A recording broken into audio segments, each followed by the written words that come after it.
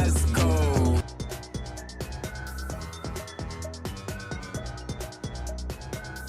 Here's a joke. I finally bought the limited edition thesaurus that I've always wanted. When I opened it, all the pages were blank. I have no words to describe how angry I am.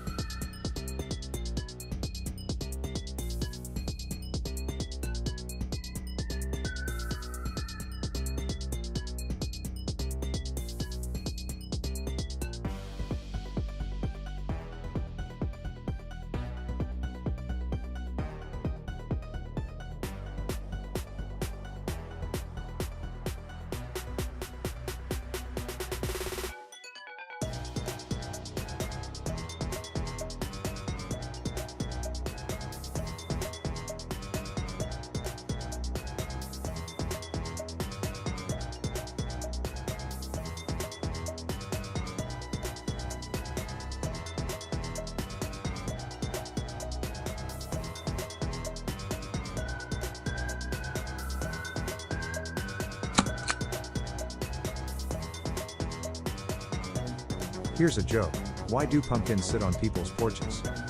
They have no hands to knock on the door.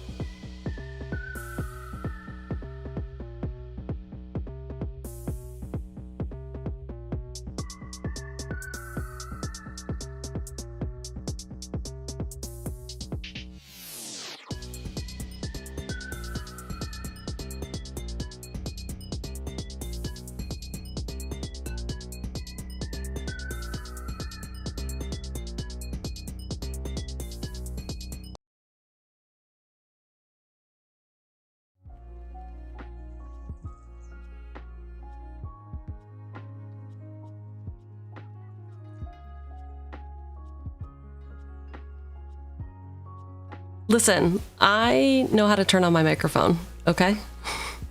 First of all, I know how to turn on my microphone. Second of all, y'all see what this is?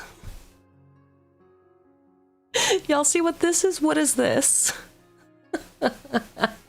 Do we have to move our very cool deck brews to a day that's not Sunday? It seems like we're having bad luck on Sundays. But it's fine. I can entertain you. I know how. It's fine. Everything's gonna be totally fine. Hi everyone, how are you doing? This is how you zoom a model, not turn up the music. Did you know that? Did you know that that's how you zoom a model? Yep, totally not a problem, not at all. Nope. Owl, thank you for the resub. Time really does fly when you're chained to a radiator. How dare you? How dare you? Good morning! Happy time zone, everyone. Happy time zone. Yeah, business intern took a nap. It seems like the APIs are down. It seems like Scryfall is down. Is the whole world down? Is the world on fire? How about yours? Eh? Brewing decks tends to make people go bald. I agree. I agree. That is exactly what is I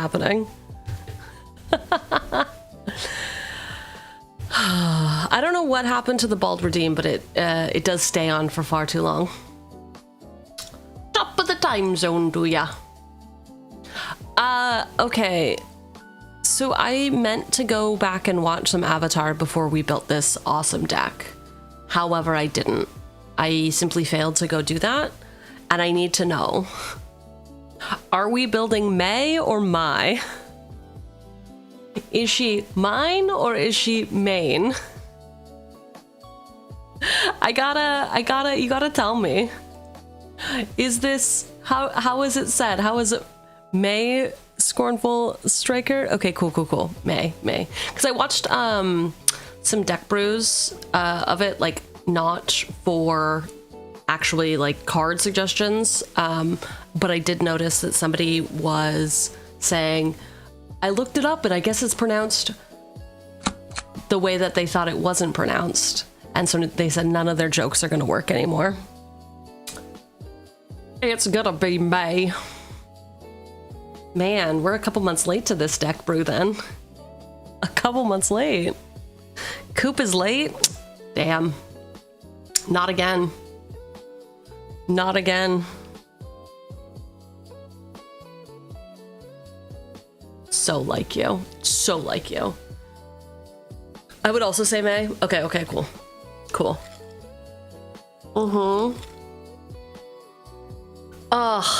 So yes, I was watching deck brew videos. I did also post something in the Discord. For all you fine folks who care in resources, I put really cool YouTube creators because I started watching some like deck brew videos and was like, I need more cool YouTubers to watch because it's a travesty that I just found out about some really cool ones like today. So that's in resources if you are in our Discord server. You can drop some really cool YouTubers in there. Also, somebody recently asked for this. We do have a tutorial on how to play with webcam, if you are so interested, and how to set up digital cards, which is very cool. But also if you want to play physical cards, this is the camera that I've been using. I'm kind of in love with it. I may or may not have purchased a second one for my home. It's not the best quality, but I mean, it's got an arm built in. It does its job, and that's all I need. I just need it to do its job. And then I'll be a happy camper. Just kidding, I'll never be happy. I would never do that. I'll simply never be happy. Happiness is overrated. Is anyone else watching The Hawk, the new Will Ferrell? What's that about? Pretty good. Thank you for that. Summer Camp Middle Management. We will go to Summer Camp Middle Management, and it will be everything you wanted and more. It'll probably actually be less than you wanted. Am I doing okay? Not really. Is any of us okay? I'm very mad, apparently. Last time I used this model, I was very mad.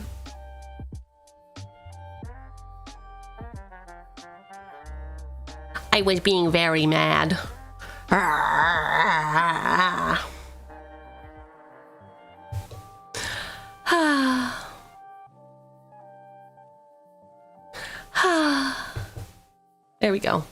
There we go. May energy is a vibe. It is, isn't it? Oh my gosh, she's so cute now.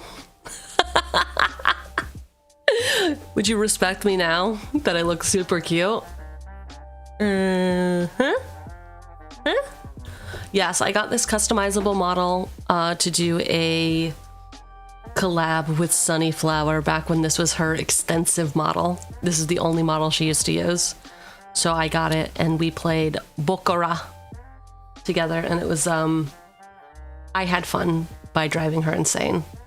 That was fun for me. May is the first goth girl crush. Really? Oh my god. I love that. I'm stalling until Scryfall gets back up and then we can actually start brewing. But I'm so excited. I watched all of Avatar and I don't know why I don't remember more of it. I think it's a skill issue for sure. Definitely a skill issue. But that's okay. How did people used to brew decks? I guess they could just get a spreadsheet, huh? It's like a thing you can just do.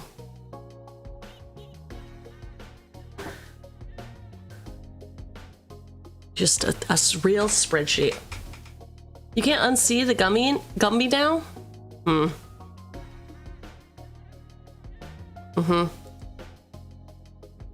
It's pretty cute. How about now? I'm sort of like that, the person who crawled out of the TV from The Ring, you know? Wait, was this two different things? She climbed out of a well and out of a TV? Did they both happen?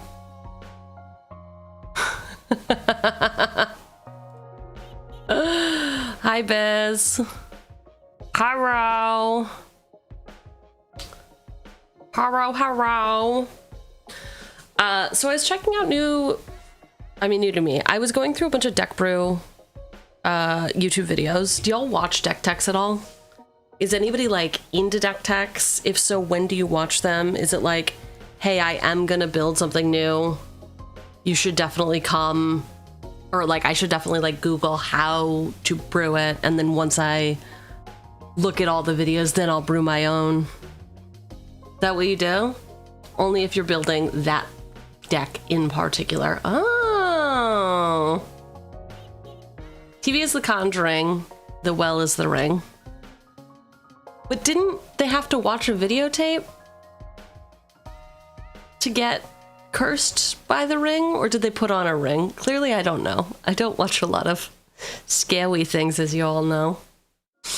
Sometimes it has to be something I'm vaguely interested in. Ah, that makes sense. That does make sense. Yes, but I've been completely Ludwig. Both of those are wrong. Mix them together. You know who I'm talking about. Anyway, I reached out to some editors. I have some edits coming for the YouTube, which is great. But then I was thinking about how I can turn Boss Brews into a YouTube video, and it ain't not gonna happen.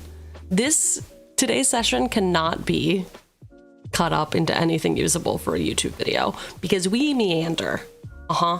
We meander quite a lot, which I think is good. I think it's good. I'm clearly convinced that it's good.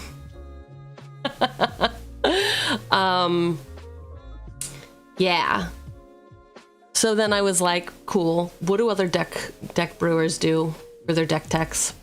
And I was watching and watching and watching and watching and watching. So yeah. And then I was very much like, who watches these? Who does watch these? And I guess it is people when they are building the specific deck. You just watch it whenever it pops up. Ooh, useful cards to learn about. I feel like I did learn about one card in particular from a deck tech, which was really fun. Tweeter. Not that one. It's a green card.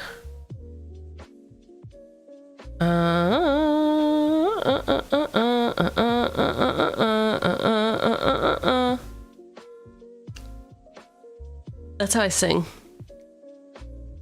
I be singing. Ah, here it is. Seed Time. Y'all heard of Seed Time? Seems actually much more just weird when I read it like that. Seed Time is a cool card. It's a green card, but not that kind of green card. 1 and a green for this instant. Play Seed Time only during your turn. Take an extra turn after this one if an opponent played a blue spell this turn. The green extra spell. The green extra turn spell, but you have to bait someone into playing blue. How do I bait someone into playing a blue spell on my turn? Seed time is fun for farmers. What are you sponsored by? What's the dating site for farmers only? I think it's just called farmers only. Scry fell down again? It is. I keep refreshing in the background, so hopefully it's usually not down for that long. I will say it's 2 p.m. my time. Usually it doesn't go down for like server maintenance until like 5 p.m. my time, so it's like 3 hours early. But it is down. You almost always play blue? I can't play blue. I'm not patient enough. I want to blow my load too soon.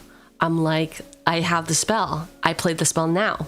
I am classic main phase instant. Let me drop this sucker. I mean, you're on green. They are counterspell magnet. That is true. Whoa, dude. Whoa. So it would be pretty easy against me. Ooh. Okay. Yeah, just play a crater hoof. But then I can't play my crater hoof. This is a whoops. Try again. Dust yourself off and try again. Dust yourself off and try again.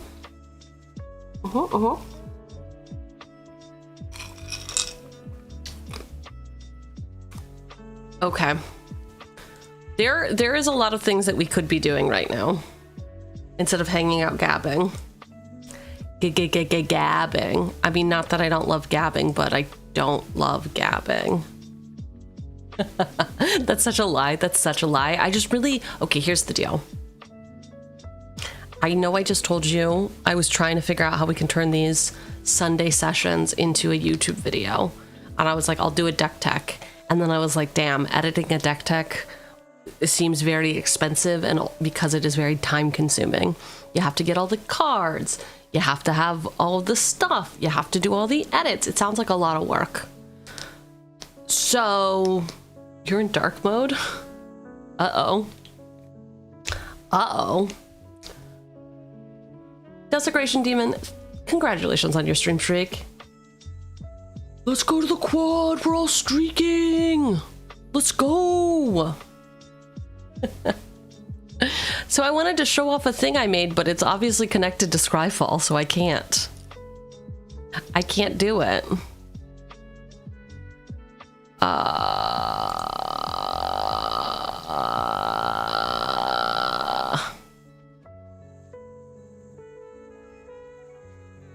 So we will do this. We will do this instead. Bam. Bam. I put it in the hoop like slam. Huh? Huh? Huh? Huh? Let's move on over, baby. To here. We'll go here. And we can see boss wasn't lying. It really is broken. It broken. Look at my legs. Very nice. Very cool, very nice. But we will watch. Oh, look at that. It's almost like I'm prepared. Not really, though. This was submitted on our Discord. Thank you, Dart. We did have a React submit at some point. So I'm going to watch this video with y'all. It is called The Surprising Genius of the Worst Deck to Win a Pro Tour by Hungry on a Plane. What is Hungry on a Plane? I like it. What is the worst deck to ever win a Magic the Gathering Pro Tour? Oh, great, and you can even hear For it. most, the answer is seemingly a unanimous one.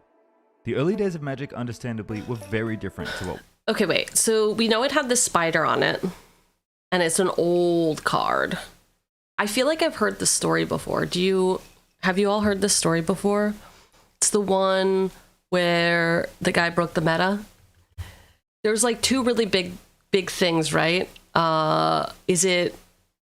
It's when somebody started running more lands and everyone's like, what? Oh my God, that's too many lands. And then there's some other thing about some sort of spider, but we'll see. We'll see what it's all about. What we have now. Power disparity between cards was more polarized, people were worse at both playing and building decks, and the pre-internet era meant that player strength and deck technology was based more on geography than it is now. Ooh. Across the game's history though, Sweden's Olirade might have one... So wait, if it was based on, what did he say? It was like deck strength was based on your region? So like the Midwest, best Magic players because they have the most thick bones? Only wear stripes? Because he doesn't want to be spotted. Okay. What we have now. Power disparity between cards was more polarized, people were worse at both playing and building decks, and the pre-internet era meant that player strength and deck technology was based more on geography than it is now. Geography. Across the game's history though, Sweden's Olirade might have one of the most unique dichotomies of any player. Ooh. Ollie is both one of the best players to ever play the game, a first-class Magic Hall of Famer, and recipient of the first ever Player of the... Is it silly that I didn't know that there was a Hall of Fame for Magic? I guess that makes sense. What do you get? What do you get if you're a Hall of Famer? Do you get a cool jacket? What do you get as an MTG Hall of Fame member? As a member of Magic the Gathering Pro Tour Hall of Fame, players receive Magic Pro Tour Hall of Fame info recognition, a physical ring, and event invites to TCG player? Huh? I want to see the ring. Image. Whoa. Whoa. Open image. Give me this image. Check it. Check it. Look at that. It's got all the colors on it. All right. Magic the Gathering Pro Tour ring. Two of them look very excited about it. One of them, not so much. The year title. He's also widely believed to have played the worst deck to ever win a Pro Tour. It's just a mess of a deck. Just about everywhere I looked, the same idea kept reverberating. This deck is awful. Compared to the streamlined beasts of modern competitive Magic, or even the leaps and bounds Magic theory would make just in the following decade, this deck looks questionable at best. On the surface, it reads almost like your first kitchen table deck, full of one-offs and seemingly random numbers, rather than the streamlined 4s and 1s that came oh to my represent god, good so competitive deck design. It's random. almost like this young Swede just showed up to the Pro Tour, decided to play whatever cards were lying around in his backpack, and just see what happened. Okay, so first of all, if that's true, that is great. That's Blight to a T, right? I'm just gonna grab whatever's at the bottom of my backpack and absolutely sweep the floor with everyone. I don't care if it's bad. This is what's happening. I really like that. But also, wouldn't you feel so much cooler if everyone was like, your deck fucking sucks, and then you just win? I think that would feel better. I think maybe that's why I like misplaying so much, is because then when I win, it feels so much better, right? It's like I won, even though I did so much shit wrong in your eyes. Well, if that was actually the story, that's one lucky backpack, because this then 17-year-old kid from Europe finds himself in the finals of the third ever Pro Tour against American Sean Fleischman, piloting the event's signature control deck. More than 4,000 miles away from home, Ole's absolute pile of Magic cards is somehow going to prevail over the tournament's dominant strategy. In the context of contemporary Magic, I think it's fair to call this deck bad, Maybe even the worst to ever do It's it. fair. There's a lot we didn't know about competitive Magic back in 1996, but even here, Ole demonstrated an understanding of deck building, metagaming, and even individual play skill that let him take over this event. Sure, this deck's terrible. Do you want to know a secret? Every not? deck at this event is terrible. Oh. Ole just knew how to exploit that fact better than anyone else. They're all bad. I really thought that that song was about to go the you know, like the kind of sexy one. But I'm glad it wasn't the sexy song. That man is 17. The year is 1996 and Magic has taken the world by storm. So much so that Wizards of the Coast has taken this year to kick off the Black Lotus Pro Tour, which is what the original tour was called until it was quickly shortened to the Pro Tour we still know and love today. The season began in New York with American Michael Leconto winning the first ever PT, nicknamed Pro Tour Speed Dial, because the primary way to qualify was to pick up the phone and call in before the tournament capped out. Following that was the first ever limited Pro Tour featuring 4th edition Homelands Draft, won by one of the earliest Magic celebrities, Sean the Hammer Regner, who proved that Booster Draft God, I is love this very video much a so field-tested much. format. I At a gotta time start when making these Constructed was again. considered the superior intellectual format. So after visiting two of the largest metro areas in the United States, where would the tour stop next but Columbus, Ohio, where Sure. the first regular constructed event of the year would be held. See, in part, the Pro Tour was, and largely still is, a marketing vehicle for the game were of Magic. two? And a lot Oh, of the gosh. decisions about what formats should be played this first year of the tour seem to reflect that. While I won't touch on the very unique format of Pro Tour 1 in this video, let's just say it was designed Circle to showcase tables? as many of the newly printed cards as possible. Circle? In a way, the format for Pro Tour Columbus fits this bill too. I Instead hate of the more sitting at a established circle constructed table. formats we'd see at Worlds this same year, like Standard or even Type 1.5, Columbus hosted the format that's likely going to show up in a lot of my videos. That's right, Block Constructed is back, baby. And this format is a doozy. Think about the powerful blocks of Magic's past. Yeah, I'll About think how about Block them. Constructed almost always only features 2 of the 3 sets from the old block model, and how it being a small card format can create a ton of metagame warping, intriguing, and downright bad card choices. Well, the most current block in 1996 is none other than Ice Age block, so the format is the very bizarre Ice Age Alliances Constructed. Those were the only 2 sets allowed. This is especially funny when you consider the Ice Age block was never officially finished until 2006 with the release of Cold Snap. The very same sets that featured Eternal Magic staples Swords to Plowshares and the iconic Force of Will, likely the best counterspell ever printed, also shared the spotlight with cards like Kaldura Knight and Force Void. One of the consistent maxims about early competitive Magic is that the spells are so much better than the creatures. This is still true arguably in current day Vintage, where Black Lotus and Ancestral Recall are still some of the best cards you can cast across Magic's history, even with creatures becoming more and more ubiquitously powerful in today's game. This idea also rings very true in this format. With a card pool that is excruciatingly narrow, all of the available threats are terrible, and with cards like Swords, Counterspell, and Incinerate running around, there is no shortage of spells that are Man, isn't it weird that Magic used to be objectively bad? Like, and is that only because of hindsight, or was it a bad game at the time? Right?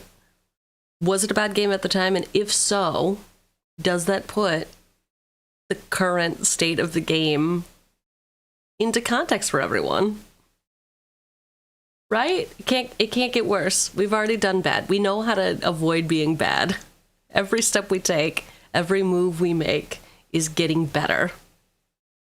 so good on rate, they're actually still playable today. Because of this, whether a product of prevailing Magic theory of the time, or just being the most logical choice for the card pool, the metagame for this event skewed very heavily into the block's control tools. Red and White formed the basis of 3 of the 4 top decks, all looking to capitalize on the format's best weapons: Swords to Plowshares, Incinerate, and Pyroclasm.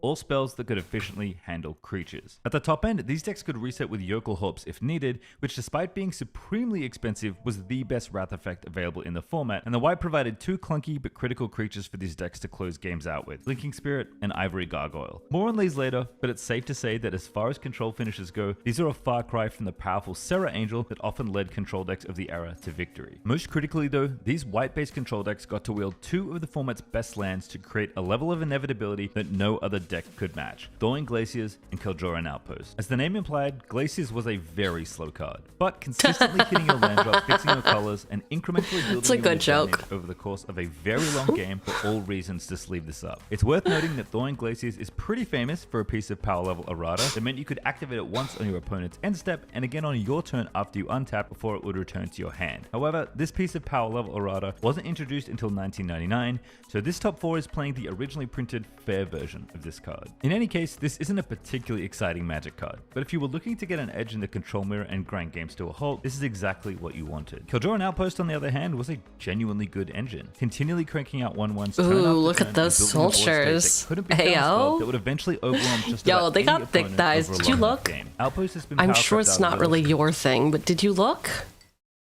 Hello? Hello, Mr. Thick Thighs?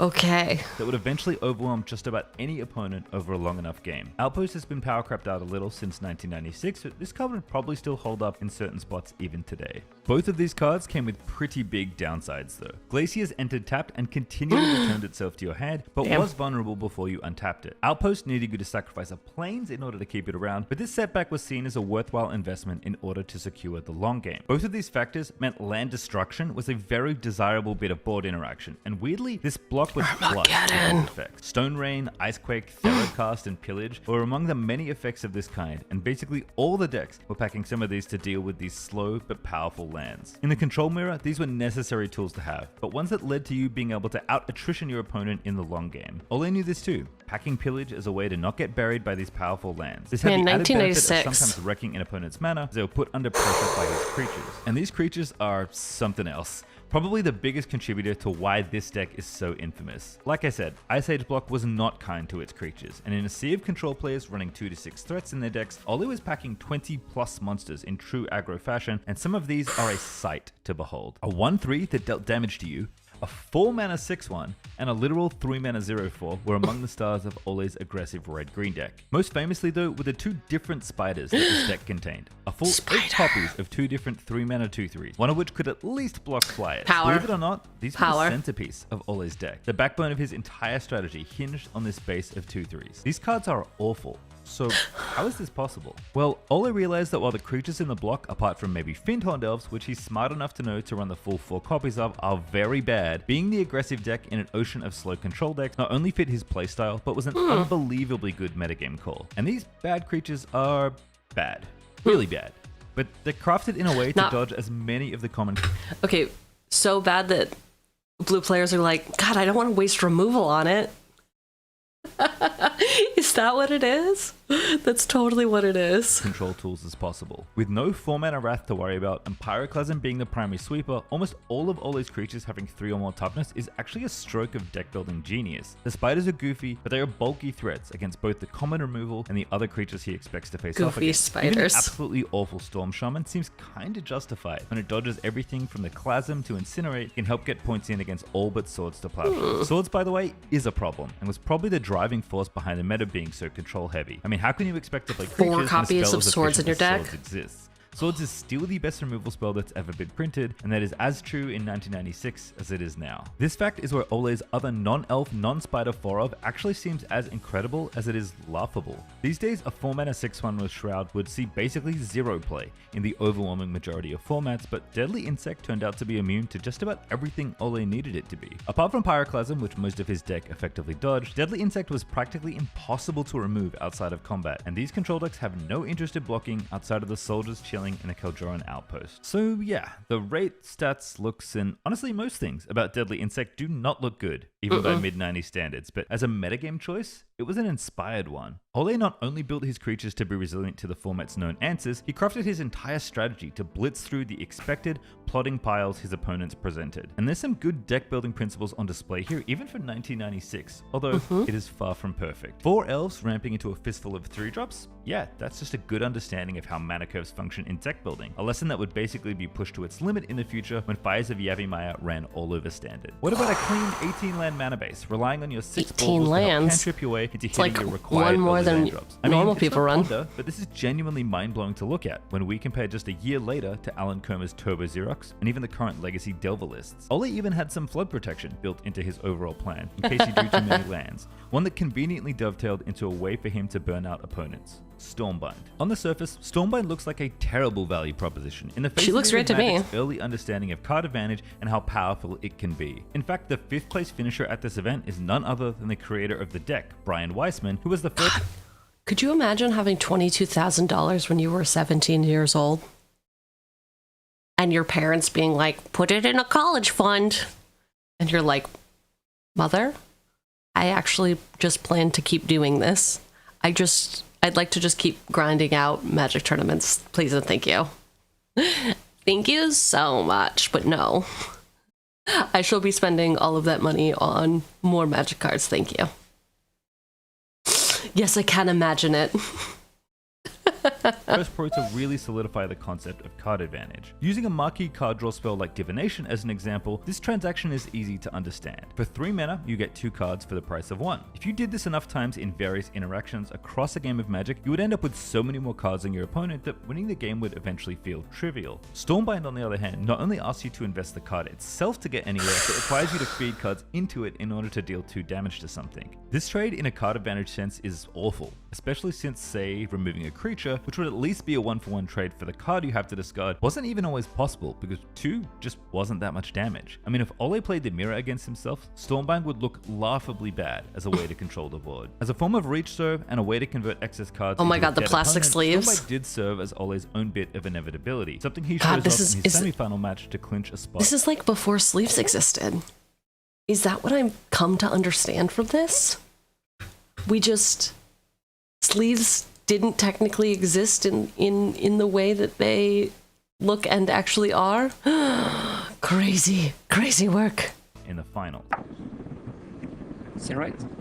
Okay. So Ollie is just going for it right now. It's Just going apparent for it. that he was down. It looks like Ratnage was at 7 life, which means Ollie finishing him off with an Incinerate, 2 Stormbinds, and Ollie's in the finals. The real genius of this, though, is present against the supposed premier threat of these slow control decks. Like I said, in a world of incredible spells, the finishers are not good in this format. After controlling the game and ramping up with Glaciers, the primary way to finish games for this control deck was using this innocuous, awful flyer called Ivory Gargoyle. Like I said, it's not just Ole's deck that's terrible in 1996. Paying 5 mana for a 2/2 with evasion was by no standards a good rate, but paired Sure. with the 6 mana Haymaker Yerkelhorps, these decks could all but guarantee victory from just about any board state.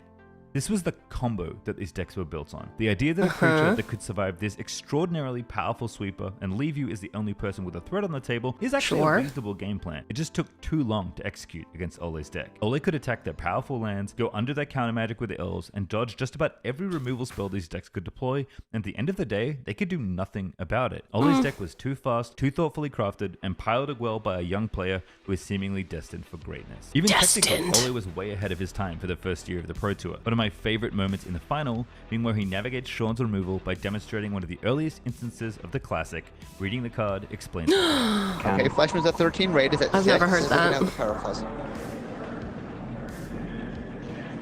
Pyroclasm.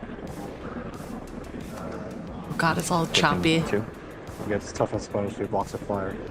Oh, mistake. Good call. Mistake. His fault. Fleshman.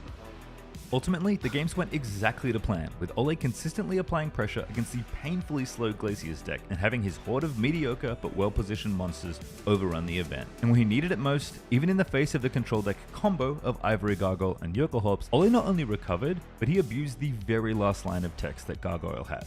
Skip your next draw step. See, when the Gargoyle died, it did come back, which was great for having a sticky finisher, but in the face of a resolved Stormbind, became a liability that turned the supposed card disadvantage into an endless stream of time walks. In an act that basically brought Ole's questionable deck building full circle, he proved his understanding of this format better than anyone else in the room, becoming the first European to win a Pro Tour by locking out the control player with his own card. There is Obviously, he's going for the gargoyles. Yoko hops. Attack. Cast Jokel hops. Stormbind, you have 2 cards. Okay, if he can get a land, lay elf, Stormbind, Stormbind, Stormbind, Stormbind, Stormbind. Fleischman never gets another card. Yep. Now, big draw coming from Fleischman. He needs a land. Did he get it? No. No. Game's over. Land. Shit. Oh. Okay, that makes Ali Raid the winner of the.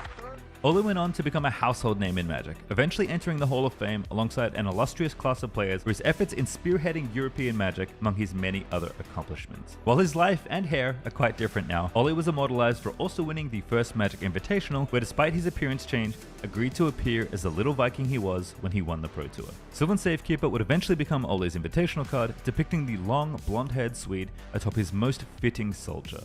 The same woolly spider that won him his first trophy. By today's standards, I think this deck is very bad, but in the context of early competitive Magic, it's a work of metagame ingenuity that's worth appreciating. I think it also teaches us about... Yo, what is up, Raiders? We are watching a video currently. Hi, Ulner.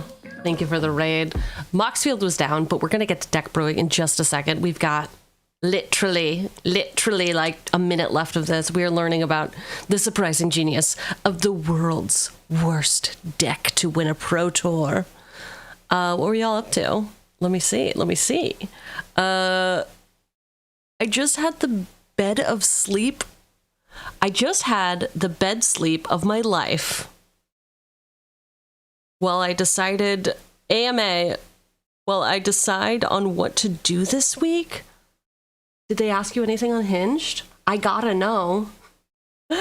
Hi, Kara.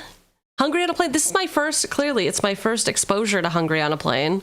We always, at the end of any time we watch a video, I will subscribe to it. But I'll just do that now. If we've got your sweeping endorsement, I love it. Yeah, you were planning stuff for the week. Well, I also explained the cardboard I'm building right now. Hell yeah. I like that for you. I like that a lot for you. We are going to build a deck. It is May, Scornful Striker. We hurt people, I think. It's a well-known thing. But I had to stall. I love this video on lantern control. Ooh. Valuable lesson about Magic events. You don't have to be the best. You just have to be the best in the room. Oh. And in 1996, Oli and his silly-looking creatures that means get a smaller room of everyone else. I only go into rooms now where I know I could be the best. That's the new strat. Is Scryfall up now? It is up now. Surprise, it's up now. So is this the worst deck to ever win a Pro Tour? You Yes. can let me know down in the comments below. Thanks for I don't watching. know. If you enjoyed the video, hit the thumbs up button until it glows blue. And if you want to see an entire Pro Tour top 8 that's worse than these card choices, you can check out this video on another infamous block constructed event. Okay. I like that for us. I like it a lot.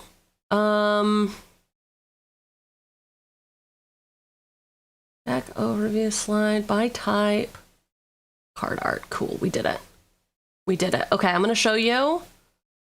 Okay, first, that was a cool video. Thank you for sharing that. If not for that, we would have nothing but silence. It's true, Scryfall's back up. Isn't it pretty? Isn't it lovely? Isn't it so good? But you know what else is pretty and lovely and so good? This thing I'm going to show you. It's not quite ready yet, but it's getting there. Listen, I don't want to toot my own horn, but I will. Okay, let me restart this. So I was telling everyone earlier about how I was interested in maybe doing some deck techs of the decks that we brew here. Not like full robust, like you should build this deck, because obviously no one should build this deck. The decks that I brew belong in a dark and cold place. Just kidding. You know I'm all about vibes, so I would never recommend the vibes to someone else because the vibes just won't vibe, you know? However, maybe, just maybe, we could show off some interesting cards to people. So this is what I did this weekend. Well, I was not around. This is an example. Chat, is this real? This is the deck that Bob brewed for us. And then I built this shell around it that shows us, hey, here's the commander. What's up? What's up, commander? I could add some notes to this commander if I want. This is the commander. And then they'll just like show up, and then I can have like talking points, you know? I could just like have talking points about this card. And then here's the whole deck list. We can see it by type, 41 creatures, 13 instants, and 1 sorcery. But we could also see it on curve. Ooh, look at that curve, girl. Obviously I need to work on these slides a little bit because this is boring as shit. But look at 41 creatures. Here's an overview. What? And then we could talk about specific creatures if we want. Oh, specific creatures. And then I put the prices on there. This printing and the cheapest printing. Isn't that cool? Isn't that cool? And no, we don't have to go through every card. You know why? Because we could just go through the interesting cards. I could be like, listen, creatures, I only want to talk about Archmage of Runes and the Draining Welk. Actually, I only want to talk about Draining Welk because that's the only one that put in the work for me. So here's the whole deck list, sure. But now we just get to look at Draining Welk. And then we go to instance. Damn. Yeah, this is my brain. I'm like, I want to make a deck tech, therefore I guess I must over-engineer it. I simply must build a thing that I could be like, yeah, dude, let me get that Warhammer printing instead. Ooh, you like that? You like that? When did Alondra go to $9? I don't know. Howdy! Card design, background, speed. Where are you, speed? I got that need for speed. There, faster. We must go faster. And I could even do stuff like create a combo slide to be like, listen, combo players, these are the 3 cards that you need for your combo. Let me fan them out for you. Done. Bam. Create. Oh, wait. Okay, wait. I'm gonna do this. There you go. There they are. Here's our 3-card combo. Yup. And if you're like, I don't think it makes sense to have it fanned out, that's fine. I'll put it as a collage. Whatever, man. There you go. Does that make you happy? Is this what you want? You like this? So yeah, I've been busy.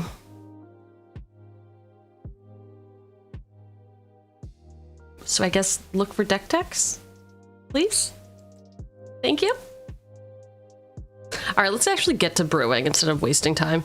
EDH, lab, hashtag not sponsored, Here's a hashtag joke. What's an M. angry pepper do? It gets jalapeno face. Oh, it gets a jalap in my face. Damn, spicy. Also, is that a threat? It's pretty messed up, man. Pretty messed up if that is a threat. Ain't no party like a pickle party, because a pickle party has pickles. Yes. Thank you for the pickle party. All right, EDH Lab, best way to play with yourself online. If you find yourself lonely, in need of somewhere to goldfish, hit up the playtester.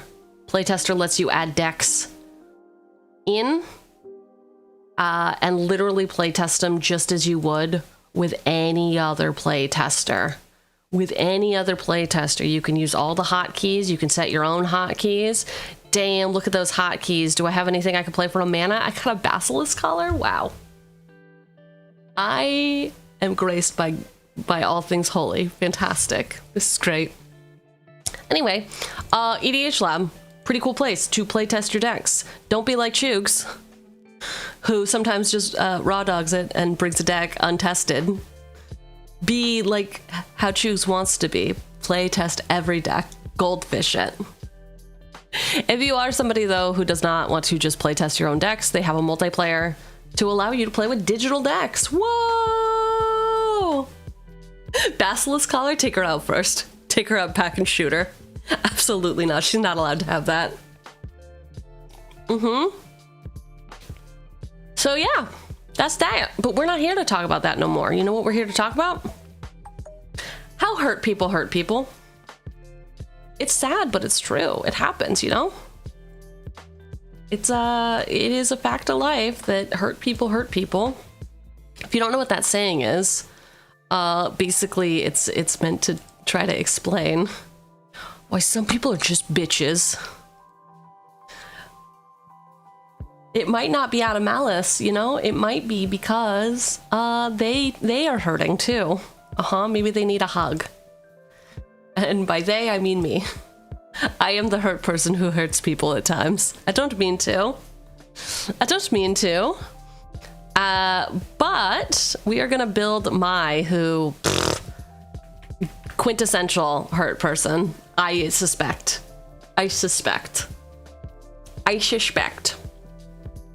All right, we're doing bracket 3. This week we're getting a little dangerous and playing with people's lives. Okay, we got knives and we're coming for your lives. Everyone knows that Azula is everyone's favorite I can fix her commander, but what must it be like to live in her shadow? Have you thought about it? Also, who has an Azula deck? I really do. Okay, true story. I do want to build an Azula deck, but I think she's just too hot. You know, I think she might be too hot to handle. Nah, I can fix her.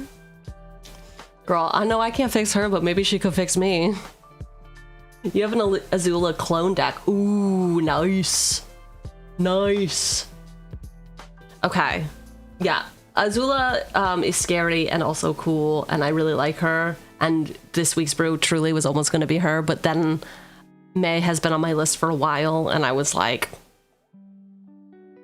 my hurt people deck is not going to be Azula.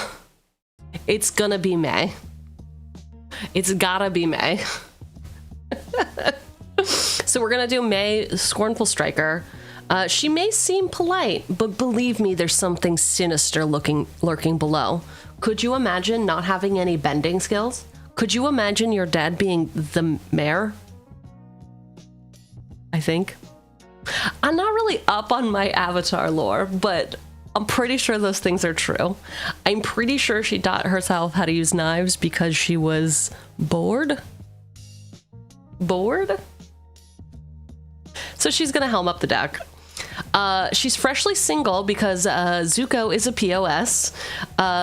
She's decided that some people just can't be fixed. But hey, if you can't fix them, might as well put them to work. We're on the hunt for creatures who hurt those around them just to feel something. These creatures don't care what you think about them because they hate themselves more. So, most hateable cards I have shot down in the past might just have a home in this deck. I'm looking at you, Valgavoth. I'm looking at you, Sephiroth. I'm looking at you, third thing that has off as a rhyme. Those are the things. What does POS mean? Piece of shit. That is what POS means. Zuko's a real piece of shit. So yeah, anyway, suggest some like nasty creatures for me. Creatures that clearly hate themselves. But also people hate. That's the vibe check. The creature has to hate themselves, okay? If you cannot justify to me why the creature hates themselves, they do not belong in this deck. The brew. May doesn't want you to have nice things. Anytime you play a non-creature spell, she'll hurl an insult and 2 damage your way. The thing the deck is trying to do is play mostly creature aggro with bodies that do double duty to replace our lack of interaction. We're hurt because we're never touched. Nobody wants to interact with us. That's why. Early game, I want to focus on getting life drain engines online so that we're set up to drain, baby, drain. And we will win by a death with 1,000 cuts strat. We're looking to cut people down to size, both with combat and non-combat damage.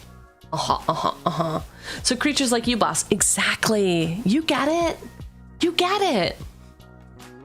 So yeah, that is May. She is 1 in a black for a 2/2 first strike. Whenever a player casts a non-creature spell, they lose 2 life. So this is symmetrical. I'm not too worried about taking the 2 damage for casting some good artifacts, enchantments, instants, sorceries. No battles though. I'm not going to be playing any battles, okay? Probably not even any planeswalkers, all right? But mostly creatures. We'll put some other stuff in here. We're going to need some ramp at some point, right? We're going to need some other stuff for the drain engine. If you have recommendations, you can, as always, put them in chat, but I might not see them. I might not stop. We might be jamming along. So you can put them in Discord under Boss Brews. If you are just joining the Discord, you're going to need to grab a role in roles. This green check mark, access to the very cool Magic the Gathering Discord section, and then you will have access to all of the Magic stuff. Down here in Boss Brews, every week I will post a new brew. And as we said, get them in here if you want me to read them.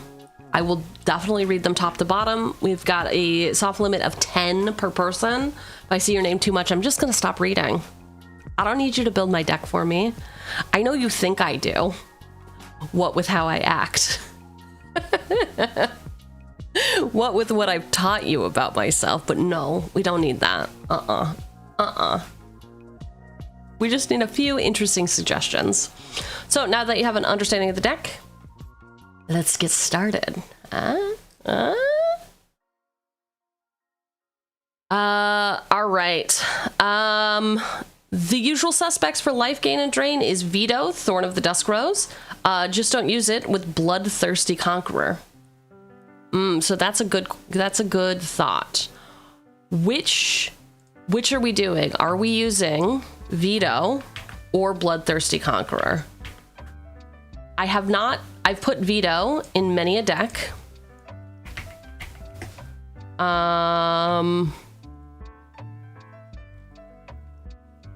But blood. I've never put Bloodthirsty Conqueror. Oh my god. I forgot there was so much blood in this game. I've never had the fortunate opportunity to put Bloodthirsty Conqueror into my deck. Also, this whole time I thought this was a lady. 'Cause she's my lady. I thought this was a lady the whole time. It's not. So chat, who hates themselves more? Veto or Bloodthirsty Conqueror? Bloodthirsty Conqueror doesn't even have a name. Refuses to become knighted, refuses to own land, just wants to be known as the Conqueror. Veto loves his god too much, so def not him. Interesting. This is god blood. Blood for the blood god. Alright, so Bloodthirsty Conqueror. 5 mana, 5/5. With flying and death touch, whenever an opponent loses life, you gain that much life. I mean, how could we not do that? That's a man? I mean, yeah, when we zoom in, we could tell. We could tell that the Bloodthirsty Conqueror this whole time has been a man. I truly thought it was a lady the whole time. Is this one? This one's a lady. Is it a lady? It's not a lady. Man, that's clearly a man boob window. The whole time. This is, my day is ruined. This one's definitely a dude. It's been a dude the whole time. I don't know what to say. I mean, the shield alone is I hate myself. Okay, all right, Bloodthirsty Conqueror, you're our first guy. You're the first guy who hates themselves in here. It's perfect addition. So no veto, great. Also, also for those of you who didn't know Vito, let me introduce you to Vito. 2 and a black, 1/3, Vampire Cleric. Whenever you gain life, target opponent loses that much life. You can pay 5, creatures you control gain lifelink until end of turn. Very cool card. Cannot play it together. That's a 2-card combo. That's above our pay grade, okay? It's above our bracket level, okay? This model really is making me have a different personality. I'm too whimsical. I don't like it. Oh. All right. Also, an avatar dragon is revered in Fire Nation, so this goth girl needs some goth dragon. I recommend Cheugy, the Midnight Sky. Cheugy. It's cheerful. Yeah, it's too cheerful. It's an expensive 2-card combo though. 8 mana and currently not tutorable. That's what I think of tutoring. Tutoring. Why is it currently not tutorable? Like in my deck or just in general? You can't. Mono black doesn't have a creature tutor. Remember that bracket 4 only checks if the 2-card combo is tutorable and cheap to cast in one go. Well, you currently have no tutors. Okay. Okay. Our deck has, you know, you're so right. Our deck currently has how many cards? 2. Our deck currently has 2 cards. So yeah, you're right.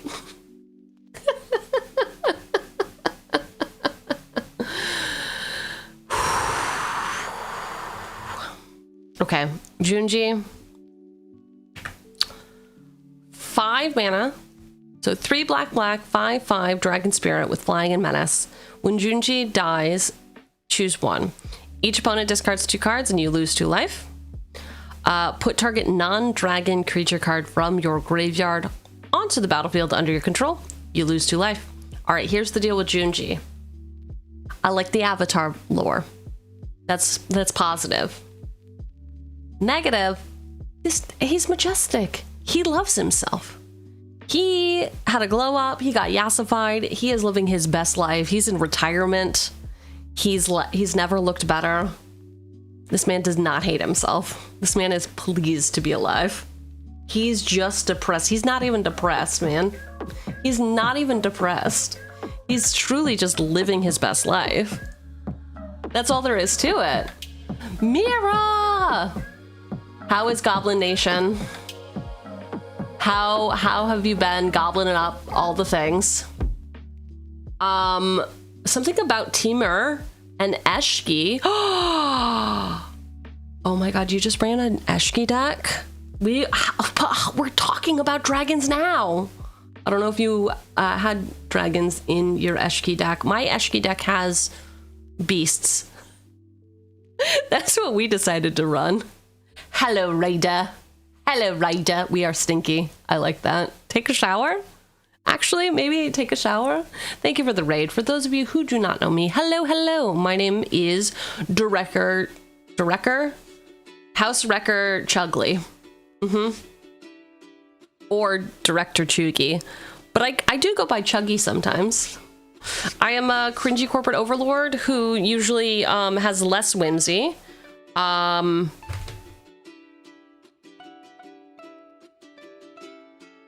Proof! Less whimsy. Less whimsy, usually. So here we are in our less whimsical best life. Best life, less whimsy. We do magic stuff like all the time. That's like I have one move and it's Magic the Gathering. It's very sad for most of us. But water is wet? Oh yeah, I suppose goblins don't like being wet. Fancy Chugs is back. No, not the whimsy! Yes. We do deck brews every Sunday, so chat helps me brew a deck. If you are interested in helping with the deck brew, you can drop your recommendations in Discord. We got a place for that. In Boss Brews every week, we'll come up with a new thing. And it's good. It's very good and cool and interesting and happening. We are very happening here, as we say. Mondays have been arena for Magic Monday. Tuesdays have usually been collabs. Wednesday's Commander. We play the decks that we are brewing today every Wednesday.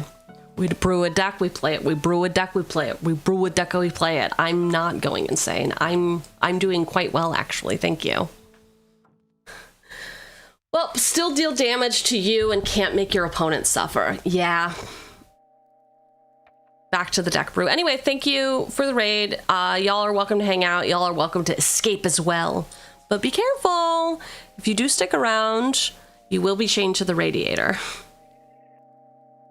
So sorry. This corporation does not have many benefits. Thursday to Saturday, we cry. We cry. Hey, but listen, when boss gets the day off, you know what happens. You've seen it. You've seen what happens. I make cool shit. Would you prefer that I didn't make this? Everyone answers yes. We don't care about your stupid... We don't care about your stupid app that you built. we simply don't care about being like, oh, check out my new deck. Here's all the cards. Aren't they cool? Check it out. Wow, there's all the creatures. I enjoy the app you built. It's like a cool PowerPoint. It is exactly like a cool PowerPoint, isn't it? And I'm not gonna lie, that was the vision. I'm glad that you saw the vision. It is 100% a PowerPoint about my deck. God, I hate it. I hate that you know that that's exactly what I was going for. But are there benefits for Moose? There are unfortunately a lot of benefits, but they are all for me. I'm the one who benefits. So if you're cool with that, I mean...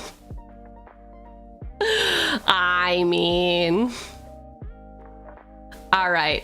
Deck brew is also pinned if you want the deck brew. Essentially, here we are evaluating Cheugy for this deck in particular. Cheugy, overall, great fucking dragon. Goes with the avatar theme. Unfortunately, does not cause pain to others. He does discard. Each opponent does discard and loses 2 life, which is great, but he doesn't hate himself enough. We are looking for only dudes who hate themselves. Only dudes who hate themselves. Merc started building her once and quit because I realized I made it too evil, but I didn't want to play it any other way. I mean, define too evil.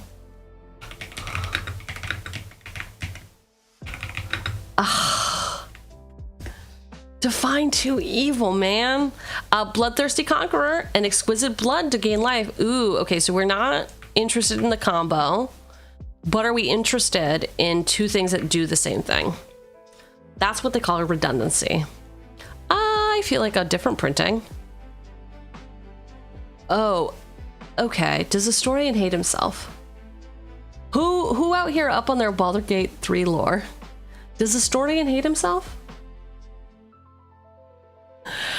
4 and a black for this enchantment. Whenever an opponent loses life, you gain that much life. Kind of the opposite. He loves himself. Okay. Working on the jank for the deck as we speak. Hell yeah, dude. Get it. Get the jank. All right. So does the ancient one hate themselves? I think so. He's lived too long not to hate himself. No, goodbye, Moose. Goodbye, Moose. Thanks for hanging. Okay, Asturian loves himself too much, but the hunger of the ancient one. This guy definitely. With the mustache? Yeah, he does. Yeah, he does. Okay. You must hate yourself to have a mustache like this. Dracula, depending on the source. Dracula. That's how you pronounce it, by the way.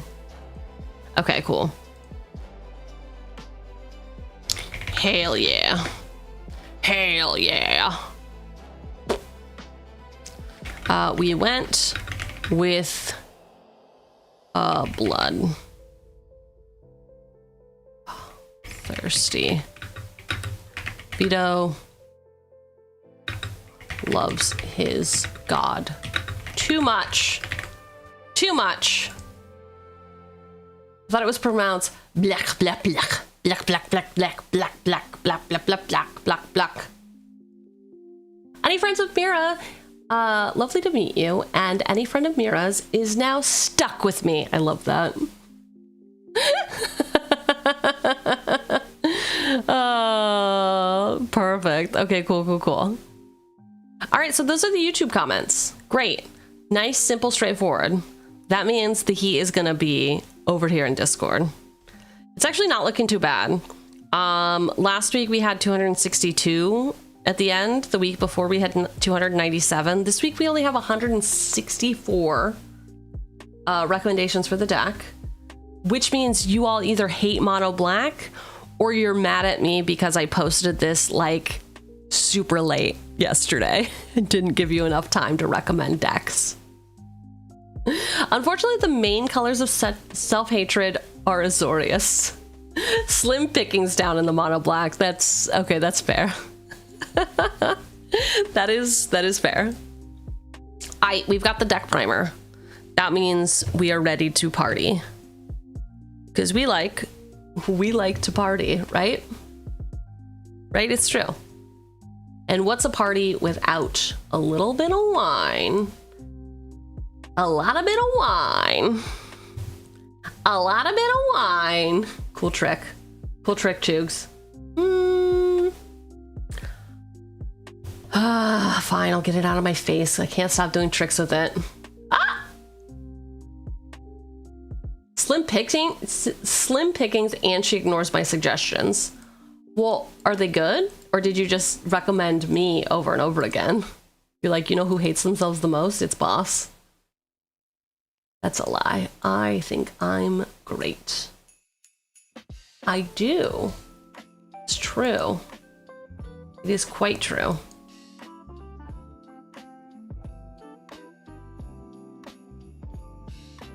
How many suggestions did Primo do this week? 0. 0. But he did say something in mod chat that made us all very concerned. I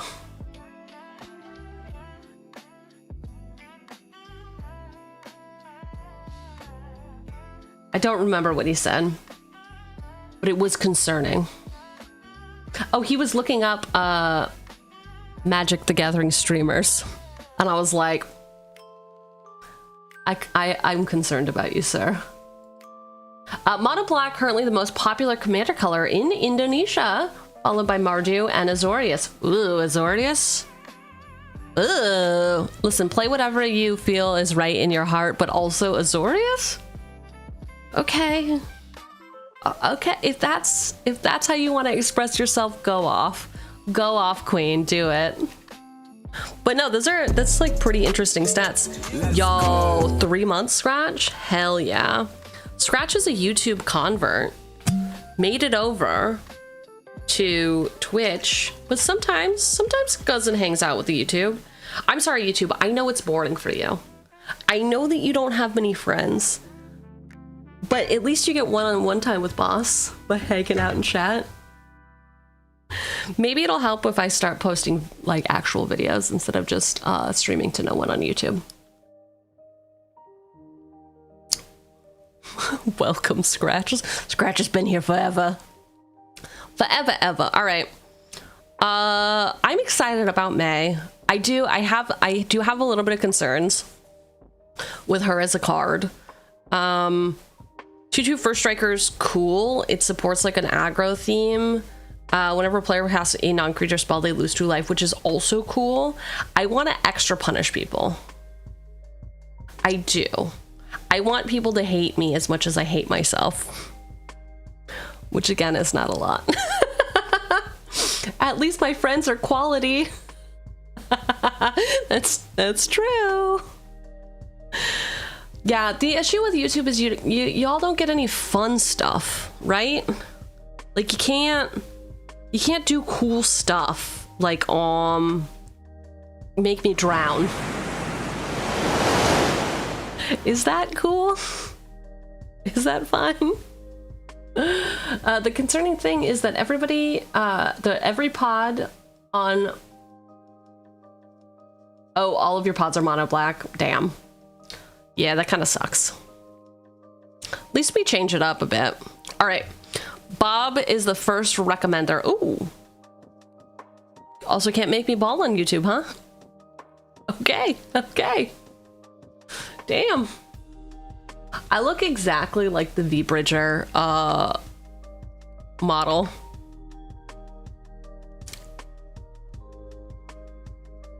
Don't I? Check her out, check her out. I know you all don't get to see behind the scenes of a VTuber, but this is one of the programs that VTubers use to make facial expressions. I look the same. I should become blue at some point, right? It's, wow, it's like looking into a mirror. Like looking into a mirror. Business casual.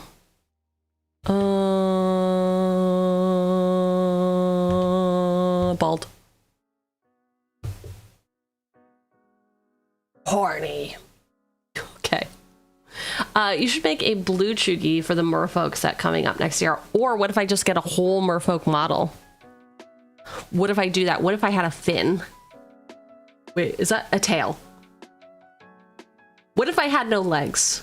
Oh, is anyone watching the anime with it's like the new Little Mermaid reinterpretation? Anime Little Mermaid 2026, sure. It's, what is it called? Oh, it's called Goodbye Laura, Lara, and it's really great. It's just the Little Mermaid, but when she died, what if she was reborn in like modern time?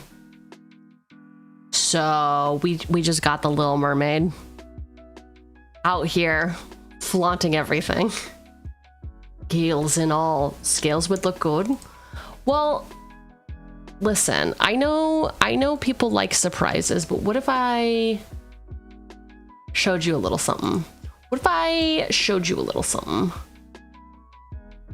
I got the reason, okay, one of the reasons I was late today, or like started 30 minutes after I had said to YouTube that I was going to start, is because I did indeed have a meeting, or I had some like conversation with my artist for the 2.0 model that had to be taken care of. And what had to be taken care of is the reference sheets are done. So why don't I'm not going to show you everything, but what if I showed you this one thing? What if I showed you this one thing and it's going to be fine? Check it. Those boss will have knees. And yeah, there's a little bit of scales. It's a little bit of scales, okay? How does that make you feel? Happy? I guess I could have done non. We could have gone... I zoomed in way too much. Okay, here we go. 4. Bam. I'll show you a shoulder. How about that? Shoulder? Shoulder better? Is shoulder more peak? Yeah, boss will have shoulders. And what's that? Is her hair down? Say what? Scales and hair down? No. I want a refund. Yeah, I had to show knees. I don't know why I had to show knees. Both the knees. Boss is gonna be a dragon then. No, I'm not. Just a normal ass fish. Just a normal ass siren of the sea. Right? Like I don't think you can really tell. I technically do already have scales. That's as much as it zooms in. Like you can see it on my ear and then right under my eye. can see it like under one of my eyes. So we're just making them a little bit more prominent, you know? A little bit more in your face. A little bit more fishy. But no, Koya VT is the resident dragonfish around these parts. And she is actually leaning more into dragon with her new model, which is pretty stinking cool. You're not a demon?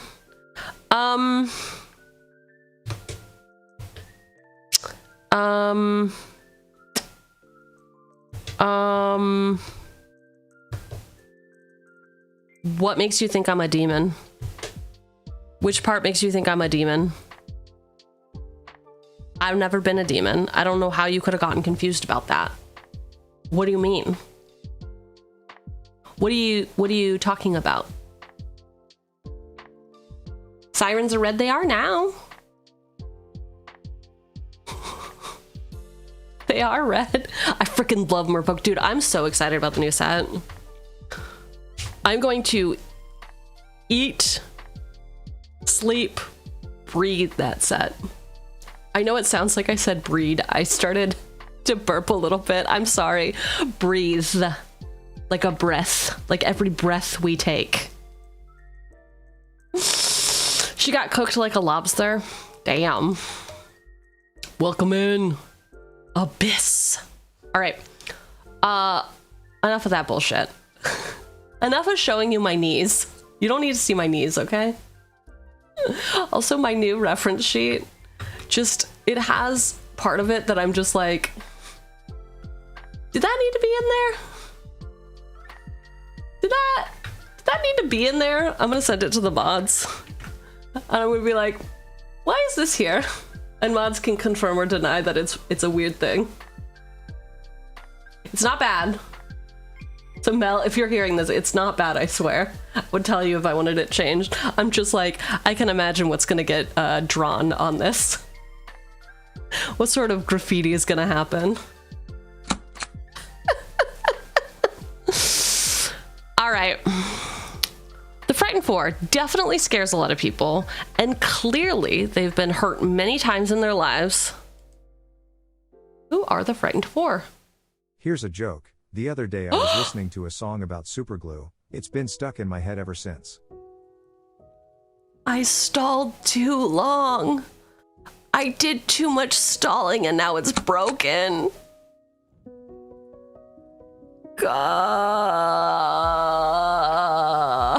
Here's a joke. What do you call a criminal going down the stairs? Condescending. What? Oh, because he's a criminal, a convict. I understand. You've done this to yourself. Yes, I've been hoisted on my own petard. We understand. We all understand. Mm-hmm.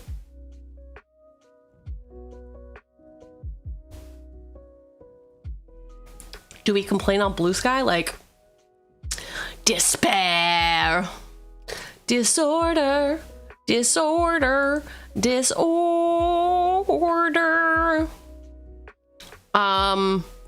You can't just like comment on somebody's wall. This isn't Facebook, so. At Scryfall, I've come to complain. I would never send that. I would only accidentally send that and be like, fuck, how do I delete it? How do I delete it? Quick!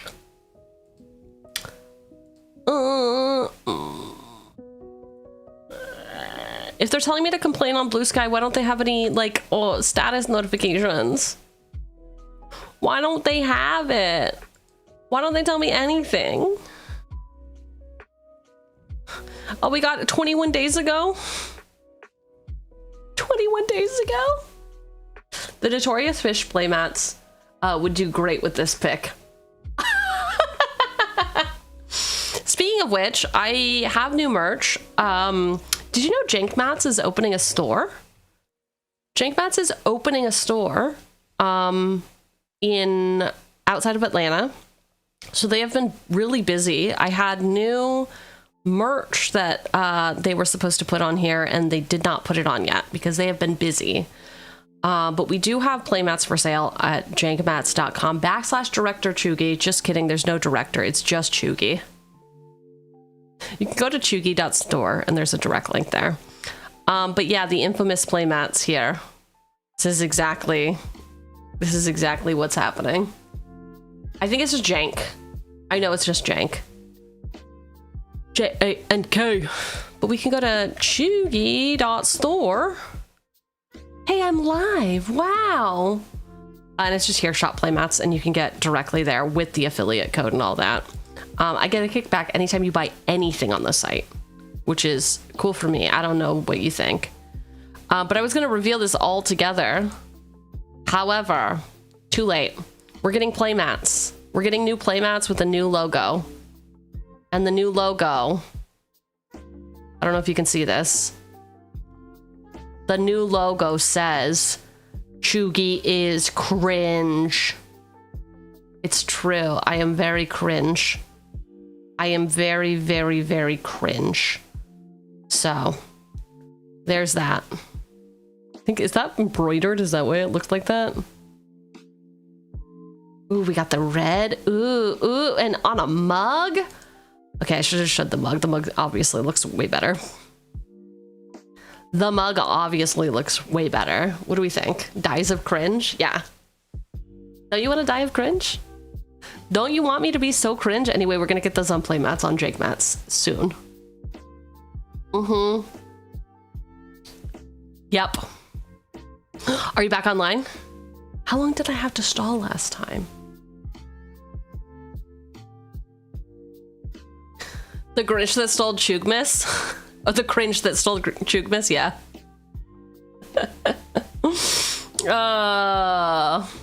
At least 7 seconds? What happens in 7 seconds? That's how long it's been since I last checked?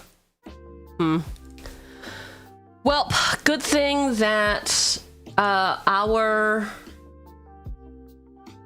reacts are endless. Biz, should I watch the react that should I watch the react that I sent in mod chat or nah?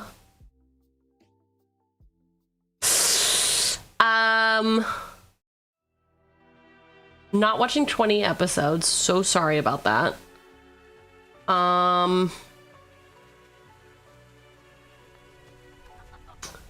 Bro, how long is this?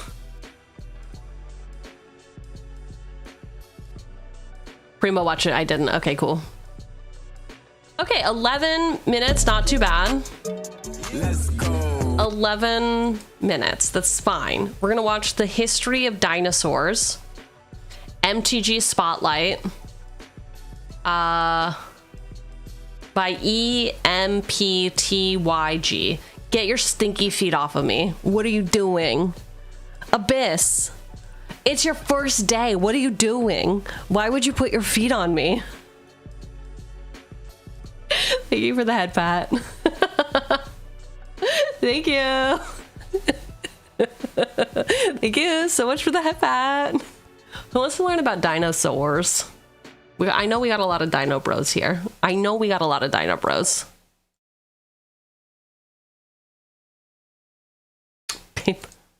Uh-huh.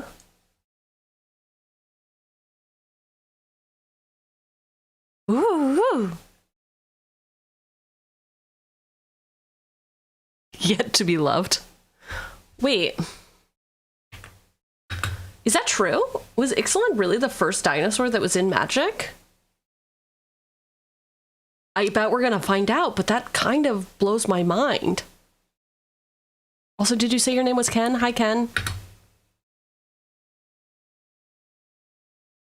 Yes, I got your name correct. Hi, Ken. Incredible audio, by the way. Fuck you. I hate all of you people. I hate all of you people.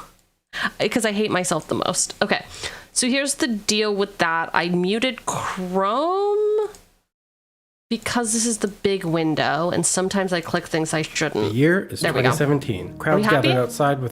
Are you happy now? Because if you're not happy now, I don't know how to help you, man. I simply don't know how to help. All right, thank you.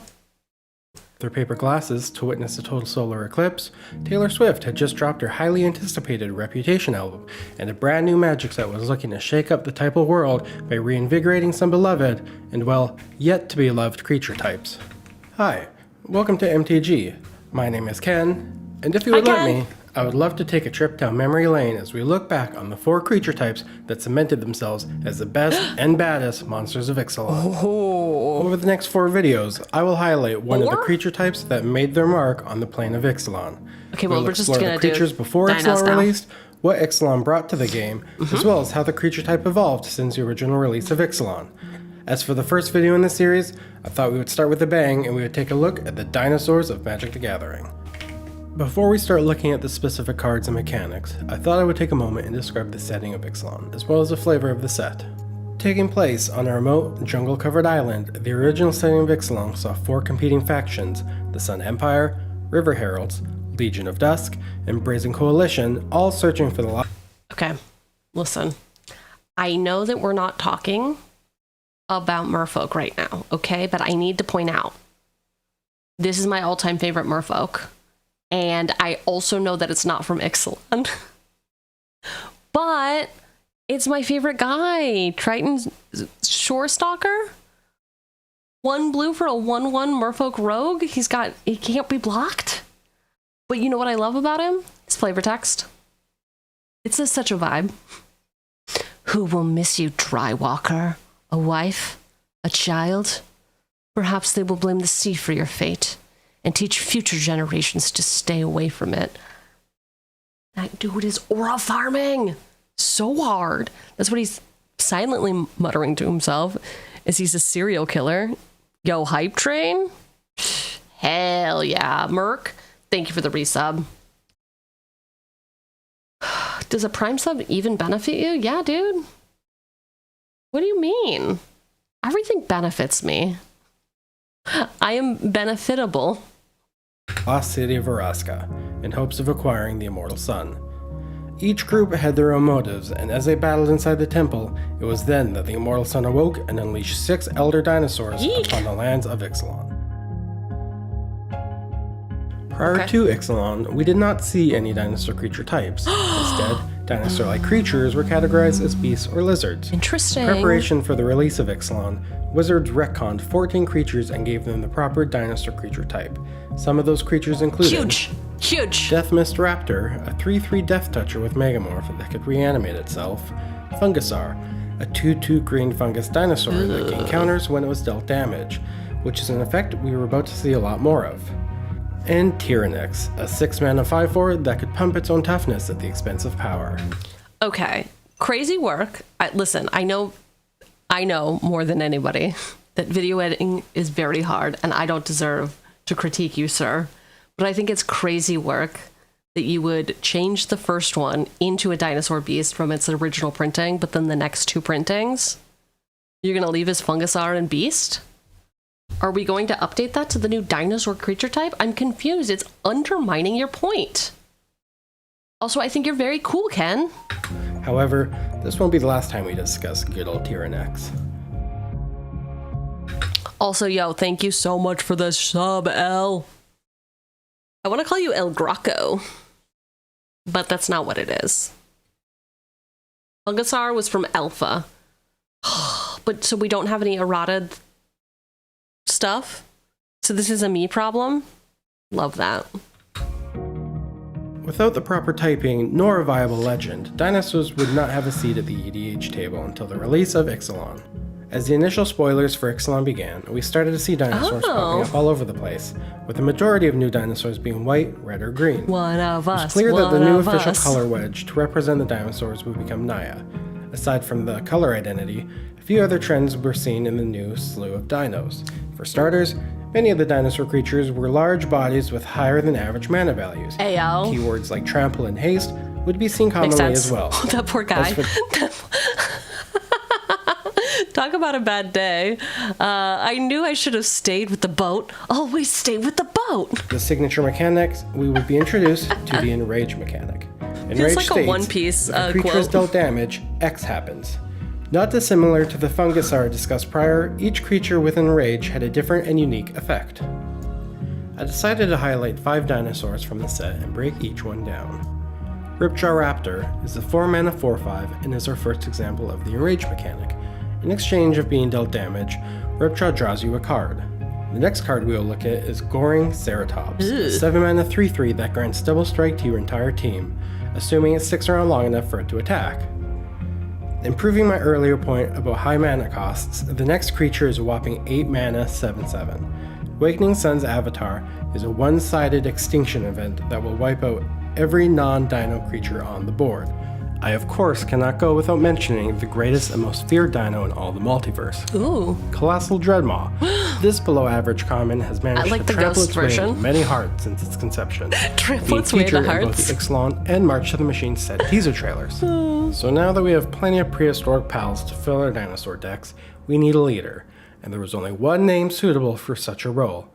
Gishath, Sun's Avatar. Still considered the best dinosaur commander to this day, Gishath is an 8-mana 7/6 that cheats out dinosaurs from the top of your deck on combat damage. Absolutely not. This bomb of a creature hits the ground and swings immediately, which almost always means you'll get at least one activation of its ability. Needs a ban. Rivals of Ixalan was a follow-up set, and it released in early 2018. Okay. While small, the set added many more powerful dinosaurs into the game, as well as 6 new Elder dinosaurs. Rivals brought us cards like Thrashing Brontodon, a 3-mana creature with the ability to destroy an artifact or enchantment on the battlefield. Wayward Swordtooth is a crucial early game piece that can net you extra land drops. This creature also sees plenty of play in non-dinosaur decks as well. Trapjaw Tyrant brought with it the continuation guy, of the wait. arrangement I would advise you not to struggle. So it says Whatley. mechanic, this The time poet? exiling a creature anytime it is dealt damage. Now let's talk Elder Dinosaurs. Featuring a dino in every color as well as a 3-color leader, the Elder Dinosaur Okay, real question. You know how horses are hard to draw? Is drawing a dinosaur sort of like the same thing? Like, it takes a lot of skill to draw it well. Is it like that? Or is it just, are horses just in particularly challenging? dinosaurs were all high-cost bombs that would see varying levels of playability. Big chickens? Starting Okay. off with easily the most overlooked and underplayed Elder Dinosaur is Tetsamok Primal Death. This black 6/6 looks to snipe out a single creature from the battlefield at the mere cost of 7 mana. It being outside the typical dinosaur colors too didn't help its case much either. Gulta Primal Hunger was your quintessential big green stompy creature. Yes. Its ability to be discounted significantly made it an easy include for any deck that cares about power and or dinosaurs. Zeltalpa Primal Dawn is a basket of keywords, seen a home in Basket. almost every white precon made by Wizards. While threatening and difficult to deal with, Zeltalpa is far from the most powerful of the Elder Dinosaurs. Okay. Itali, Primal Storm, on the other hand, has the potential to devastate your opponents. This 6/6 for 6 looks to cheat spells off the top of your opponent's deck. Unfortunately, the thing holding this card back most is the requirement to attack and its lack of haste. If only it had an ETB effect. If only. Lurking below in the dark waters of Ixalan lies Nezahal, Primal Tide, a 7-mana 7/7. This blue monster. Holy shit. When will we get a Dino Nuggy secret lair? I think you've unlocked something. That is the best idea I've ever heard. Somebody give that man a promotion. Holy shit, Al, yes. Monster has the potential to shift any game in your favor. Its card draw engine, along with the ability to protect itself, means that killing this beast will be nigh impossible. Being a blue creature, Nezahal doesn't find itself slotted amongst many It's other so weird that we can have but dinosaurs instead, in it's water a key and on strategy land piece and in the any air. blue draw or discard Feels like deck. cheating. Saving the best for last is the Elder Dinosaur of all Elder Dinosaurs, Zakama Primal Calamity. This nigh behemoth touts some of the most terrifying and awe-inspiring art to be seen in Magic. This 3-headed creature repays itself instantly on ETB and then gives you a Swiss Army knife of abilities to sink said So mana expensive into. though. Zakama was the first dinosaur commander to rival that of Gishath. Post With Ixalan now in the rearview mirror, dinosaurs had finally been given a seat at the commander table. With a solid identity and flavor, it wouldn't be long until we saw dinosaur support coming from other sets. Core Set 2019 brought with it a handful of notable dinosaur That's- cards. was my like first set. Rampaging Brontodon, a Lands Matter Trampler, Runic Armasaur, a 3-mana Don't remember card him draw at all. engine, and Gigantosaurus, I remember a 10/10 that a lot. beater you can cast for only 5 mana, granted you have the required pips. Our next dinosaur-filled set would come with the Lillian. set Ikoria, Wait, Lair of the Behemoth Vivian. in 2020. While this set more focused on the relationship between humans and beasts, it wasn't without a handful of Oh, a dinosaur creature 5-color types. This dinosaur set would saw be the cool. introduction of Mutate, a mechanic allowing creatures to converge their abilities as one. We're While going this back. mechanic was innovative We're going and a back. personal favorite of mine, its We're clunky going execution and overall mixed reception meant that many of the new dinosaurs released in the set going wouldn't see back. much play outside of going Limited. back. One creature from the set I did want to shut out is Quartzwood Crasher, a green and red trampler that would create more dinosaurs upon combat damage. An easy bar Ixalan to is a clear good in a deck set. filled with big creatures. I love the While vampires not on part of the Ixalan. main set, the Ikoria Commander decks did bring us a new dinosaur in the form of Callum. Listen, I know we're talking about dinos, but the vampires on Ixalan have so much flavor. Obviously, they're conquistadors, right? But I feel like anytime we have a merfolk or a vampire, they're just like generic, right? They can kind of belong to whatever. Maybe they look a little bit different, but they don't have any like true flavor. The fucking vampires of Ixalan, so much Riz. Vito, for example. X, a Stormsire. This Teamer Beast cared about She says in casting the instants and questions. sorceries and would That's copy them true. as long as it was tapped. Aside from its creature type, this commander didn't care much about the dinosaur archetype as a whole. As we close the gap between old and new Ixalan, I wanted to shout out a few more one-off dinosaurs that would become typal staples over the years. Debuting in Conspiracy, Wriggle Behemoth was a mana doubler that introduced the monarchy into any game it was played. With large, scary dinosaurs lining your side of the battlefield, it was an uphill battle for anyone looking to steal the monarchy away from you. Terrorizing the streets of New Capenna is the always verdant Topiary Stomper, a relatively inexpensive creature that tutored a basic land upon the battlefield. Many were to immediately call out its similarities to Wayward Swordtooth upon release. Seeing its reintroduction into the game after almost 20 years, Tyrannix Rex looks to ruin your day with a devastating toxic ability as well as its built-in protection.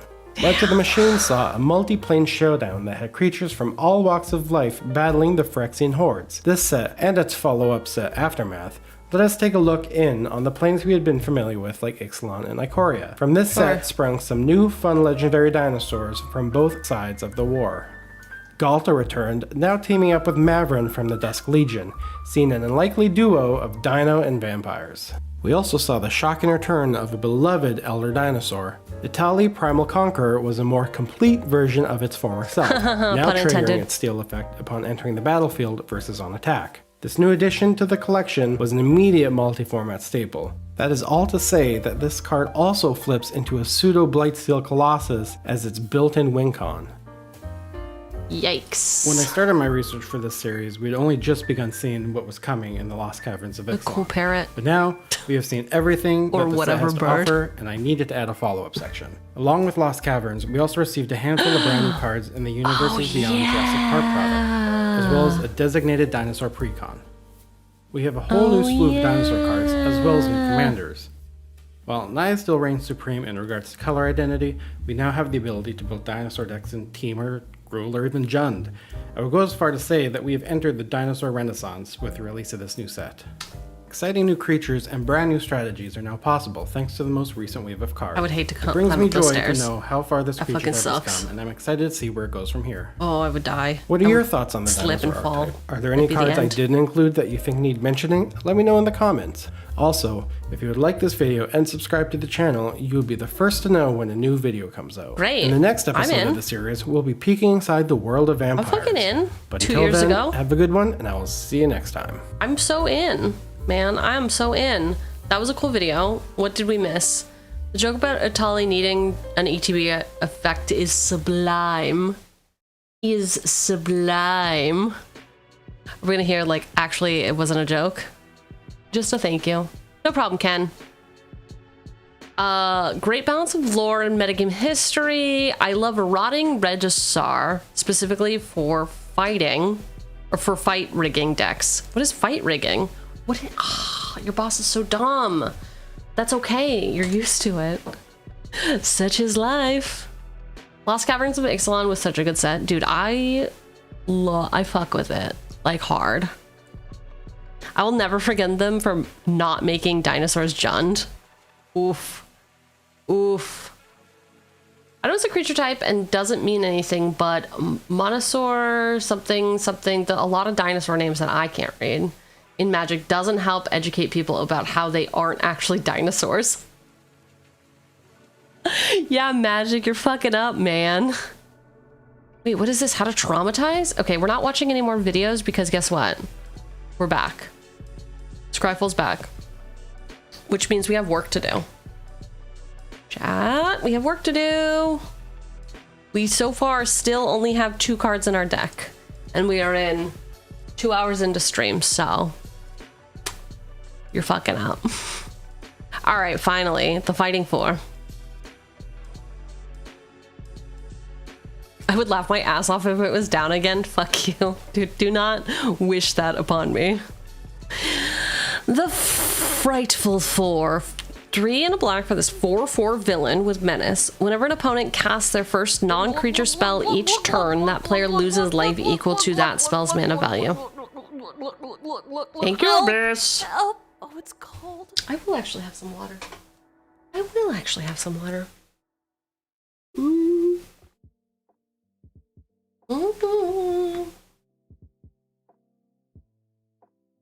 Can confirm I am frightened. Okay. 4/4 for 4 with menace. Whenever an opponent casts their first non-creature spell each turn, that player loses life equal to the mana value. Okay, so we're like super fucking them up for not playing creatures. I like this a lot. I like this a lot. Is there any way we can force them? Like, basically, there's gonna be so many downsides for not playing creatures. People are just gonna be like, I guess I simply don't play the game. And that's what I want to avoid, okay? I want it to be just painful enough, but not demoralizing, which I think now I'm understanding the comment from Merc about the deck was too evil. The deck was simply too evil. I couldn't play it anymore. Why does the sand guy look like a zombie baby in Minecraft movie? I mean, maybe that's what was referenced. I don't know. I can't help you. I never saw the Minecraft movie. Does that make me a bad person? Never saw it. Don't know what a chicken jockey is. You could explain it and I will nod and say, okay. I understand intellectually what it is. I don't understand, you know? From the bottom of my gut. Now must return to crafting your progenitus ultimatums deck. Hell yeah. Get it. No. Scryfall will never die. Long live Scryfall. The funny thing is that life tax is the best in Orzhov because it's more of a mana stack slow game down. Life tax speeds games up. Yes. I do like this speeding games up. But again, how do we balance it? How do we Thanos all over this? How do we only delete half their life instead of all of their, not morality. Will to live? All right. Bam. They're losing 1,000 life every time they play a card. Why would we play Strictly Worse Comball? Because Comball isn't pretty women. They're fighting. Chat's fighting. Oh my gosh. Because also Comball loves himself, I assume. I assume Comball is fine. These people definitely have been through some shit. Hi. Hello. Balance, we don't do that here. We don't fucking do that here. He could be with enough makeup. Oh my god, that's... I don't... Bread doesn't know how women work. Oh, Bread. You keep digging yourself into a deeper and deeper hole. Where's my notepad? Because I'm giving you a write-up. It moves, so I should be able to see it easily. No. All right, I guess I'll just use this one. Oh, it's right next to that one. Duh. Bread doesn't know how women work. Bam. It's not, putting makeup on does not make you a woman, sir. It takes wanting to be one, and I don't think Comball would want that. Lucky May says player, so at least she is fair. That is true. That is true. Type notes in the search bar. Pfft. Joke's on you, I don't remember what I call my emotes, okay? Maybe if they were straightforward like that. I always assumed I called them something stupid. So if I'm understanding correctly, basically this is a how dare you play the game. It shouldn't be. No. No, this is I am lashing out at you because I'm hurt. Is there mono black Comball? Okay, I guess that's like another good reason why it wouldn't be played. All right, let's look up Comball. No. Okay, so Brett doesn't understand women or how the color pie works. Good to know. So glad Brett's isn't here today to hear us talking shit. This is gonna be exactly when Coop was called a finance bro and then was like, I was watching the VOD. I heard what you said. I heard what you fuckers said about me. Oh, all right. So maybe Brett's is talking about this should have been the commander, not in the deck. I'm understanding. Whenever an opponent casts a non-creature spell, that player loses 2 life and you gain 2 life. So yes, this is strictly worse combo.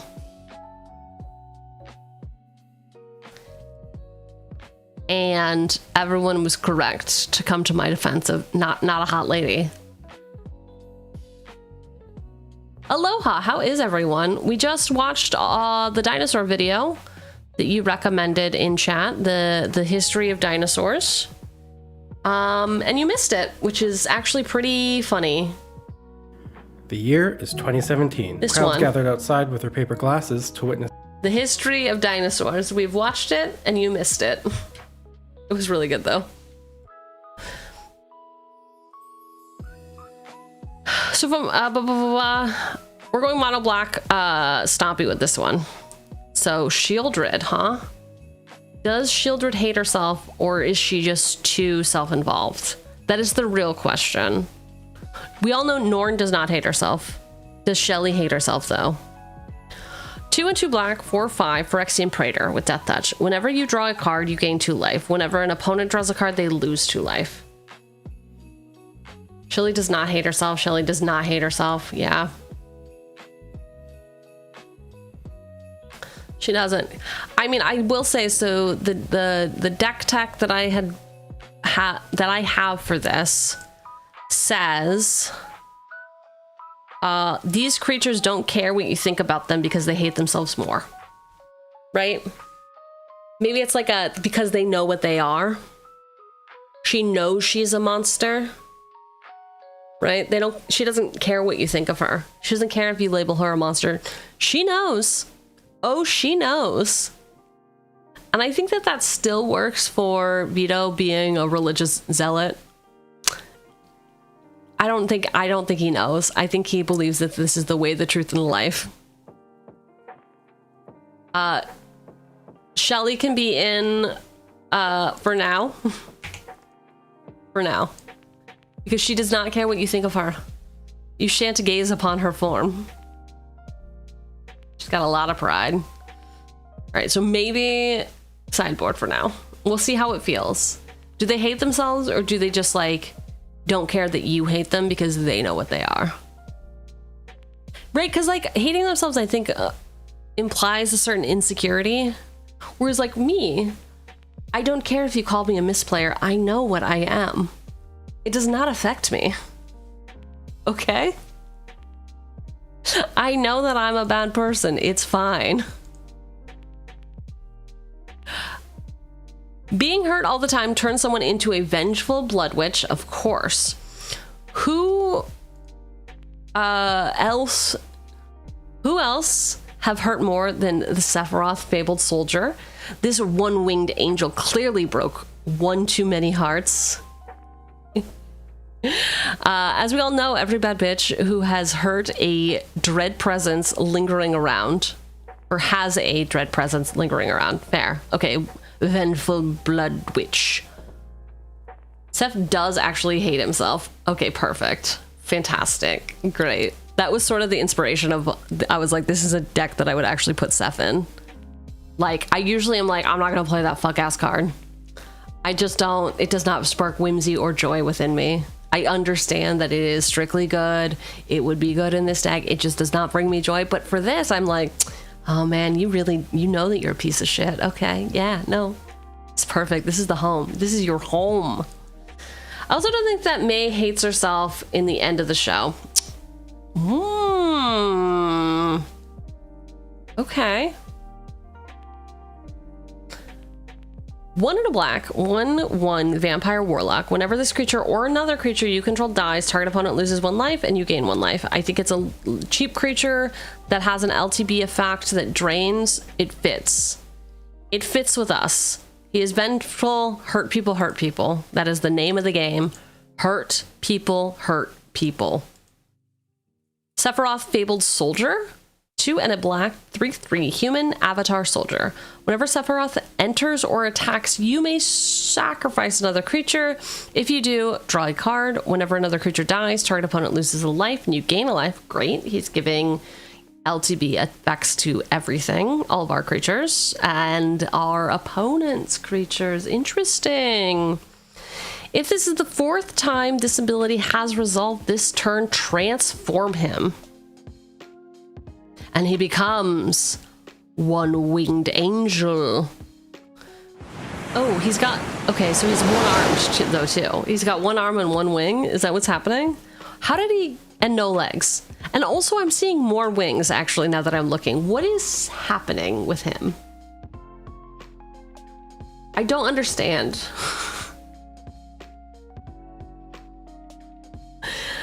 The backside is a 5/5 flyer with Supernova. As this creature transforms into Sephiroth, a one-winged angel, you get an emblem with whenever this creature dies, target opponent loses a life and you gain a life. Okay, whenever a creature. What are you?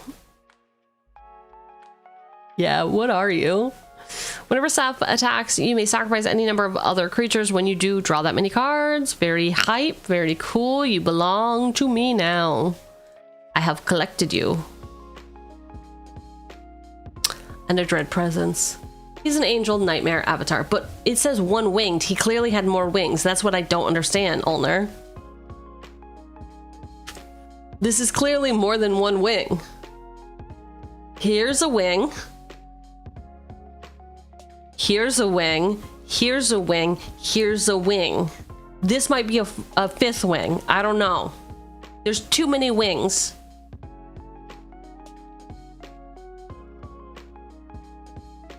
So his pre-god form only had 1. Then he became a god.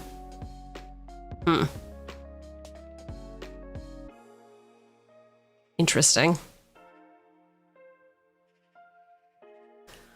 Those other things are feathered appendages, not wings. Feathered appendages. I'm so sorry. You know what?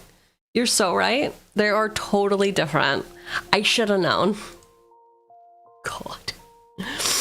All right, Dread Presence, 3 and a black, 3/3 nightmare. Whenever a swamp enters the battlefield under your control, choose 1. You draw a card and lose a life, or Dread Presence deals 2 damage to any target and you gain 2 life. I mean,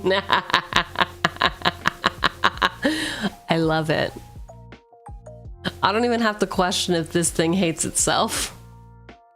It's like, this is depression. This is peak depression. It's like a, why are you talking to me? Nobody likes me. I don't even like me. Just leave. You can go. I don't even know why you're here. Mono black landfall. I mean, smoke them if you got them. Can we still say that in the day and age of vape? Like, do we vape them if you got them? Also, May isn't really sinister. She just needs some antidepressants, but I digress. Bro. Hurt people, okay? You need that in your Karavek deck? Oh gosh, I pity your pod. Okay, new merch idea. I pity your pod. I don't know what the art's gonna be, but that's definitely gonna be the vibe. I'm gonna write it down because it's genius. It's not.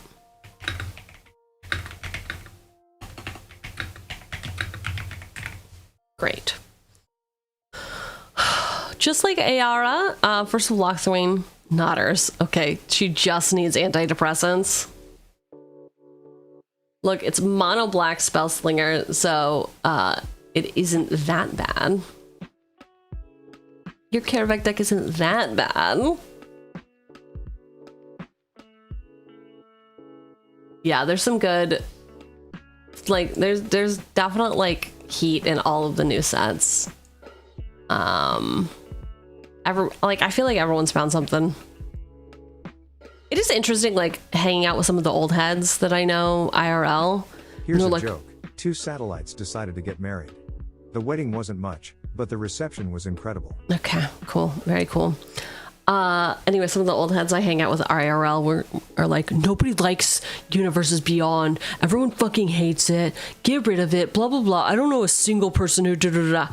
They don't know I'm a streamer.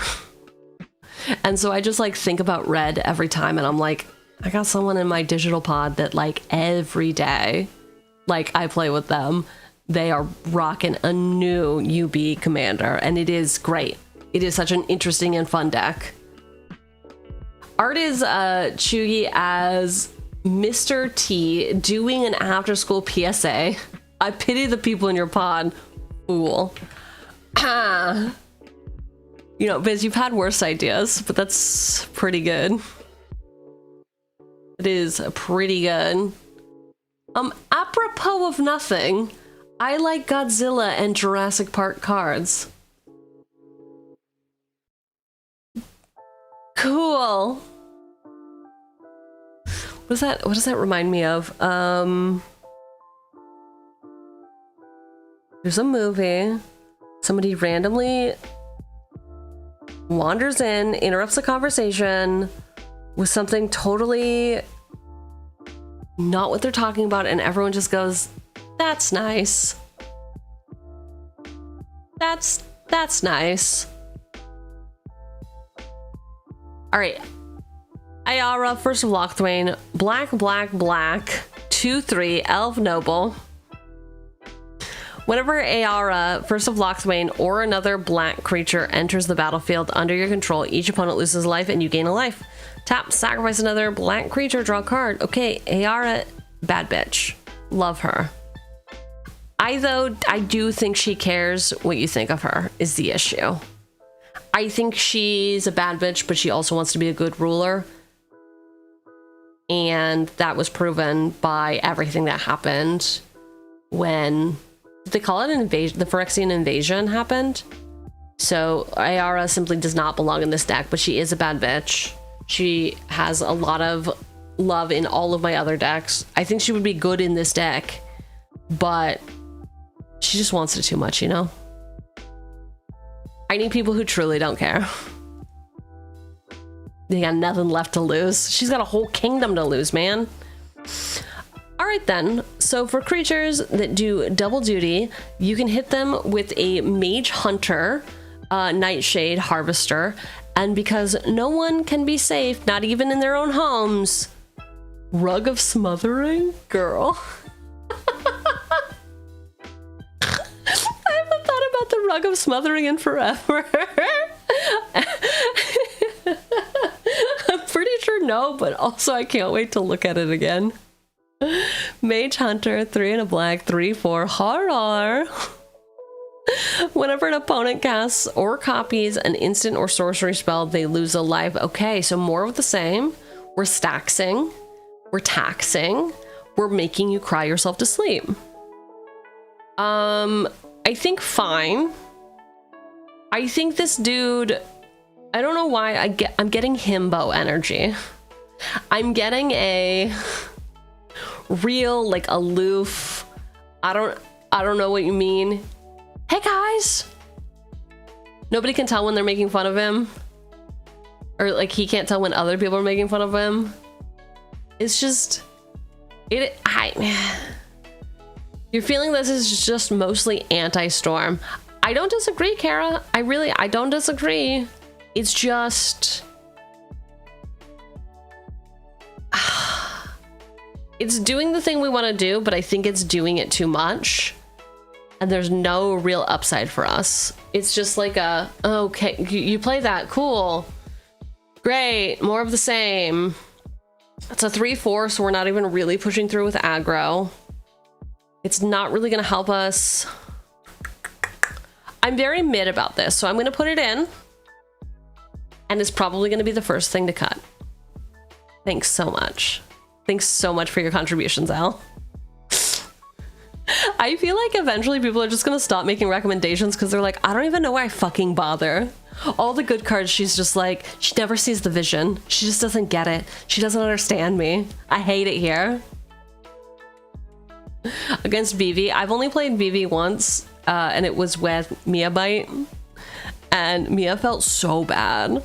She felt so bad that she made like kind of an apology YouTube short about it that ended up kind of blowing up. And people were so mean to her. And I was like, girl, it was actually fine. It like Vivi was doing Vivi things. Somebody's got to win. Game's got to end. I think Vivi didn't win until turn 8, so it wasn't like crazy. Wasn't crazy at all. Also, I was editing clips and I recall back to Wednesday when Papa was like, hey boss, what are you thinking of your deck power level? I was like, I think it's fine. There's a lot of synergy. It's cool. I did not realize the problem under the question. It's because the previous game, I basically had a turn 4 win. I did not realize that well until I was editing the shorts because it was a turn 4. I had Commander out, had 19 +1/+1 counters on her, and then I got a Shadow Spear out and equipped. Turn 4, Shadow Spear equipped, lifelink, trample, commander damage, turn 4. I understand now where the question was coming from. I'm like, yeah, I feel pretty good about it. Like it feels good.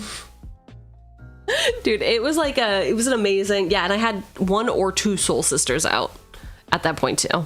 It was an epic setup, and I just didn't see how epic it was. I didn't win any of the games is the thing. Like, people had enough interaction, they had responses. It's been a while since I've had that much fun playing Commander. Wednesday was a lot of fun.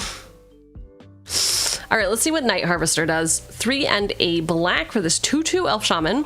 Whenever a land an opponent controls enters, that player loses a life. Oh, so it is symmetrical, which is nice. Put a +1/+1 counter on this guy, so it's gonna get bigger every time a land is played. Dude, that, seriously? I'm sorry, what? We're glad you enjoyed yourself. Thank you so much. I like that a lot. There's only 1 printing.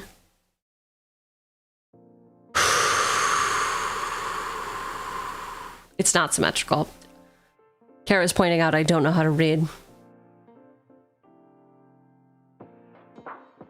You did your first bracket 4 game yesterday. It was, and it too was the best fun I've had in a while. Oh my gosh, I love that. I have not rocked bracket 4, but it seems like a lot. But I'm glad that you had fun. I am glad that you had fun. I don't think this person hates themselves, and I don't think that this person is like, I know what I am and I don't care that you hate me. I don't think this person is hateable. I think this person is actually rather lovable. So they're gonna go into our sideboard for when boss starts being like, actually, I think we have to ditch the theme because the deck's not running. Oops. But guess what? We're still early in the stream. She says at 2 hours. We got time. We got time to grind, okay? Sideboard. Rug of Smothering. 3 for a 1/3 construct with flying. Whenever a player casts a spell, they lose 1 life for each spell they've cast this turn.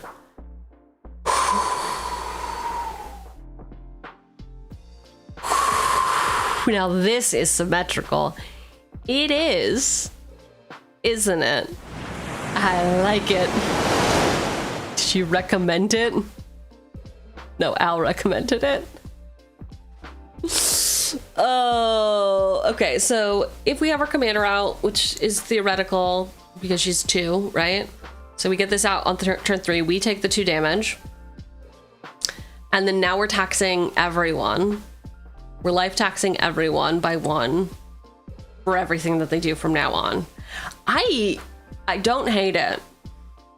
I don't hate it, and I think every bad bitch needs an accent rug.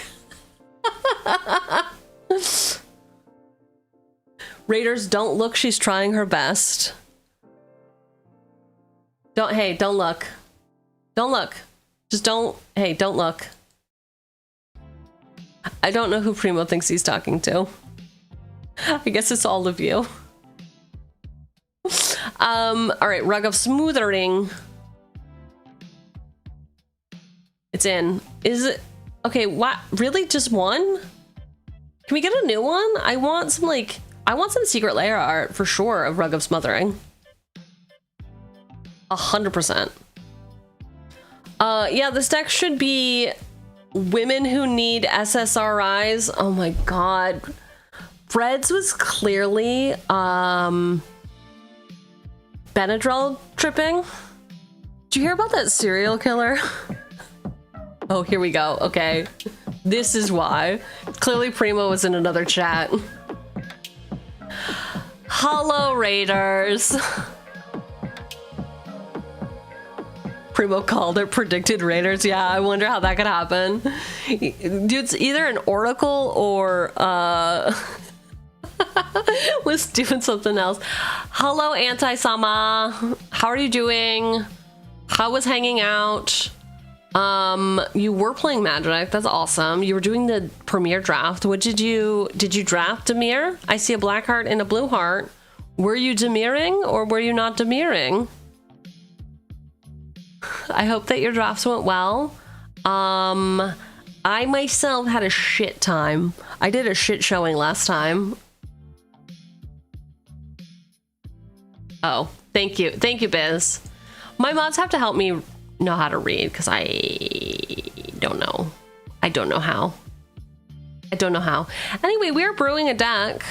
We are brewing up May Scornful Striker. We do this every Sunday. We brew a commander deck for playing on Wednesdays with our pod.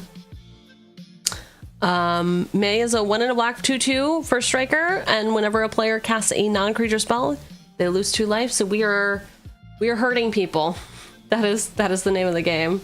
You did Demir for your first draft and went 7-2 with a teamer deck. Damn. Hell yeah. I went 7-2 with a Demir deck and then sent the video to an editor to try to make a video out of, and they were like, hey, homegirl, your audio tracks aren't separated, so that ain't gonna work. And I was like, okay, I guess no one can know my glory. I simply will have to bury it deep within myself.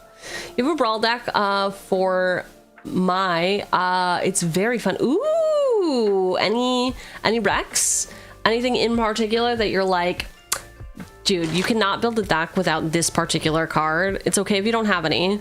I will say that the theme we are going for is hurt people. So what we are trying to do is fill this with a bunch of aggro creatures that hate themselves because they know what they are. These creatures don't care what you think about them because they hate themselves more. So I usually am like, listen, vibes, Sephiroth is not making it into any of my decks. Fuck that guy. But guess what? He's in this deck. Sephiroth has made it in. So yep, that is what we are brewing, and we are taking recommendations from Discord. I post this each week, and people can brain dump, and then I will evaluate them, and people can laugh at my incompetence and a failure to know how to read. It's great. It's a fun time for everyone. Okay. Is it Anita? Like Anita, what's that old joke? I think it's Anita Dix. Anita, dad joke. I don't even think it's a dad joke. It's like a crass joke. Crass joke. Anita Baker? No.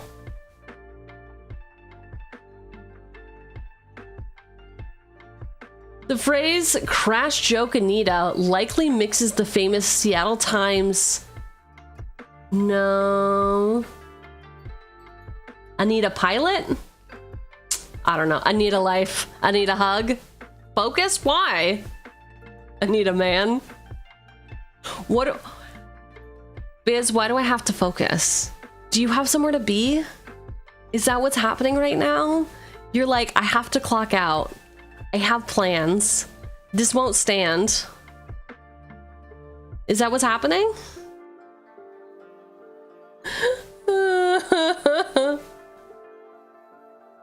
Oh, Amanda Hug and Kiss. I don't know about that. Amanda Hug and Kiss. I understand. Anita.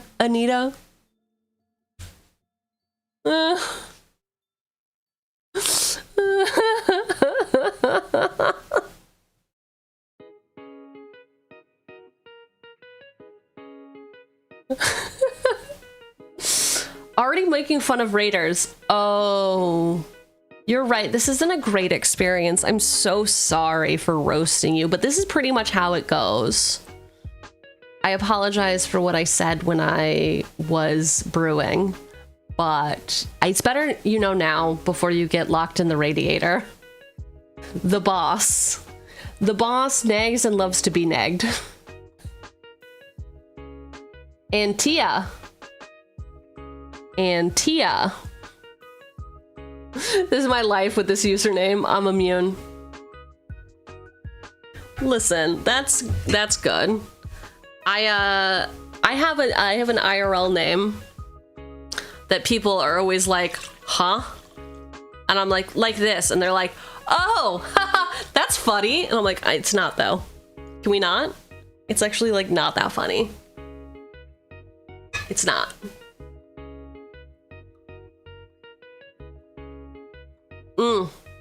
So if you do join the Discord, what I will point out is you're gonna need to grab rolls, which is something that a lot of people don't know how to do. They're not trained. It's the second one from the bottom. Get access to the VIP Discord for Magic the Gathering nerds, and then you'll have access to all of the Magic stuff. The bottom-ish is Boss Brews. You can throw in any commander ideas Here's you a have. joke.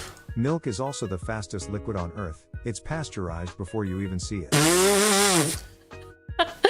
Okay, that one was pretty good. That one was pretty good. Here, let me reset that. Bam.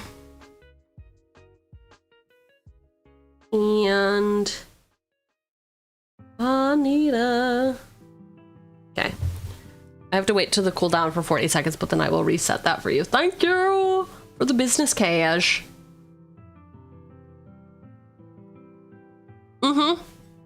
Yeah, I think that this was absolutely amazing. Okay, I guess I won't redeem it. Give me 17 seconds and then I'll redeem it, and then I'll switch to the Chibi Cheugy. Yeah, dude, this barbarian, sick as hell. I'm totally brewing this. I am totally brewing this. Remember when Biz told me to lock in and then was like, actually, can you be a chibi instead? If you can be a chibi, actually, that'd be great. Bum, bum, bum, bum, bum, bum, bum, bum. Okay. And here we go. I'll see you on the other side.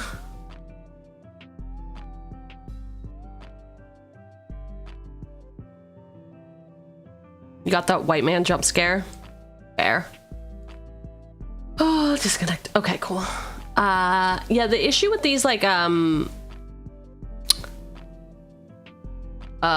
your character here models is that they do not have V-Bridger, so I had to always, like, turn it off.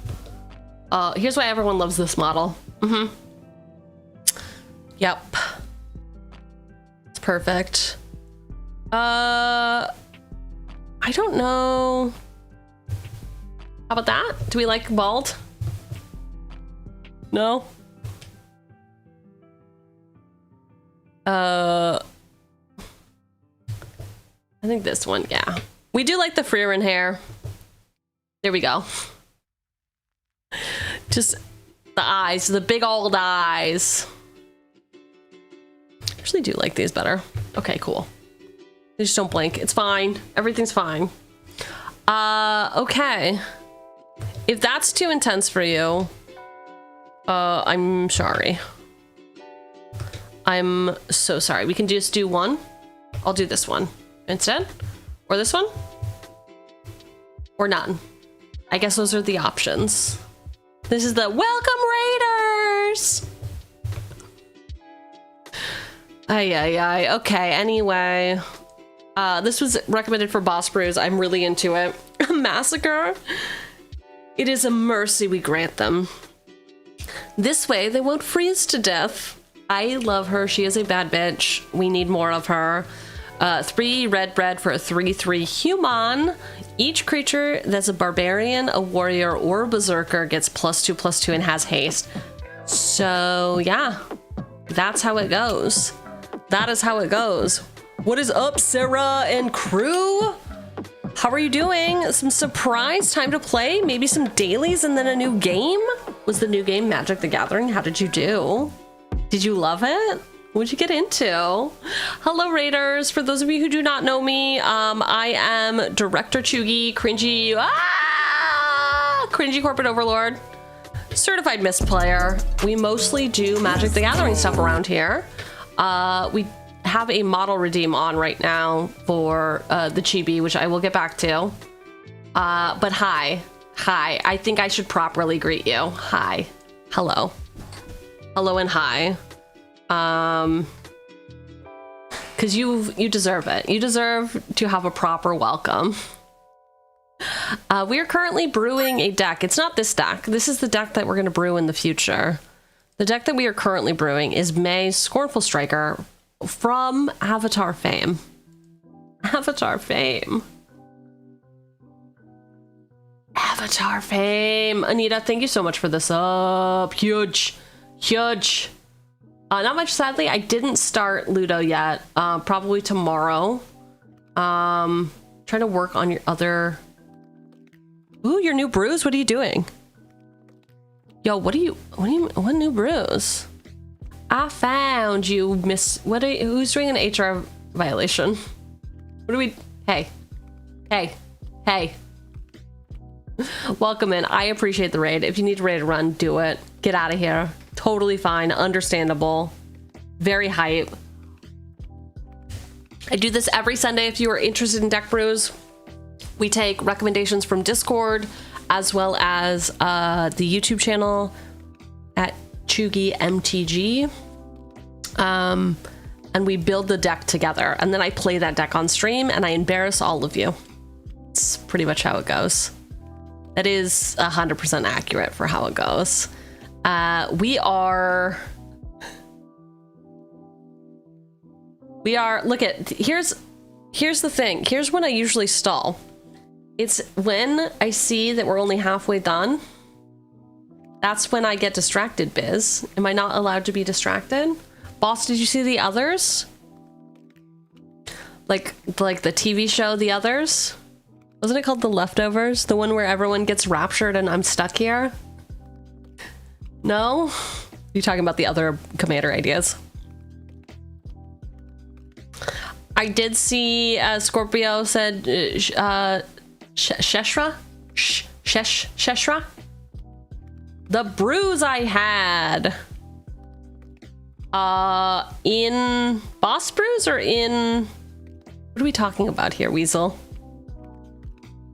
Deck showcase? Oh my... CJ, V, you've been on a good one. There's more in that thread. Oh, I didn't make them separate. I thought that those were literally just for the... We're going to Boss Bros. Commander ideas. I thought that these were literally just for this deck, but now that I can see this is Azorius, yeah, make them separate posts. You can leave them in here. Do whatever your heart tells you. My eyes will tell me that I will only ever look at this first one. Hi, Maiden. How are you? Yeah, we had a tiny Cheugy for a second, or a little millisecond, and then I said hi to the Raiders to show off just what I'm about, but now we can go back. Don't worry. Thoughts on the 3 new universes sets of the in-universe sets? My thoughts are I'm hyped.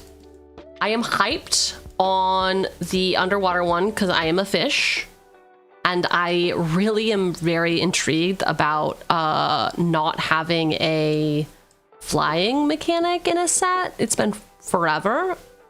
No one thought it was possible. Flying mechanic not being in a set. I wonder what the new set mechanic is going to be. I think it's just going to be dive. I'm ready to exchange my soul for a Titan Breach. Dude, the Kamigawa set, we are getting mechs. Okay, so I know everyone's most hyped about Kamigawa times Ikoria. Listen, I think I agree with you. It's gonna be cool and great and very exciting. We're gonna have a shit ton of dinosaurs. I know y'all are dino bros.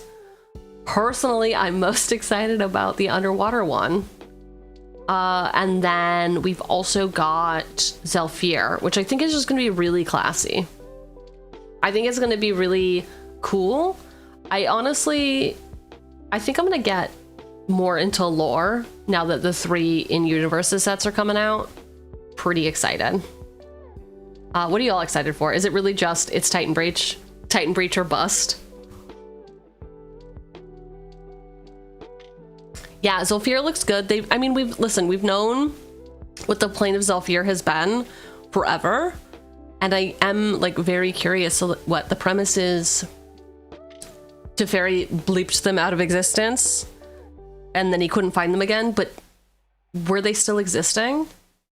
Or is it like the Thanos snap and then everyone just came back like nothing happened? Like, that's what I'm really curious about.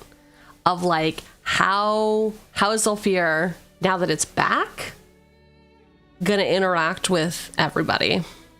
And also, when can Jace leave? I'm so sick of Jace.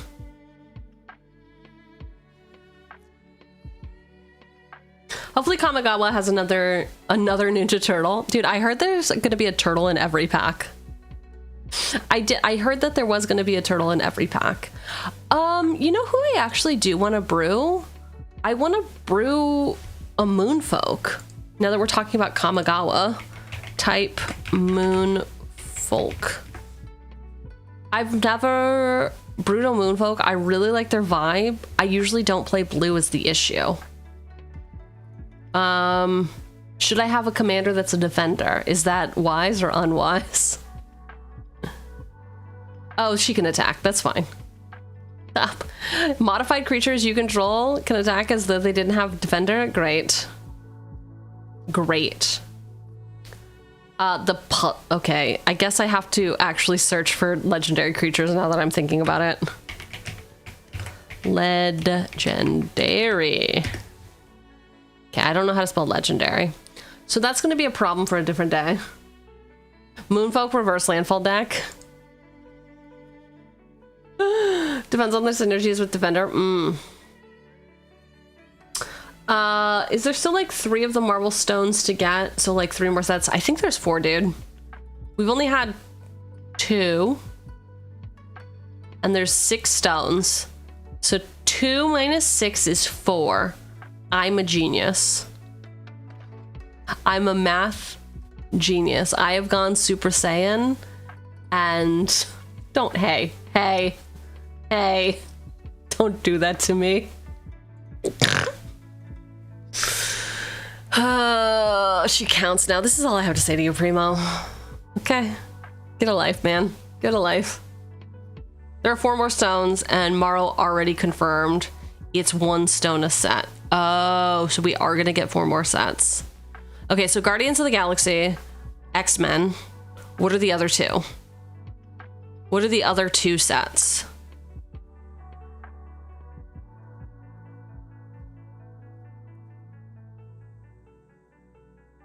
No, it's only 4 more. Hey, just think after the next one drops, we'll be halfway there.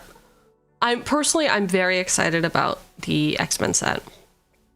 The X-Men set, yes. Yeah, this, okay. Yes, this deck should be women with SSRIs. How do I give them a thumbs down? How do I'm gonna bite Breads. Breads was clearly on one. X-Men will be awesome. Dude, it's gonna be so awesome. Do y'all have a favorite X-Men? Mine is Quentin Quire. I think he's just like very cool. His brain is just so big and he's just like so punk. I know that makes me a monster for liking Quentin Quire. I'm aware. You don't need to tell me. I'm aware.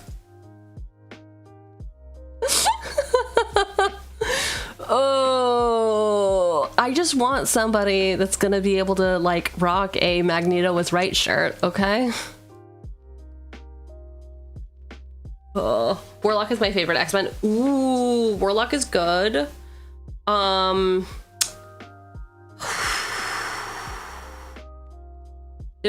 love Storm. I've always loved Storm. Like as a kid, she was always the one because, you know, she's in charge.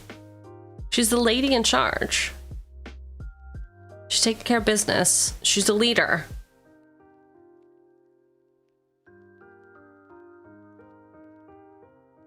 Which is great. Jubilee is my favorite. Jubilee was good. Deadpool is your favorite X-Men. Oh no. Oh no. I know who you are. I can see into you now. Jig is up. Leading from the front. Either Beats, Colossus, Gambit, or Nightcrawler. Oh, so some tragic men, huh? Biz likes injured men. Emotionally scarred men, huh?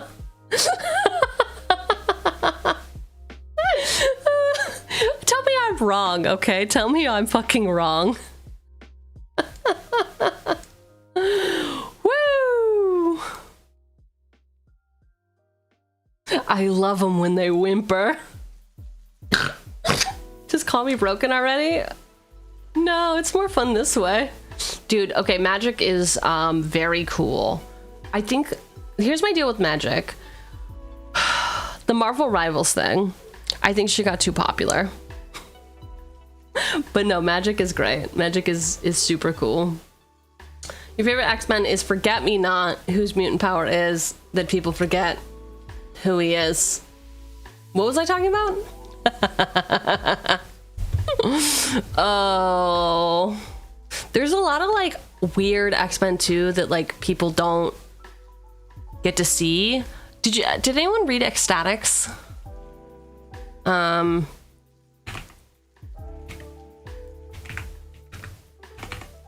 X-Men. Okay, I didn't spell any of that right. You want to guess how I spelled X-Men? X-M-E-N-T. I added a T to that for some reason. Don't know why. I don't know. Ecstatics. Ecstatics X-Men. Hi. The complete collection. Look, do you even know who any of these people are? You don't. But you'll get to know them.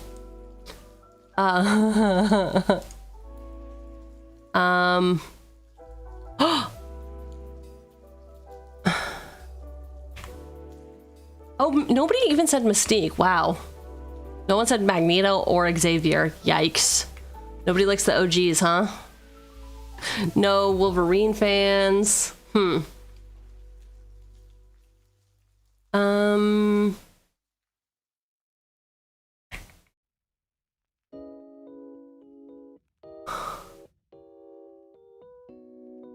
Yeah, I don't remember. Okay. I thought we were excluding the obvious choices. I said what your favorite was. Dupe. Oh, okay. Dupe is definitely going to be the next Fibbleflip White. I don't know why I said to White. White. This is going to be the next Fibbleflip White. My chat. My dudes. Do you know Dupe? If you don't know Dupe, get out. You gotta know Dupe. That's what he looks like, but this is the vibe. This is the vibe, man. Haro? And he's even rating the ecstatics. What about Lockheed? Lockheed is okay. Oh, you know what they probably will do? They'll split X-Men into 2 sets, right? They'll do X-Men on Earth and then X-Men with, who the fuck are those people called? The Shi'ar, right? And the other space people. The Kree and the Shi'ar and also the Medusa. Who's Medusa? Immortals. The Immortals will have a set.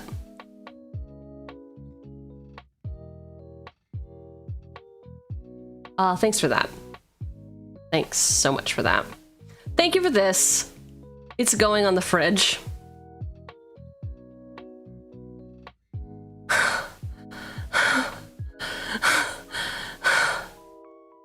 Rector is always in distraction mode? All right, fine, I'll lock in if that's really what you want. What do you think a stream is? It's called stream because it's stream Here's of conscious. What's the advantage of living in Switzerland? Well, the flag is a big plus. Cyclops' parents were stolen by the Kree. I think that that's just what he tells himself to sleep at night. I think his parents left him because he wasn't cool. They didn't like him. It's just content, entertainment. Fine, I'll lock the fuck in, dudes. If we want to focus, I clearly don't want to focus on creatures. Then we can't forget about Bantu's Monument. Makes our creatures cheaper and drains each time we cast one. Cyclops' eyes do punch you. 3 for this legendary artifact. Black creature spells you cast cost 1 less to cast. Whenever you cast a creature spell, each opponent loses life and you gain a life. This is perfect. Bantu's Monument. It's just a place we visit when we're on our like eat, pray, love bullshit. We're trying to find ourselves. Learning how to love ourselves, we go to Bantu's Monument. Blood Chief's Ascension. 1 black for this enchantment. At the beginning of each end step, if an opponent lost 2 or more life this turn, you may put a quest counter on Blood Chief's Ascension. Whenever a card is put into an opponent's graveyard from anywhere, if Blood Chief's Ascension has 3 or more quest counters on it, you may have that player lose 2 life. If you do, you gain 2 life. Epic card. Do we do the old lady version? The terrible art old lady version. You're debuting. If I should have Bantu's Monument in your zombie deck, I mean, it depends on how strong your zombies are. Do you have a lot of zombie creatures with like colorless in their costs? I feel like my zombie deck doesn't have a ton of, well, I need to rebuild my zombie deck. Oh no, Bosch is distracted again. What do we do? What do we do? I guess we can't talk to her anymore. It's actually in paper. Let me pull this up in paper. Up a level. Paper decks. We're gonna go to...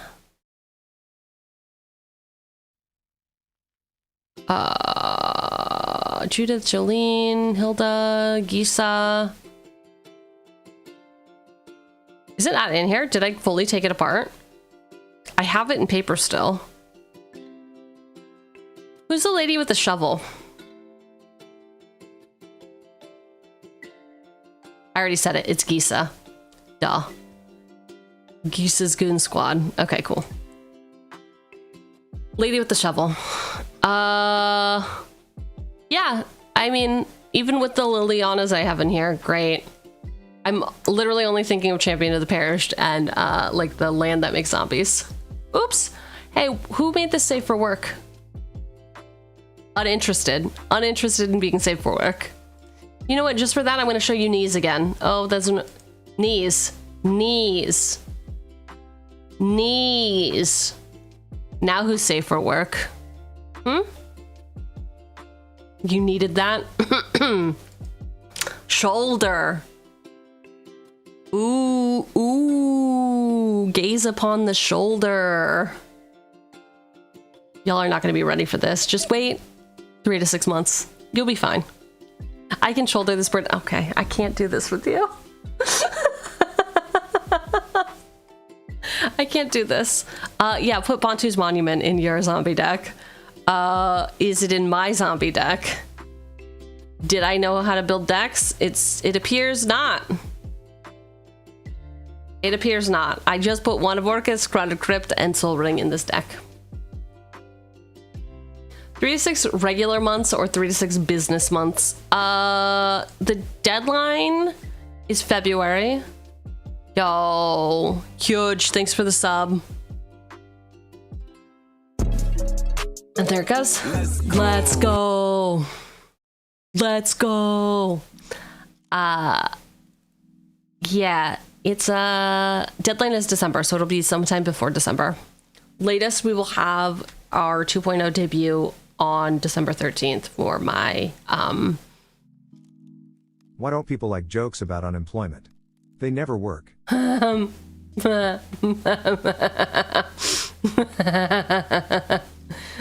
pretty good. It's pretty good. Yes, we should have it by December 13th to do with our Streamiversary shenanigans, but it probably should be ready before that. In which case we will do a second outfit debut on the Streamiversary. You don't even know what she's cooking. Primo, I think you missed it, but at the beginning of stream, I mentioned that I was late. Do you know why I was late? Do you know why I was late to stream today?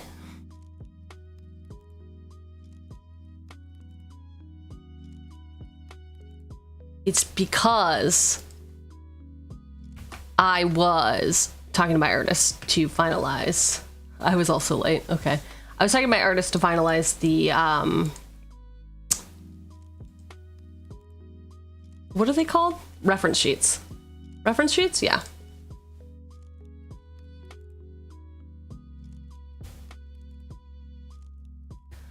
Oh,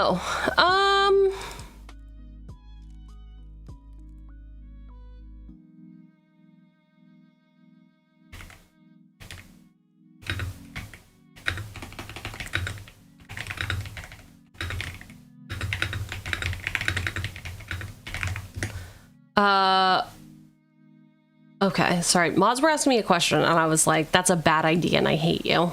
Except I said the opposite of that. I try to be funny. If my jokes are too bad, or go too far, just let me know. Well, here's the thing. You'll never be cool if you try. This is the secret. Don't try. Simply give up on life. Don't do that. That was bad advice, okay? Your jokes are funny. I liked them. If people are annoyed, they'll usually tell you they're annoyed, so don't worry. Hey, don't worry. The Inhumans, yes, okay. All right, we are gonna do Blood Chief's Ascension. I don't think I love the old lady version. I think this lady knows what she is. She knows what she is and she does not care. Yo, welcome in. Thank you for appreciating the chaos. Yeah, if you're not following, wow. You're really fucking up your life, huh? If you think I'm not entertaining enough, I'm not distracted, we are, I'm sure numbers really matter to everyone. We just hit 2.2K on Twitch. Thank you, everyone. YouTube just hit 2.5K. Instagram is currently at 5.67. Ayo. Ayo. So yeah, apparently Instagram needs some help. Slash, it's the most popular one. But also I feel like, I think Skell might be the only person who's on Instagram that I see often liking stuff or commenting. I don't know. Oh, you know what? I'm a genius. There's a thing for this. Socials. Okay, well the YouTube is wrong. The blue sky I don't really use that much, so all of it is bad. There's the Instagram. She's distracted. Shoot her. She's a witch. All right. Feel free to look at the other Mongans too. Hazaret's, somebody's Oketras and Rojas's to be specific. We can't use the cost reduction part of their effects, but their second creature cast effects will still apply. Then there's a fun card, Forsaken Waste. It drains and stops players from gaining life. Can be a bit of a non-bow with some of the drain cards in black because you can't gain life either, but the art is fucking sick. The art is fucking sick, dudes. Forsaken Waste, 2 and a black, enchant world. Players cannot gain life. During each player's upkeep, that player loses 1 life.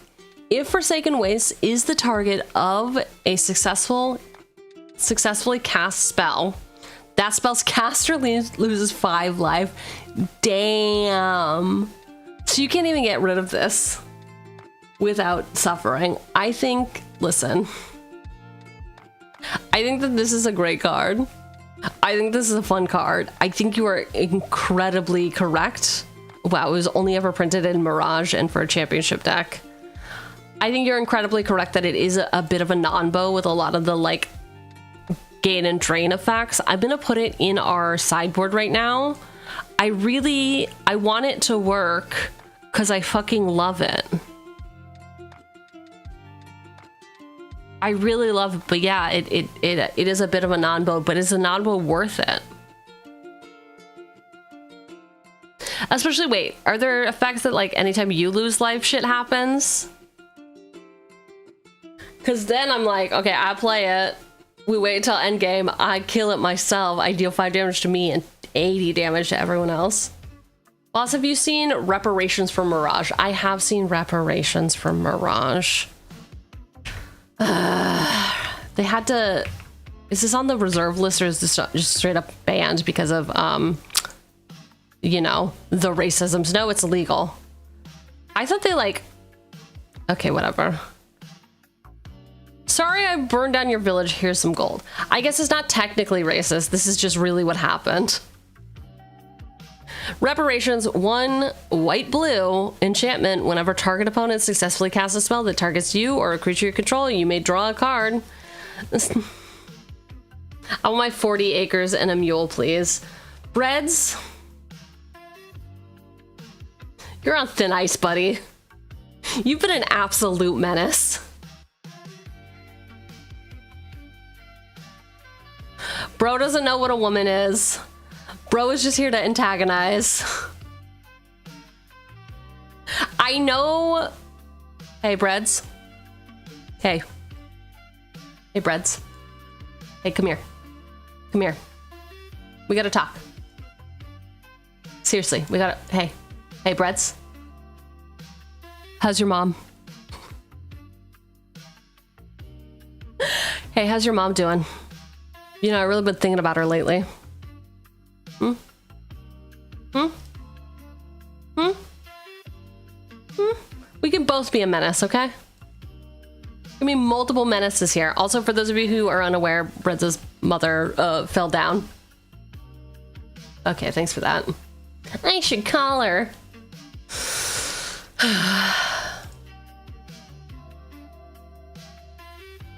Melancholy. Waffles, if you do not type the letter L right now, you're gonna be banned.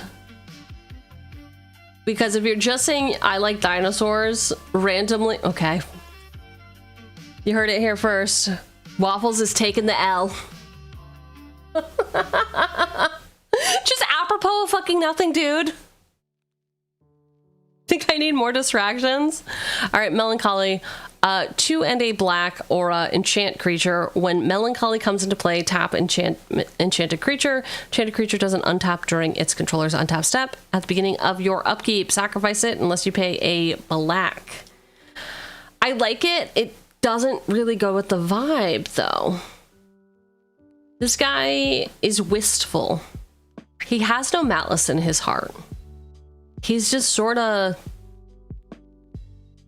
L stands for large dino. Okay.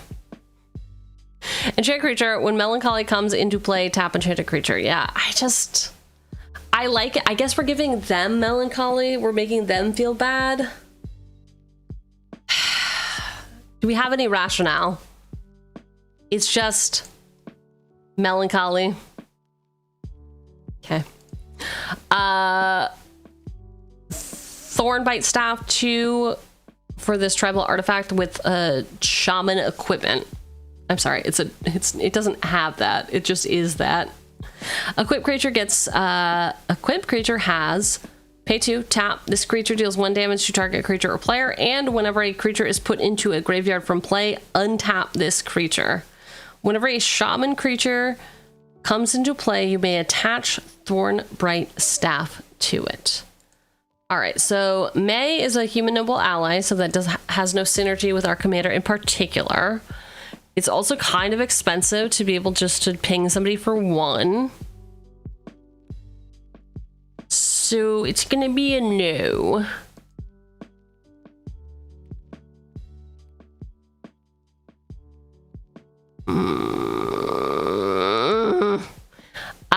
Basically throwing knives. Basilisk collar. Oh my god. Okay. Really thought it was gonna be done again. This cat doesn't care that you hate it. Yo, who's streaking? Oh, it's just Breads. 90 stream streak, dude. Huge. Huge. Basilisk collar. 1 for this equipment. Equipped creature has death touch and lifelink. Equipped for 2. It has nothing to do with our strategy. Has nothing to do. I mean, it's not going to be bad in an aggro deck. It's a maybe. It's a maybe. I don't know if it's worth the 2 damage that I would take for casting it. Putting the target on my back. Yeah, I'm going to gain the life back.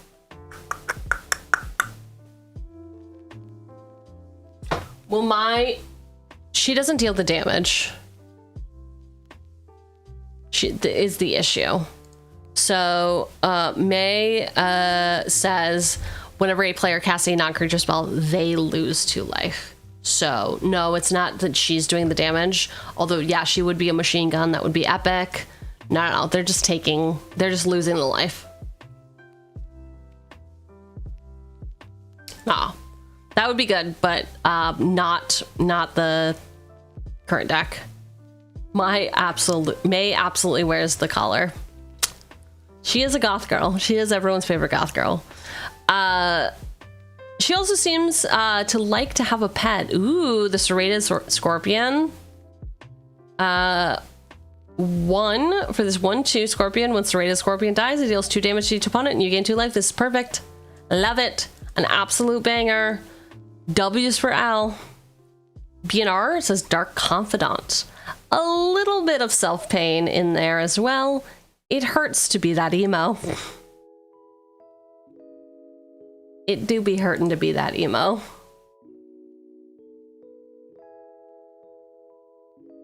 What a black 2/1 human wizard. At the beginning of your upkeep, reveal the top card of your library and put that card into your hand. You lose life equal to its Sorry, mana boss. value. I can't come oppa with any of my puns.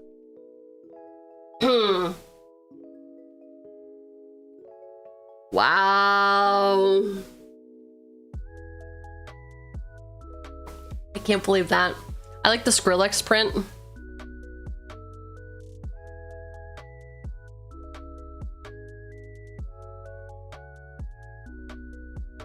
The fuck is this? Online only one. Oh, it's here. Okay, it's the Double Masters one. What is this cropping about? I don't hate it, but like also, why wasn't this in the Lord of the Rings set for Grima Wormtongue? Is this Skrillex? Or is this one Skrillex? Which one is Skrillex? M1 and M15.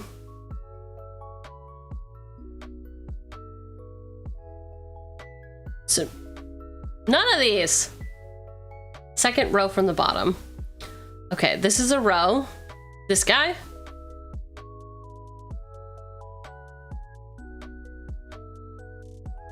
I don't know my right and left. I do know. Okay. Grimmy Wormtongue? Yeah.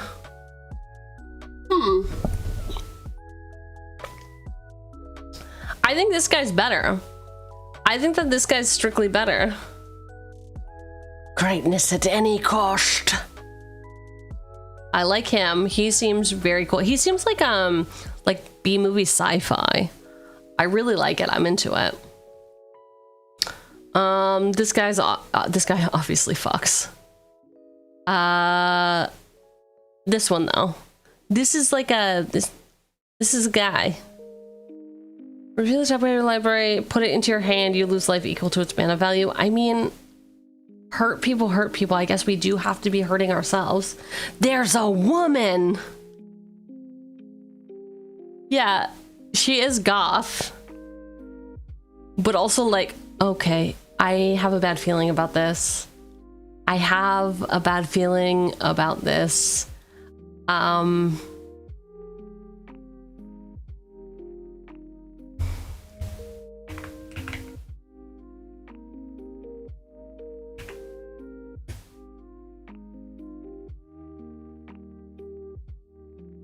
Her poetry journal. So, okay, wait, it is up, okay. It had a forever load, and I was like, is it down again? Yeah, I guess we're just going goth at this point for the deck.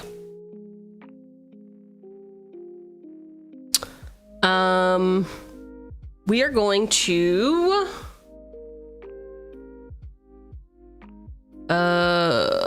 Rampaging Spiketail, a land tutor to get land, plus his protection for 1 turn. Wow, dinosaur. The woman has nice flavor text. Something about that felt wrong to say, to read it like that. Newly conjured demons arrived confused, angry, and unsure of how to direct their cruelty. I offer a few fun suggestions. You're right. You're right. This does belong in this deck.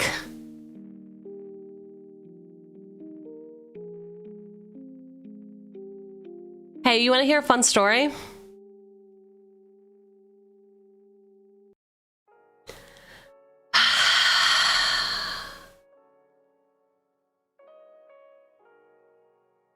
Okay, so I had a burn book in high school. For those unfamiliar with the burn book, I don't know what planet you're living on. It was featured in Mean Girls. Okay, so mine wasn't a burn book. Burn books used to be something different. It wasn't just to be mean to people, it was also to give compliments.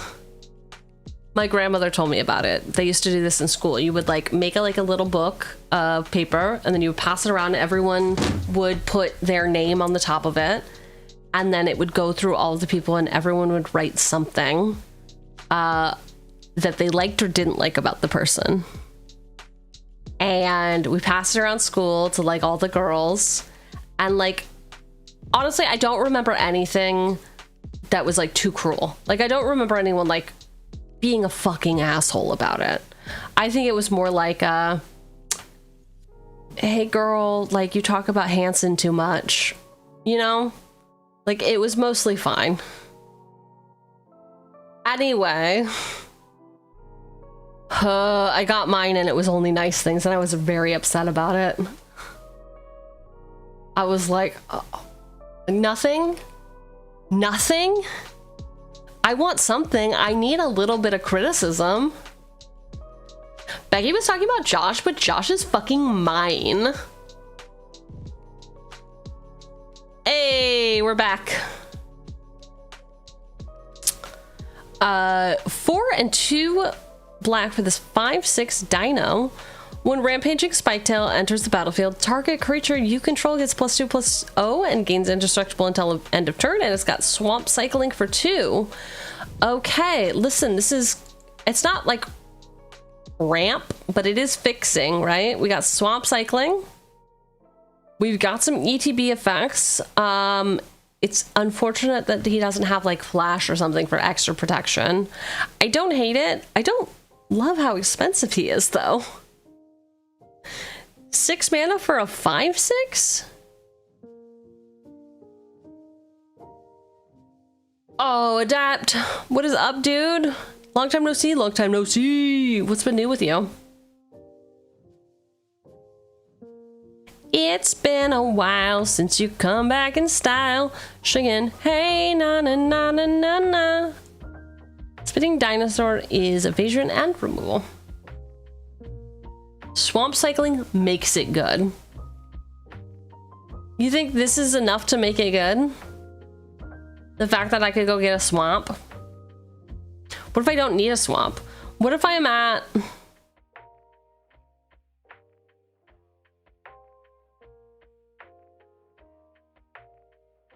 Nothing much, just strutting my way through welding. Hell yeah. Are you wearing protection? Okay. I realized as I was saying it, I should reword it, and yet it came out anyway. Are you being safe?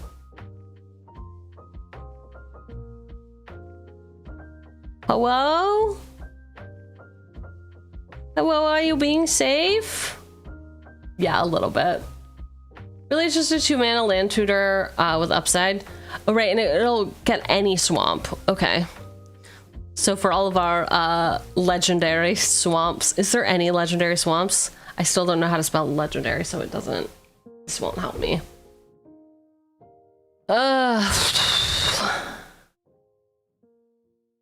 He was a target for Thorn of the Grim Captain, a card I like. Oh. Thorn of the Grim. Okay, well this is... That's Throne. Cheugy, read. Throne. Throne of the Grim Captain. 2 for this legendary artifact. Tap, mill 2, craft with a dinosaur, a merfolk, or a pirate. Craft with a dinosaur, a merfolk, a pirate, and a vampire for 4. Exile this artifact, exile the 4 from among permanents you control and or cards in your graveyard.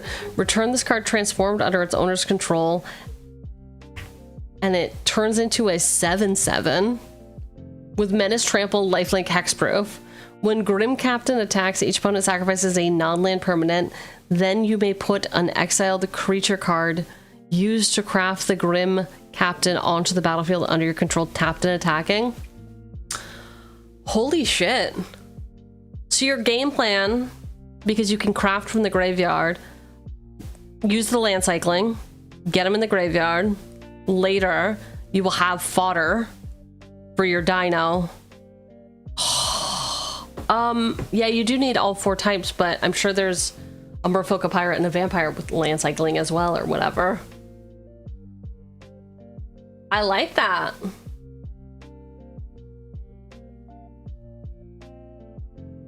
Leech-ridden swamp, witch's cottage. What about Bazooka Bog? Is that a swamp? You need all 4 types. Yes. But still, I'd like the idea of getting the cycling into the bin. So you're ramping, and then you're also getting this guy. Bazooka, is it a swamp? Why? Why have you forsaken me? Spitting Dilo 4. I don't know, man. 2 and a black for this 3/2 dino. Whenever spitting dino enters the battlefield or attacks, put a -1/-1 counter on up to 1 target creature. Creatures your opponents control with -1/-1 counters on them can't attack. Nice boy. Nice dinosaur. All right, yeah, this belongs in here. Listen. This belongs in here. He does not care what you think of him. You must not Dilophosaur us. Dilophosaurus. Die? Law? Where's the law? I see no law in here. Clearly a Dilophosaurus. I had 3 because it was your favorite dinosaur. Oh, really?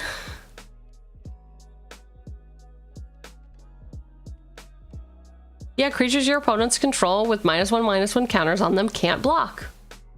Seems great. Get out of my face. Big disgrace. All over the place. Gary. Dilophosaurus. Thank you, mods.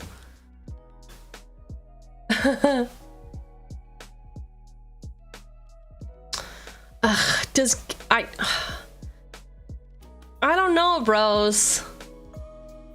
Gary, listen, I'm going for vibes, I know. Why is this art, why is the capture of this so bad? They literally hardcore just took a photo of it. Why would you do that, Scryfall? You know you could just do this treatment as an overlay. Why? What? Why? Can I start a ticket? I'd like to start a revolt, but I'll just start a ticket anyway. Gary, Merchant of Asphodel, 3, black. Even this, the quality of this is shit. What's happening? Jesus. 3, black, 2, 4, Zombo. When this creature enters, each opponent loses X life, where X is your devotion to black. You gain life equals the life lost this way. They say you can't take it with you, but he's out to prove them wrong. All right, I guess. My argument for is that anyone who partakes in capitalism hates themselves. Whoa, bro, out here saying there's no ethical consumption under capitalism? Whoa. Archfiend of Despair, this is my guy. This is absolutely my guy. What does he do though? 6 black. So 8 mana for a 6/6 demon with flying. Your opponents can't gain life. At the beginning of each end step, each opponent loses life equal to the life that player lost this turn. At the beginning of each end step. Ooh, that's spicy. I like it. Oh, I just saw your response to my Comball comment.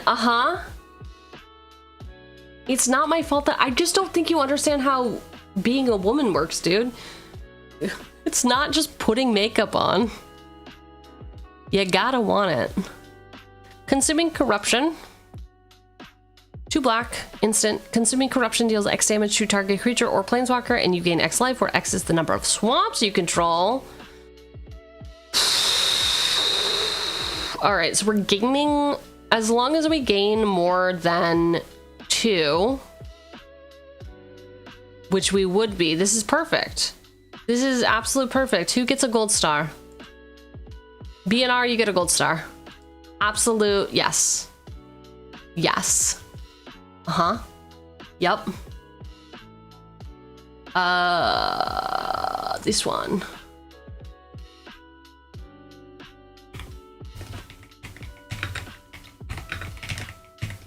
Okay. Consuming Corruption is in here. It's in here so hard you won't even believe it. So fast. Who knows what self-realization or changes Compal has gone through lately? It's 2026. Come on, choose. Yeah, you were out here saying he's gonna LARP though. Creeping Bloodsucker.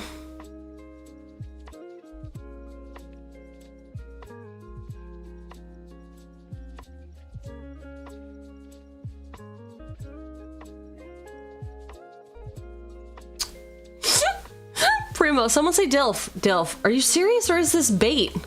No, I was serious. Mods have control. I don't know if all mods or just Primo has control to add words on the like approved list for automod. So it's been a while, but MILF has been an approved word for a while. I think it's when we decided that we might want to watch MILF Mansion. And everyone kept talking about MILFs, so you trust me as an editor. So just me. Okay, well, I also trusted Biz as an editor, so, you know. All right, I am out of water. I'm going to take a quick water break. I will be back in a little bit. In a little bit for my water. I never see him edit. Okay, well, that's a you two to work out problem. I shall not be having to be a part of it. All right, check this out. I'm gonna give you this. It's gonna be quick. Liar. I've always told you guys one thing about Director Cheugy. Turn down the music. I've told you guys this thing about Director Cheugy. I'll tell you what I've always said. I got Director Cheugy on speed dial whenever I need to have a business function. I got Director Cheugy on speed dial if I need to dispose of corpses. Director Cheugy's the person you ring up when you've got a party that went wrong. I'm always hosting bachelor parties with toxic men who kill the strippers and then kill their best friends. And Director Cheugy is good for this. But what do you do when the stuff is too damn cheugy? When it's a little kitschy and cringe.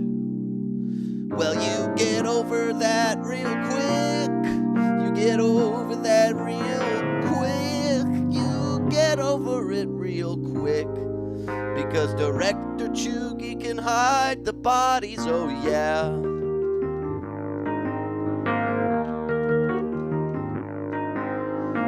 Director Cheugy can hide the bodies, yeah. Director Cheugy can hide the bodies, yeah. Director Cheugy can hide the bodies, yeah. Director Cheugy can hide the bodies. Director Cheugy's here. I've always told you guys one thing about Director Cheugy. Turn down the music. I've told you guys this thing about Director Cheugy. I'll tell you what I've always said. I got Director Cheugy on speed dial whenever I need to have a business function. I got Director Cheugy on speed dial if I need to dispose of corpses. Director Cheugy's the person you ring up when you've got a party that went wrong. I'm always hosting bachelor parties with toxic men who kill the strippers and then kill their best friends. And Director Cheugy is good for this. But what do you do when the stuff is too damn cheugy? When it's a little kitschy and cringe. Well, you get over that real quick. You get over that real quick. You get over it real quick. Because Director Cheugy can hide the bodies, oh yeah.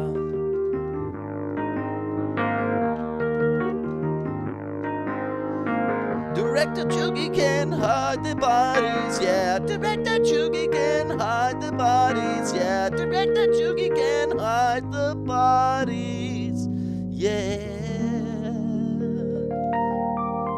Director Cheugy can hide the body. Director Cheugy's here. I've always told you. Yeah. We get it. We get it.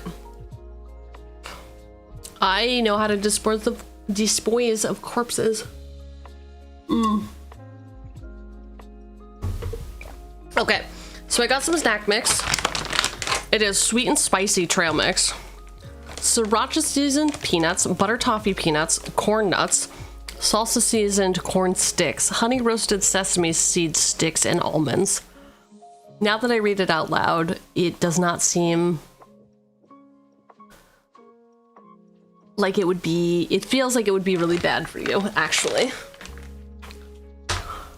Not a fan of this pianist. Sandwichman, you gotta be a fan of this pianist. Rat Cousin is the GOAT.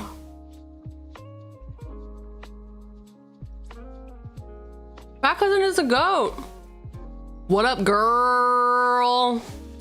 Would you look at that? It's EDH Lab.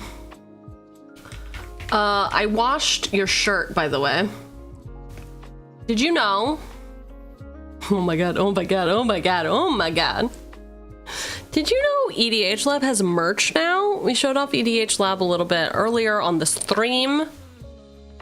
As you can tell, we were looking at lobbies. Wow. Store is new. Yo, you could get this shirt. You can match the boss. Boss lady has this shirt, but guess what? She's cut off the sleeves, cut off the neck. And I'm not saying I made it into a crop top, but I definitely cut off the bottom, okay? It's not a crop top. But there's also a bunch of tokens. Who designed these tokens? Juju? Who did it? Ooh, lands? Y'all seeing this? Make a crop top isn't a crop top. I just cut off the bottom a little bit. Also, Juju was kind enough to send me a triple extra large or something. So yeah, it's basically a dress and I love it. Our artist Anastasia from Ukraine, hell yeah. They turned out so good. The treasure token is amazing. I like that it is printed in the horizontal fashion. It's rare that you see tokens doing that. They're all good. They're all great. Everything's perfect. So you're saying you crop the top? Yeah, dude. Yeah. All right, hurt people. We have 19 cards in this deck. And I know that you all accused me of being distracted, but you know what? It's fine. Everything's gonna be fine. What do you all think of Creeping Bloodsucker? Does he know what he is? Creeping Bloodsucker, 1 and a black for this 1/2 vampire. At the beginning of your upkeep, Creeping Bloodsucker deals 1 damage to each opponent. You gain life equal to the amount of damage dealt this way. Okay, so he could have lifelink. Yikes. Just say you hate women, man. It's okay. You're in a safe space.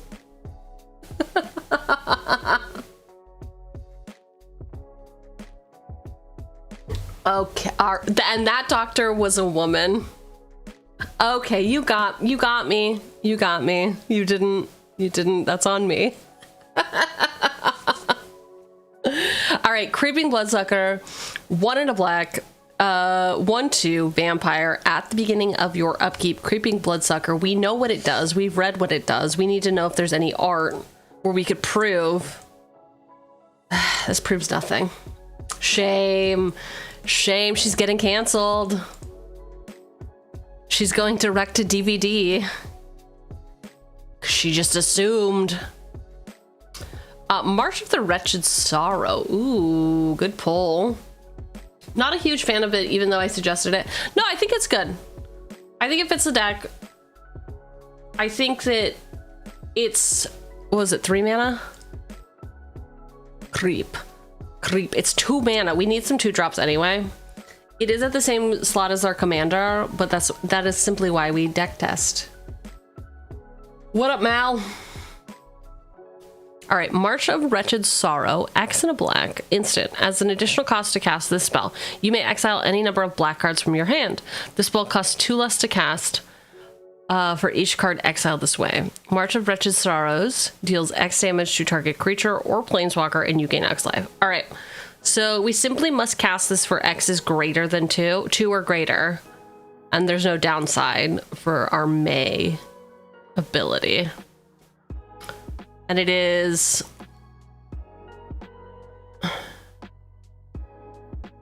It's only to creature or planeswalker, so it kind of sucks that it doesn't hit phase.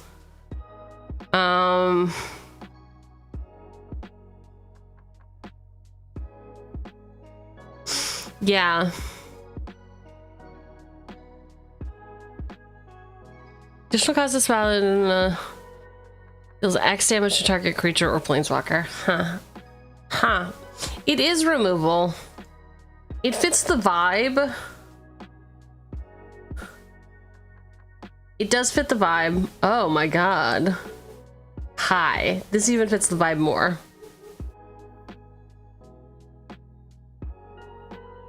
Alright, Battlefield Butcher.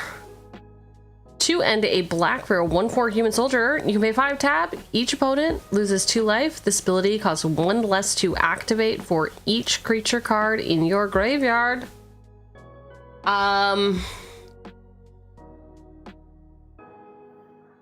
Okay, so it becomes free,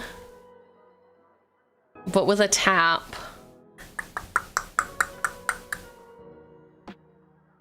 I don't hate it. I don't love it though.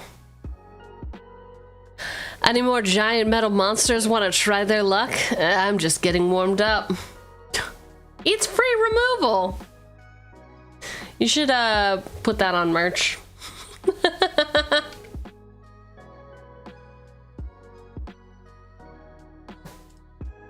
Done. Bitter Blossom. 1 and a black. Tribal enchantment, fairy. At the beginning of your upkeep, you lose a life and you create a fairy. So this is... Alright, so the vibe of May. We definitely are bitter. If you can't fix them, might as well put them to work. Oh, I like Bitter Blossom strictly because it has the word bitter in it. I also like the mechanics. I don't know about for this deck. If we can get away... Yo, I haven't seen these 2 arts. I really like this.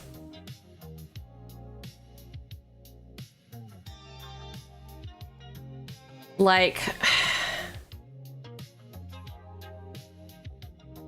They just seem too innocent. Too lovable. It's a maybe.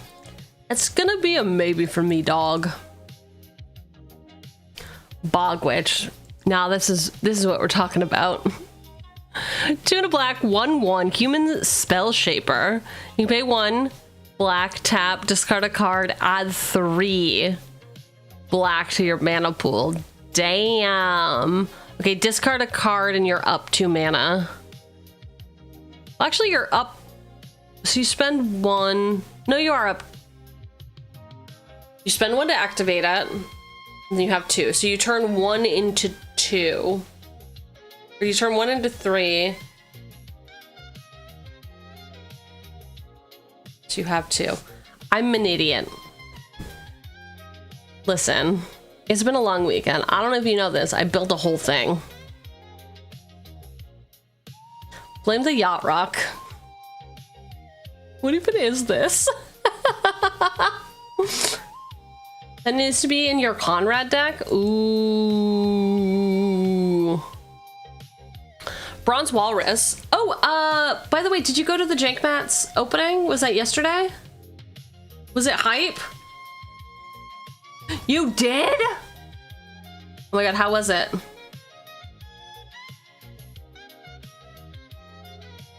You got a free playmat. Damn. Just for showing up or because they knew who you were? Is it because you name dropped?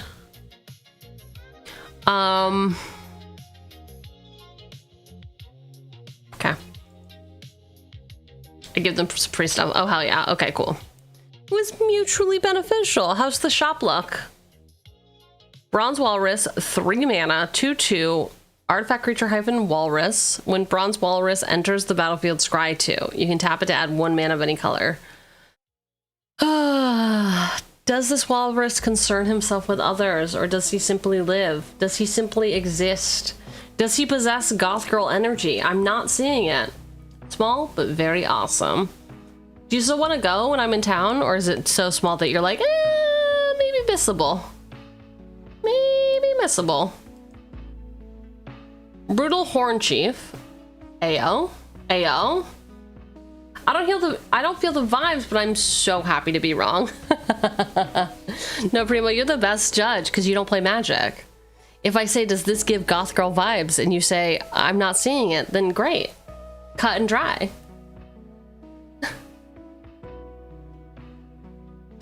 Three and a black, 3/3 Orc Warrior. Whenever a creature you control attacks, defending player loses a life and you gain a life. You may 5. I can't put this in my deck, right? Only one way to find out. Not by knowing any of the rules, but by saying brutal. This is illegal. This is an illegal game action to put in my deck. And you know how I found out? Because Moxfield wouldn't let me add it. I was watching a thing, I cannot remember who did it, but they were doing a MagicCon Amsterdam recap, and they were talking about their like gameplay stats, and they're an arena player, and they were like, yeah, playing in person is just so different because you have to like keep track of all your triggers and stuff, unlike arena that just does it all for you. And I was like, oh yeah, I guess if you only ever played on arena, you would be a worse Magic player. Hi, Bramble. Good job on all of your Uma Musame horsey girls. Off to the grocery store before your show. Have fun, nerds. Yes, I hope you enjoy the musical you're going to. Yeah, there are some times where Minefield has saved me from adding a card that's illegal. Moxfield, yeah. It sucks because I would put that in every deck if I could. It's cool. It's just illegal. Put it in a way to show that you don't care, even if the rules... Okay, that's it. Bruh. Bruh. Could you imagine sitting across the table with our pod and me being like, I'm just gonna play that? People would fucking love that. Cheugy, you can't play that. How much can I gaslight them? How long would it take me to wear them down and be like, well, it's in my deck, so I don't know what to tell you. Actually, it's wrestling. The fuck you mean a musical?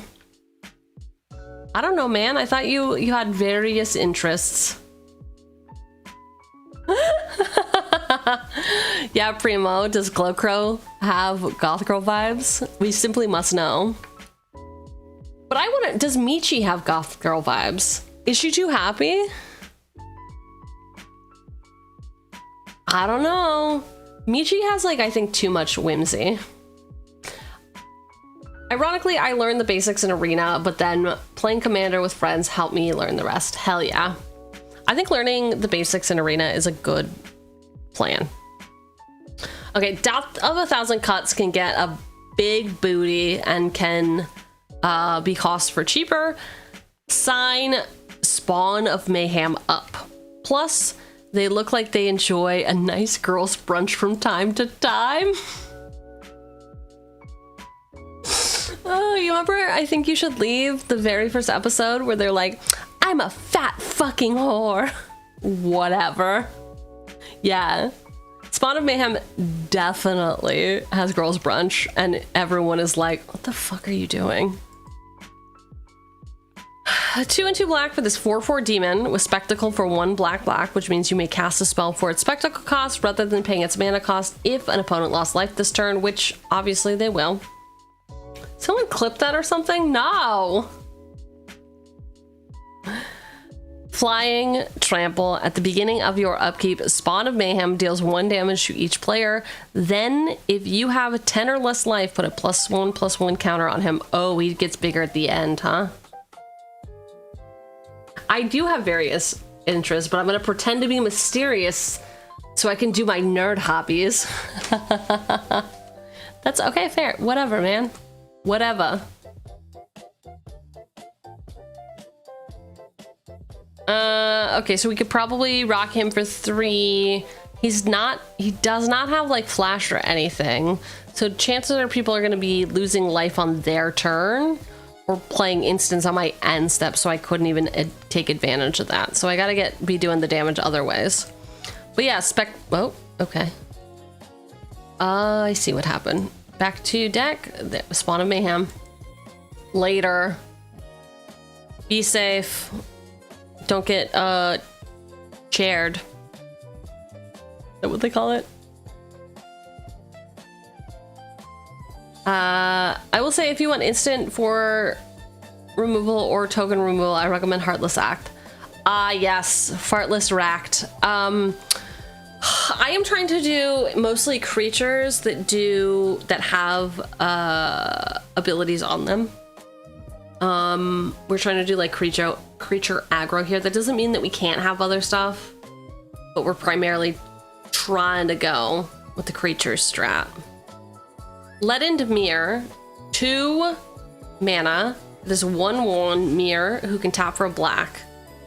The mirror are like Necrogen, a transformative force, unconcerned with the changes they wreak. Ooh, okay, so he is unconcerned, unbothered. All right, unconcerned, unbothered, sure. Leadened Mirror. Yippee!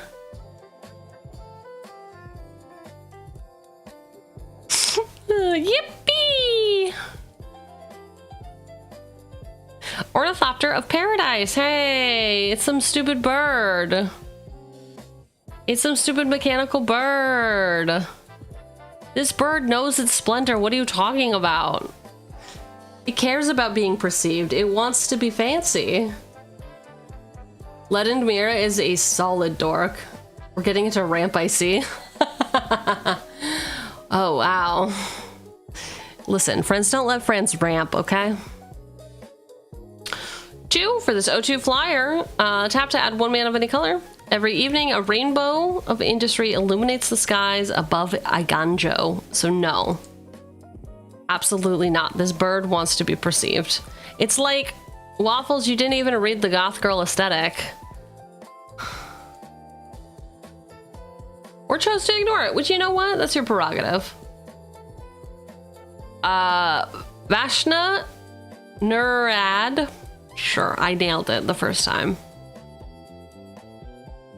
Wow, both my mods abandoned me. Quick, everyone do something unhinged. 2 and a black, 1/1, alien horror, shadow, morbid. At the beginning of each end step, if a creature died this turn, put a +1/+1 counter on him. Ooh. Hey, who turned out the lights? Not gonna lie, I read the description of the deck and then immediately forgot. That makes sense for you. Makes sense for all of you. Starts breaking Twitch TOS, yeah. Oh, I know how to break Twitch TOS. Primo's gone, right? Do I know how to break it? Wait, this one? It's not on this one. It's on a different one. Man, I can't even have nice things. You guys read the description? All right, I'm gonna start giving out stars and demerits. Not reading the description, banned.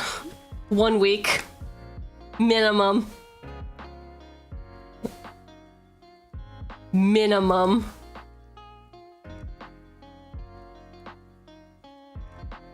Dothy Slayer.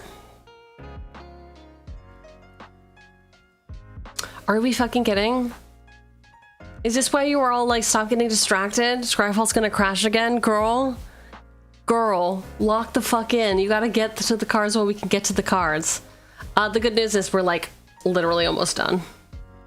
Literally almost done. Oh, there he is. Okay.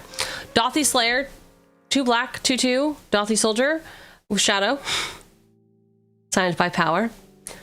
Dothy Slayer attacks each turn if able.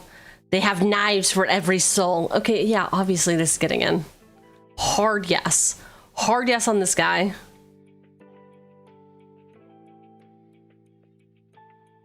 Wait till you get to the bottom. I feel like that's kind of a fucked up thing to say to someone, but okay. But okay.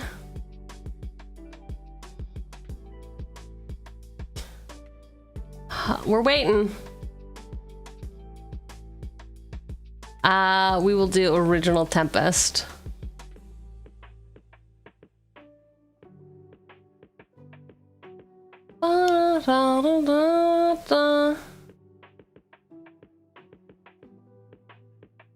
The bottom pickle is the best pickle. I don't think pickles go on the bottom. Pickles should be on the top, no? You're talking about in a jar. I guess a pickle jar is a different than a sandwich. Slaughter Specialist is also a hot lady who loves when your opponent's creatures die. Yeah, she knows what she is. She's like, listen, you fuck with me, I'll fuck with you harder, man. A pickle goes wherever it wants. I would let pickle top me. TBH.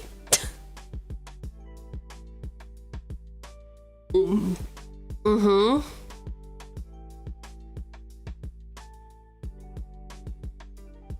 Goodbye.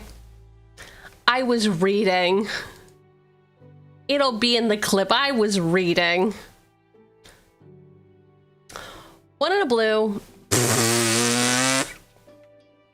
1 and a black for this 3/3 Vampire Warrior.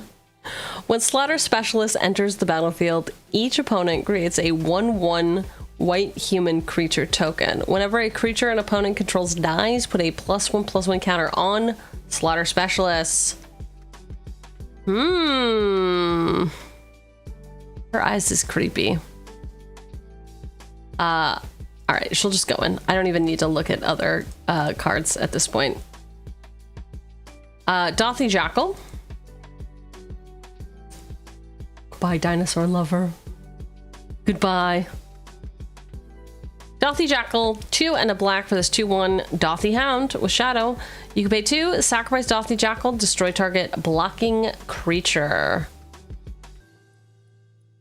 Ooh, I like this because it's not on my turn. I can fuck other people's shit up. Lurking Deadeye can be good. Alright, I like Dothy Jackal. Lurking Deadeye.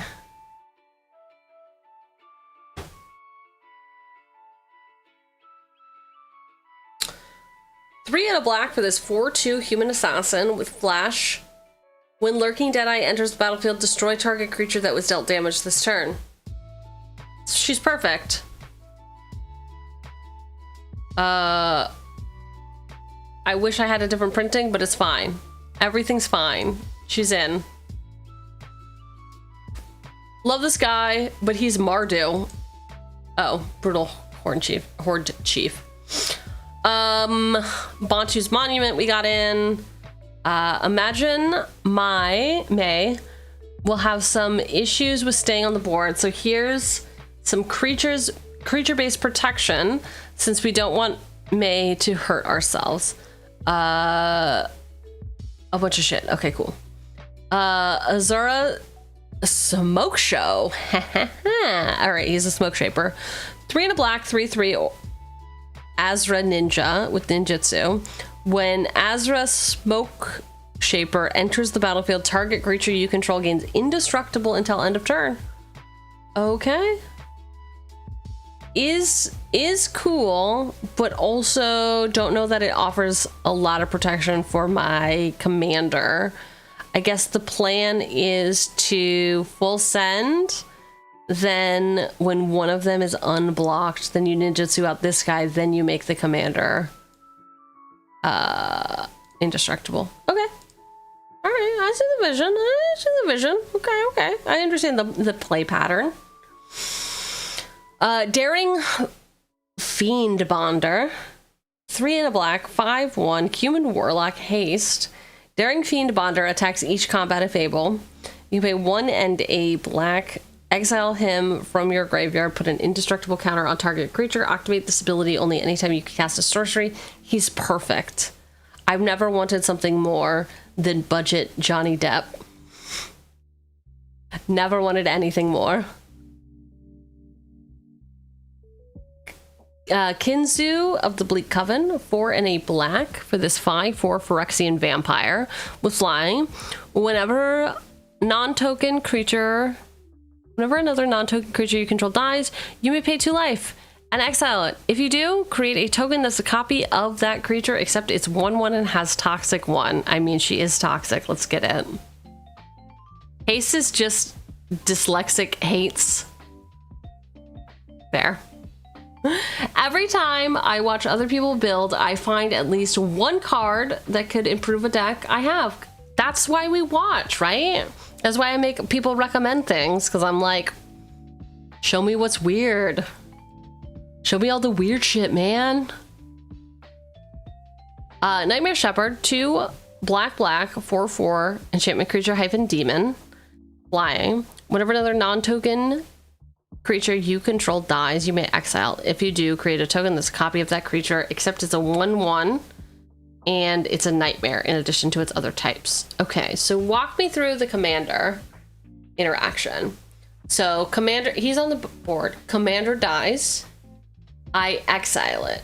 When it goes into exile, I could return it to the command zone? Or does it stay in exile? I can get a copy of Commander-san.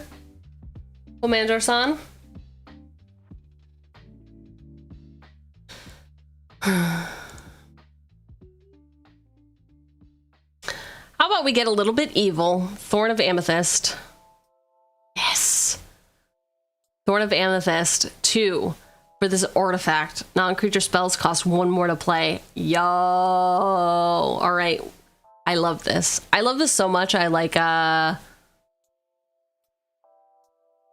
thought I had, oh yeah, I said yes. I said yes to Merc yesterday. I was like, okay, I did see this pop up and I was like, Thorn of Amethyst. Pfft, yes. Non-creature spells cost 1 more to play. It's symmetrical. It's like, listen, you want to play spells? You're gonna take damage and they're gonna be more expensive. How does that feel? A goth girl would never wear that. Liar. It's like, tell me you've never met a goth girl without telling me you've never met a goth girl. Scrolling Crawler, 3 for this 3/2 Phyrexian Construct. At the beginning of your upkeep, each player draws a card. Whenever an opponent draws a card, that player loses a life. Perfect.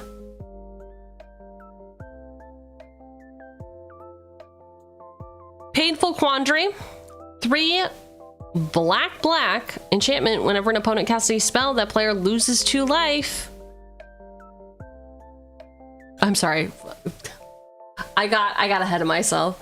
Whenever an opponent casts a spell, that player loses 5 life unless they discard a card.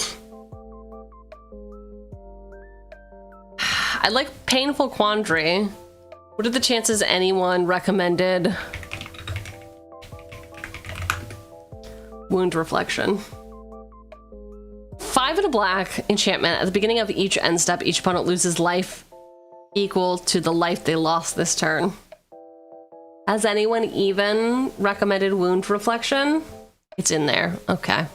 You're lucky. You're fucking lucky, man. Wound Reflection is crazy. Yeah, what's the other one? From the set with the butterfly? Duskborn. and she's like laying on the ground.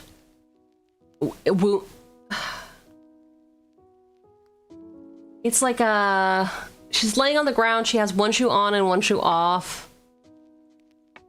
Grievous wound. Thank you.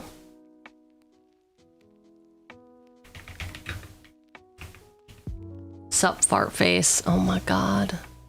Oh my god. What up, nerd? What up, nerd? I watched a video that reminded me of you today. It was called The History of Dinosaurs. No, wait, that wasn't the video. It was a different video that we watched. Let me go into my YouTube history. Anyways, it was about a 17-year-old winning a pro tour with the worst deck ever.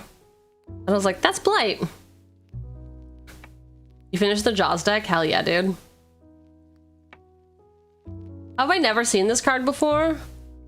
Because it is... I don't know. I don't know how. I don't know how you haven't seen this card before. Everyone keeps trying to get me to put it in decks, and I'm always like, no, it's too mean. But this is the deck for it, probably. Let's see. 3 and a black for this aura. Enchanted player can't gain life. Whenever enchanted player is dealt damage, they lose half their life rounded up. This is not the deck for it. Yes, I said black aggro, which is fine, but also I don't think that I'm gonna I guess maybe it would work. This is a real fuck you in particular. Yeah. This is that one guy you're just like, fuck you, dude.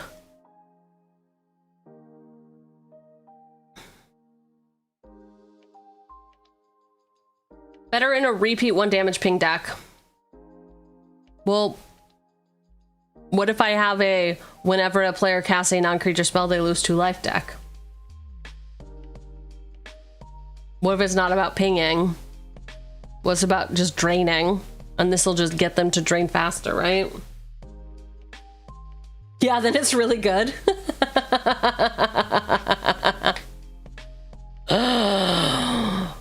Oh, we'll see. They are no. So yeah, they're not actually dealt damage, but we have other things that are pingers. Yeah, more so that we're just trying to do a drain strategy. Okay, just in case nobody puts it in the Rex, Fleshbag Marauder. Grievous Wound is turn 1 Soul Ring. It is the same player, yeah. It is. Fleshbag Marauder, 2 and a black for this 3/1 Zombie Warrior. When he enters the battlefield, each player sacrifices a creature. I love him, but he clearly loves himself. He doesn't understand why people won't embrace him and give him a hug. Oh, this version though. This version, he does not concern himself with the likes of you. He knows what he is. And he thinks you're the problem. Yeah, no, okay, yeah. Just take, you know, sometimes it just takes some different art to convince me. Surprised I haven't seen Massacre Girl recommended. Fat Boy is best boy. That's fair. I didn't even bother scrolling down for the rest of them. So we got Fat Boy, best boy.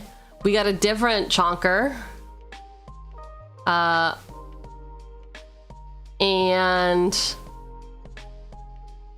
Fat Boy, best boy. Oh yeah, I guess Fat Boy is the first guy.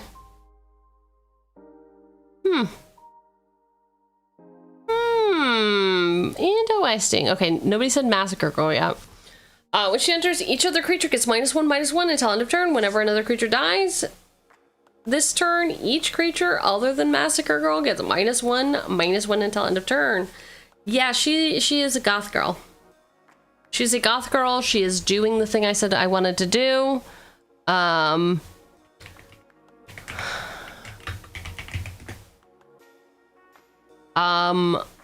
Creatures you control have withered. They deal damage in the form of -1/-1 counters. We have that other -1/-1 guy, so I like her. Whenever a creature an opponent controls dies, if its toughness is less than 1, draw a card. So we will put both Massacre Girls in here because we can. Listen, I said I wanted goth girls. Here we go. It's a shame Massacre Girl will probably kill May. May wanted to die. Listen, she has not been taking her SSRIs. It is a very sad time, but she knows. She knows what's in store. Maha? I don't know Maha.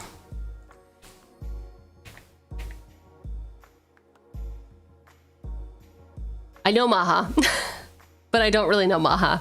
3 and black, 6/5, elemental bird, flying, trample, ward, discard a card. Creatures your opponent's controls have base power toughness or base toughness 1. Yeah. See, it is women who need SSRIs.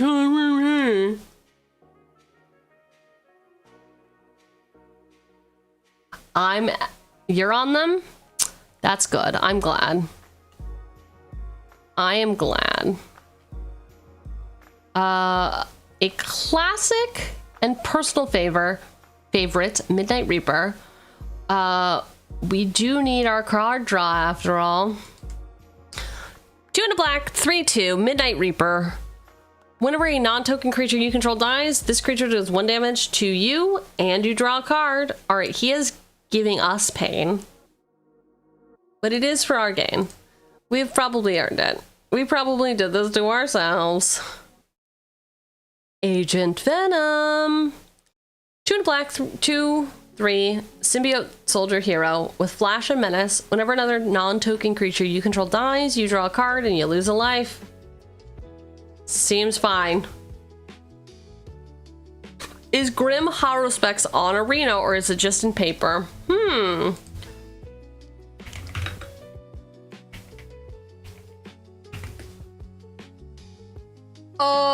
Brawl. It's legal in Brawl, therefore it is in Arena.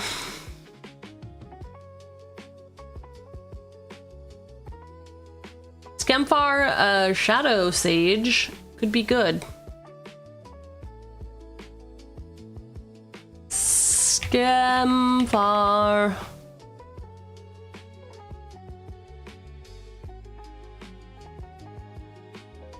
Three and a black. For this 2/5 Elf Cleric, when he enters the battlefield, choose 1. Each opponent loses X life, where X is the greatest number of creatures you control that have a creature type in common.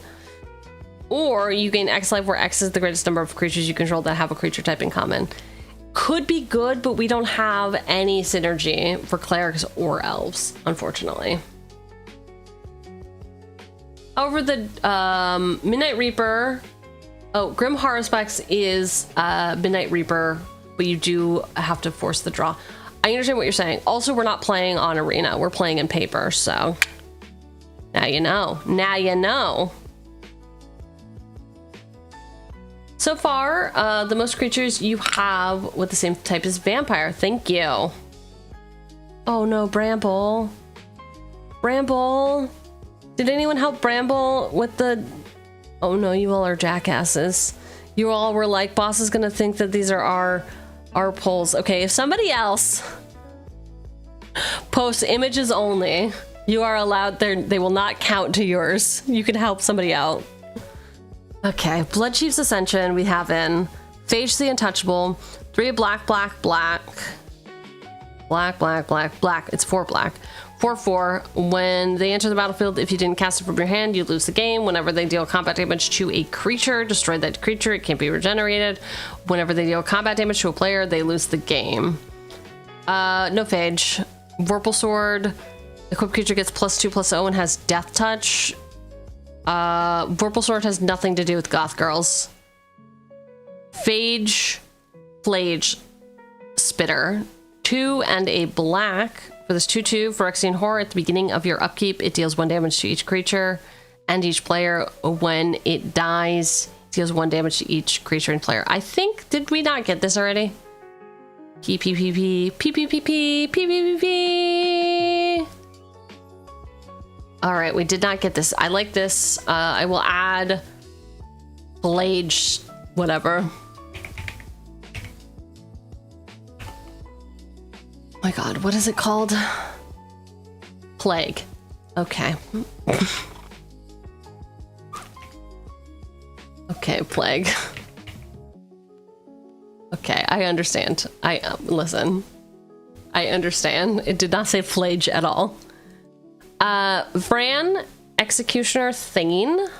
1 in a black 2/2 Phyrexian Vampire. Whenever one or more other creatures you control die, each opponent loses 2 life and you gain 2 life. This ability triggers only once each turn. Seems great. Seems perfect for us. Boss, the deck's suggestions may have gone off the rails a little bit. Tell me something I don't know. Tell me something I don't know. You're talking about further down, or are you talking about current state? Are you pre-reading?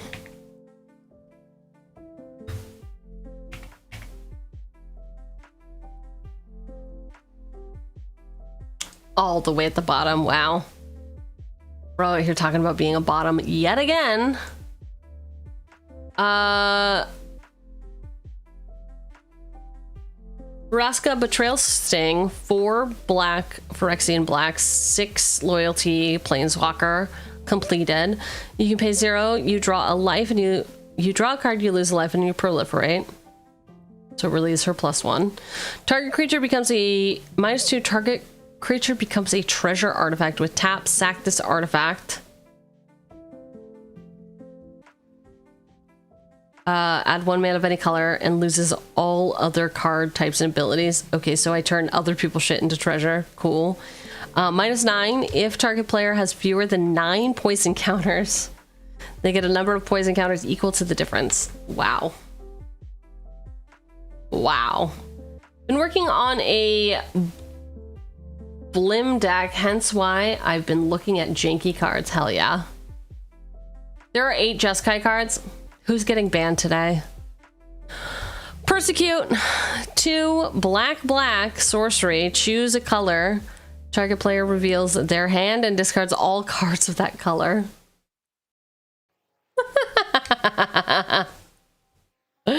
All right, this is what I'm bringing to the table to combat Puppet's mono red strat. Bro's about to be persecuted. Of all the tyrannies on humankind, the worst is that which persecutes the mind. Okay. Wow. Perish, 2 in a black. Destroy all green creatures. Those creatures cannot be regenerated. Excellent Rebecca Gay art. Braids, Arisen Nightmare. 1 black 3/3. Legendary creature Nightmare. At the beginning of your end step, at the beginning of your end step, you may sacrifice an artifact, creature, enchantment, land, or planeswalker. If you do, each opponent may sacrifice a permanent that shares a type with it. For each opponent who doesn't, that player loses 2 life and you draw a card. Feels fine. No Mercy. 2 and a black. Some are cheesy. Enchantment. Whenever a creature deals damage to you, destroy it. If you wish to assassinate a master assassin, you'll have to do better than that. Yeah, that's more cheesy. Oh, yeah, that's more cheesy. Yeah, we're getting that. I'm so sorry, everyone. We are putting that in our deck.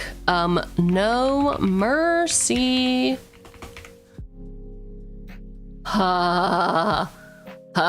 Feels good. Switch printings. We want the one with Marchese in it. Judge's gift card, $50. Okay, if I see that at MagicCon, someone remind me to buy it. It's a really cool version of it. No Mercy is good. Just got back from my LGS's bulk bin and I saw this little goober, Sewer Nemesis. Gets bigger and punishes when opponents play the game. LOL. Fun fact, No Mercy doesn't care what type of damage it is. Just that it deals it to you. So kills your own Midnight Reaper. Oh, interesting. Thank you for that. Yeah, it doesn't care if it's combat damage or not. Perfect. Thank you. Sewer Nemesis, 3 and a black for this Star horror. As Sewer Nemesis enters the battlefield, choose a player. Sewer Nemesis's power and toughness are each equal to the number of cards in the chosen player's graveyard. Whenever the chosen player casts a spell, that player mills a card. Holy shit. I don't love what's happening with this guy over here. Okay, this guy's cool. This guy fucks. This one though is definitely making this guy eat his own shit, which is kind of fucked up. Persecute got a laugh. I count that as a win. It's also funny when the opponent has stuff like Gutter Snipe. Were the peons behaved? No, it seems like they weren't. I'm threatening to ban somebody. But it's because they're recommending blue cards from my mono black deck. Blue-red cards, actually. People are suggesting off-color cards. Don't ask Primo to deal with it. Primo will be like, I don't understand what an off-color card is. What do you mean? I know how to tell colors, but what are we talking about? Bloodseeker. 1 and a black for this 1/1 Vampire Shaman. Whenever a creature an opponent controls enters, you may have that player lose a life. Oh, I will. Thank you. I will have it lose a life. Parker Luck. Oh, God. Uncle Ben, no. 2 and a black. Enchantment. At the beginning of your end step, 2 target players each reveal the top cards of their library. They each lose life equal to the mana value of the card revealed by the other player. Then they each put the card revealed into their hand. Ooh. I will just destroy the not color. So be careful asking me to monitor the magic of gatherings. Parker Luck seems good. I feel inclined to believe that I will be the one suffering the most. I don't know. I always have the worst luck. Keen Duelist. Dude, it seems great. I would have the Parker luck though. I would be like, I don't know, me and you? Me losing 12 damage, you losing none.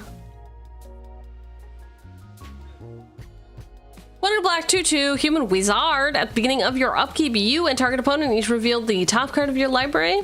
You each lose life equal to the mana value of the target card revealed this way by the other player. Welcome in Blight's shout out. Go check out Blight_EN. They were last seen in Is this game trying to kill me? Mumbling something about Blight return Here's a stream. joke. Some people say that comedians who tell one too many light bulb jokes soon burn out, but they don't know what they are talking about. They're not that bright. Okay. Use code Blightos for 10% off your next cosmetic orthopedic surgery.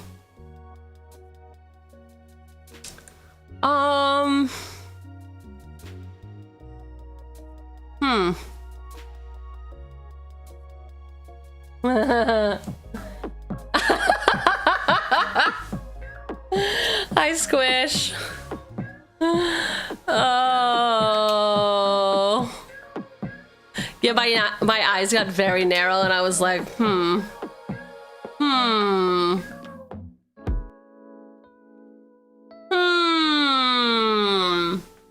Hi, Raiders. Welcome in. I hope Baldur's Gate 3 was good. I hope you had a great time. How far you get? The addiction of D&D continues. Drinking bad rum. Wait, define bad rum. How much bad rum have you had? Asking for a friend. When is bad rum? We're at the end of Act 1. Oh, hell yeah. I've never made it to the end of Act 1. I don't think. I don't know. Primo knows where I am. It was run that is way too sweet. Okay, that is bad. That is bad. It's great. About 4 shots. Oh, Jesus. Wound reflection. Thank you. Yes. Okay. We got wound reflection in isolation cell. 4. Anyway, hi, Raiders. Sorry. We are building a deck. It is May, Scornful Striker. We're all about causing pain to those around us. Hurt people, Yeah, we just want to drain. We just want to drain the tank, okay? That's what we're trying to do. We're trying to deal non-combat damage to players with a stop hitting yourself strategy, but also black aggro. Oh my god, is Smothering Tide for a creature spell and life? Alright, Isolation Salve 4 for this artifact. Whenever an opponent casts a creature spell, that player loses 2 life unless they pay 2. Uh-huh. Uh-huh. Uh-huh. I like it. No man is an island. No man is an island. Was this Ankh? Ankh of Mishra? What fucking set is this? Vintage Masters. Alright, let's go classic 5th edition. 2, artifact. Whenever a land comes into play, this deals 2 damage to that land's controller. Hey, let's fucking punish everyone for playing lands. This is just turning into a we punish you for playing the game, which I'm sure will be very fun to everyone involved. Liliana, Heretical Healer, everyone's favorite little tragedy turned powerful necromancer. Yeah, Liliana is the definition of hurt people. That's true. 1 black, 2, 3.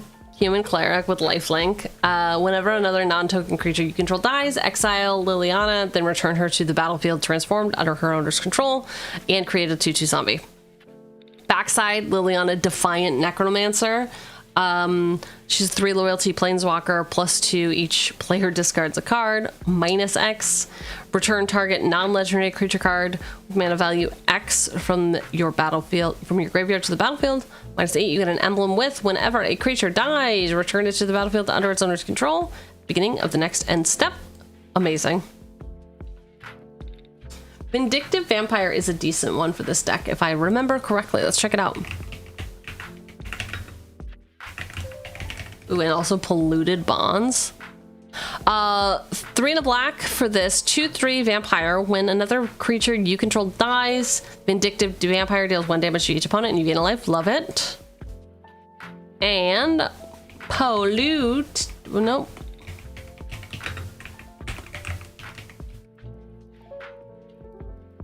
Cheugy building the most fucked up deck I've seen in a while. Can't wait for her to say my deck is too mean. Oh my god, love this art. Haven't seen this art in a while. I mostly fuck with this cute art. Ha! Oh hey, I'm just an anime girl. Oops. 3 and 2 black for this enchantment. Whenever a land enters the battlefield under your opponent's control, that player loses 2 life and you gain 2 life. Perfect. Perfect. And there's Underworld Dreams to really twist the knife. Oh my god, can I do knife wound? Can I do that? Not this one. Stab. It's just called fucking stab. One of my favorite cards in all of Magic history. Not this version. No, where's the one where...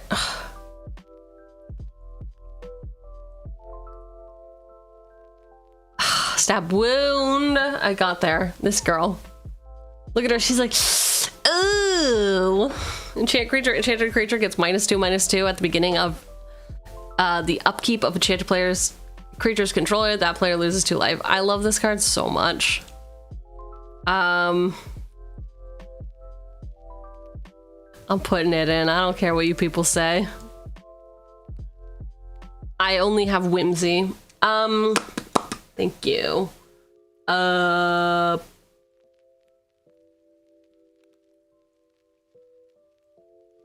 we looked up Vindictive Vampire, we looked up Polluted Bonds. I swear that there was a third one. Oh, Underworld Dreams.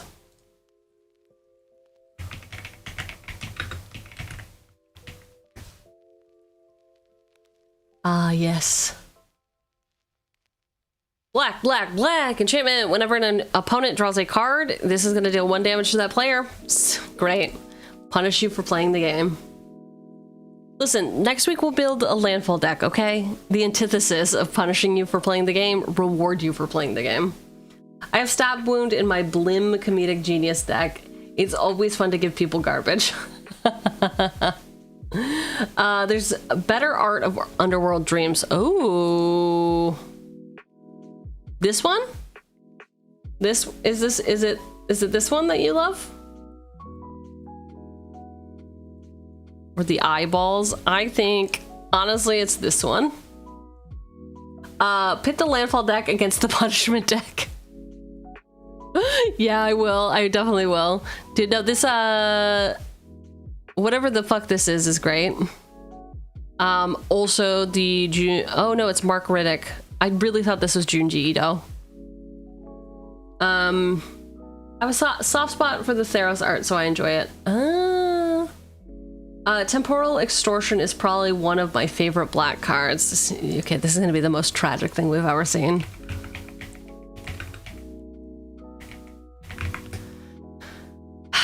Black, black, black, black. You may play Temporal Extortion.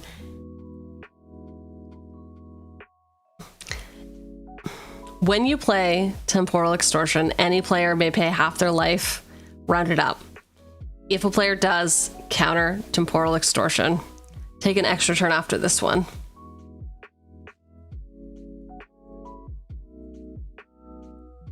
It's not as terrible as I thought it was.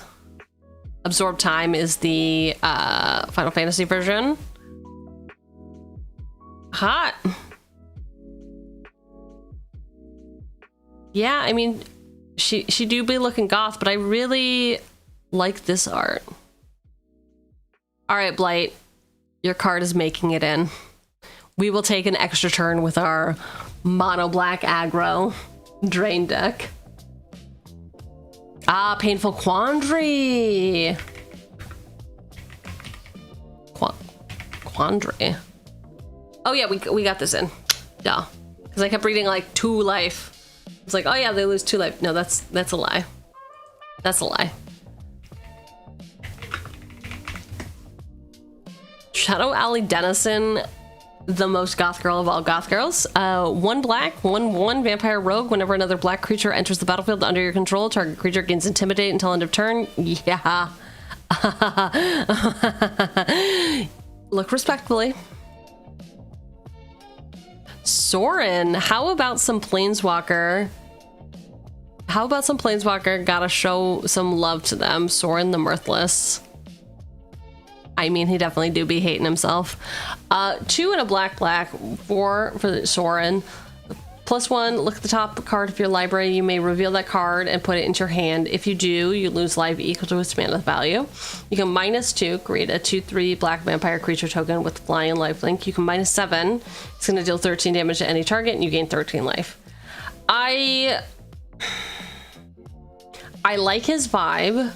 He is a planeswalker, so we are going to have to take damage for playing him. I don't know that he super suits our strategy. Look at the top card of your library. You may reveal it and put it into your hand. It's giving us card draw. All right, it's a maybe for me, dog. It's a maybe. What game is this? What game? We are currently brewing a Magic the Gathering Commander deck at bracket 3.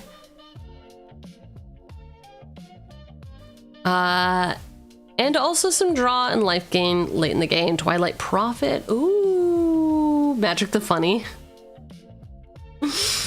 2 black, 2/4 flyer with Ascend, which means if you have 10 or more permanents, you get the City's Blessing for the rest of the game.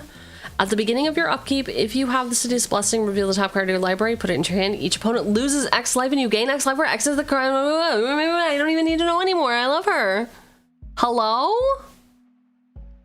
Hello? Ooh, they're all good. All 3 of them are good. What's this dude's deal? Like, cast his eyes away. It's like, I don't fucking need these anymore. What good are eyes that cannot see truth? Yikes. Okay. I like her. She a baddie. She's a real baddie. Also, this goth girl needs some protection, even if you lose life in the process. So I recommend some protection and a treasure. Fake your own death. Fake your own death. I mean, all goth girls or have a cry for help at some point. Also, this guy is a fuck ass. This guy is definitely, yeah. Oh yeah.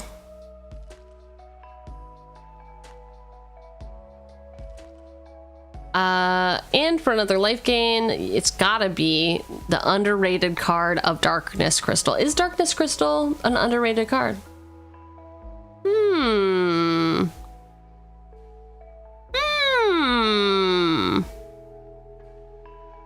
The Darkness Crystal, 2 black, legendary artifact. Black spells you cast cost 1 less to cast. If a non-token creature an opponent controls would die, instead exile it and you gain 2 life. You can pay 4. And a 2 black tap, put target creature card exiled with the Darkness Crystal onto the battlefield. Ah, this is why we don't play this card. Sure, we don't have to necessarily steal creatures, but I tend not to play any of these when we are playing digitally. And by digitally, I mean with a webcam. I'm still playing in paper.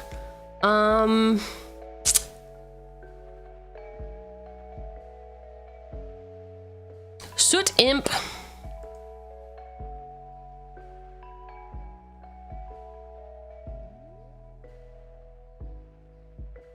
I mean, every commander deck just slams in the crystal and the infinity stones in their color, right? No, it depends on how you're brewing. We tend, like, I am very much not a person who just puts the best thing in the deck.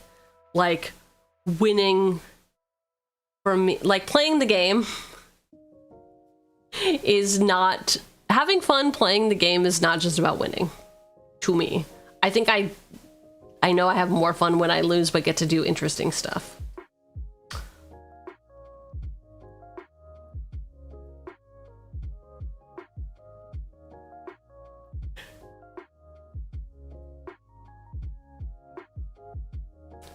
One black, 1/2 imp flying. Whenever a player casts a non-black spell, the player loses a life. Love it. Loved a little imp. What a little imp.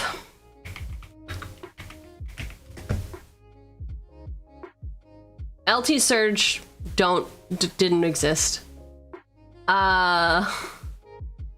Yeah, there's a difference between just playing the most optimal deck and always brewing an interesting deck. Yes, I'm all for synergy.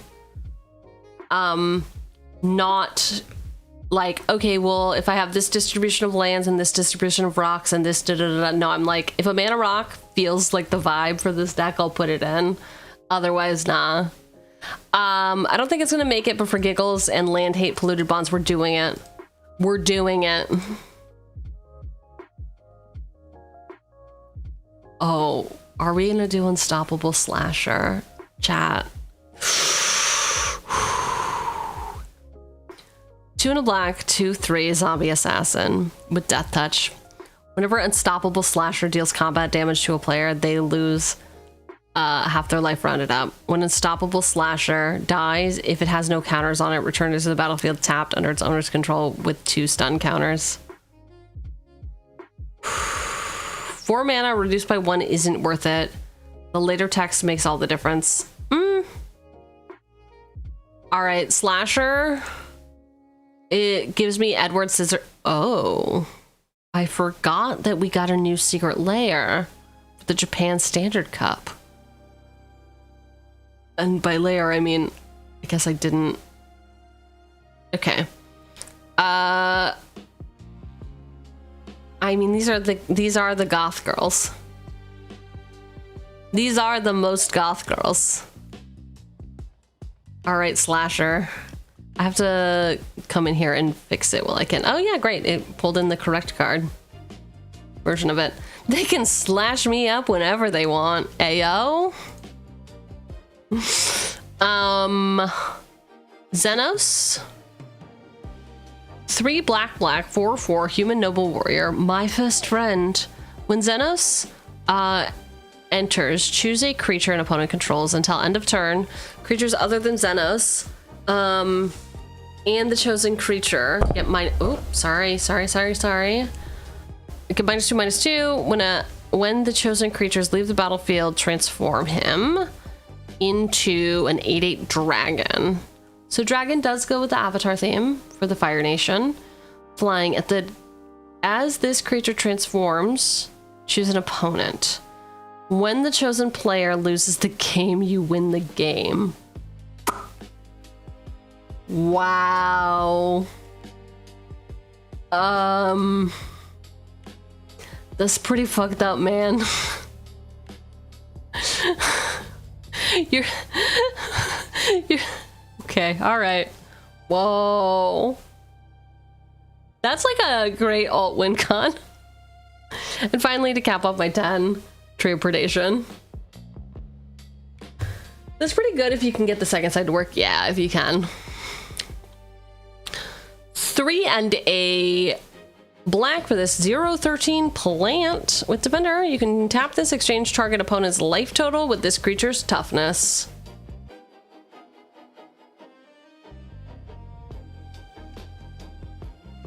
Yeah, tree's pretty goth. The tree is pretty goth. We got Mage Hunter in. Darkness. Because as someone who plays a lot of life drain decks, I know I will be the target real fucking quick. 1 black, prevent all combat damage that would be dealt this turn. It's perfect. It's perfect. Hello, darkness, my old friend. Revtide extractors come again. We cannot play her because she does shit with the other side of the board. Oops. Southwind Avatar. 3 and a black for this 3/4 Snake Spirit Avatar with Death Touch. Whenever another creature you control dies, you gain life equal to its toughness. Whenever you gain life, each opponent loses a life. I like his deal, but I don't like his vibe. He wants it too bad. He's like, perceive me, love me. Rev like Bruvok would love if they reprinted that card. Yeah, Rev is absolutely iconic. Koya VT picked up a Rev at her LGS, and I don't know if she's gotten to build the deck with it yet. I should ask her. Cetacean Sanguist, 1 and a black for this 2/2 Vampire Cleric. Whenever you attack, target creature gains Death Touch until end of turn. Whenever that creature deals combat damage to a player this creature becomes prepared, and it's got Exsanguinate on its body. I like it. This is perfect. We're trying to avoid casting non-creature spells. The prepared cycle, I think, works absolutely wonderful with this. She's a bad bitch. We love her. Rev is fun. Rev is best. Rev got... Okay, wait. Open image in a new tab. We've done this too many times. But look at Rev's tiny hand. Oh. I'm little baby hands. Do you see my little baby hands? Oh, yes. I am Rev. I am best. Ah, yes. My eyes are up here. Stop looking at my baby hand. Okay, alright. Alright, calm down. Well, I can never unsee that. Real. Take my strong hand.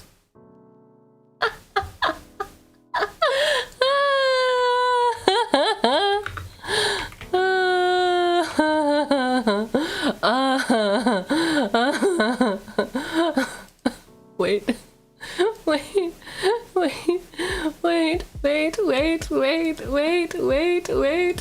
Open image. Okay. This Scary Movie 2. Take my strong hand. I guess this is a little bit better. There you go.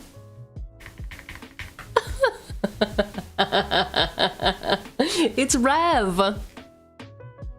It's Rev. Right? Oh, okay. Yeah, I Somebody had to point that out to me, so now you also have to see it.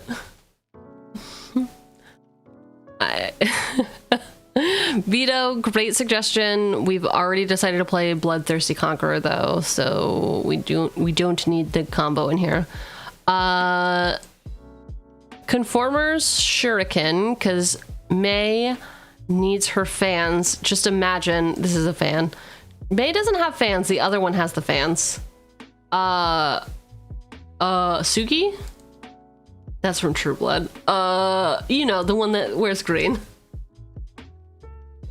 2 for this equipment. Equipped creature has whenever this creature attacks, tap target creature defending player controls. If that creature has greater power than this creature, put a +1/+1 counter on this creature for the difference. Suki!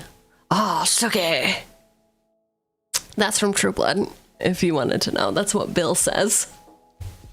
True Blood was the first ever book on tape that I got from the library when I was too young to be getting that on book on tape.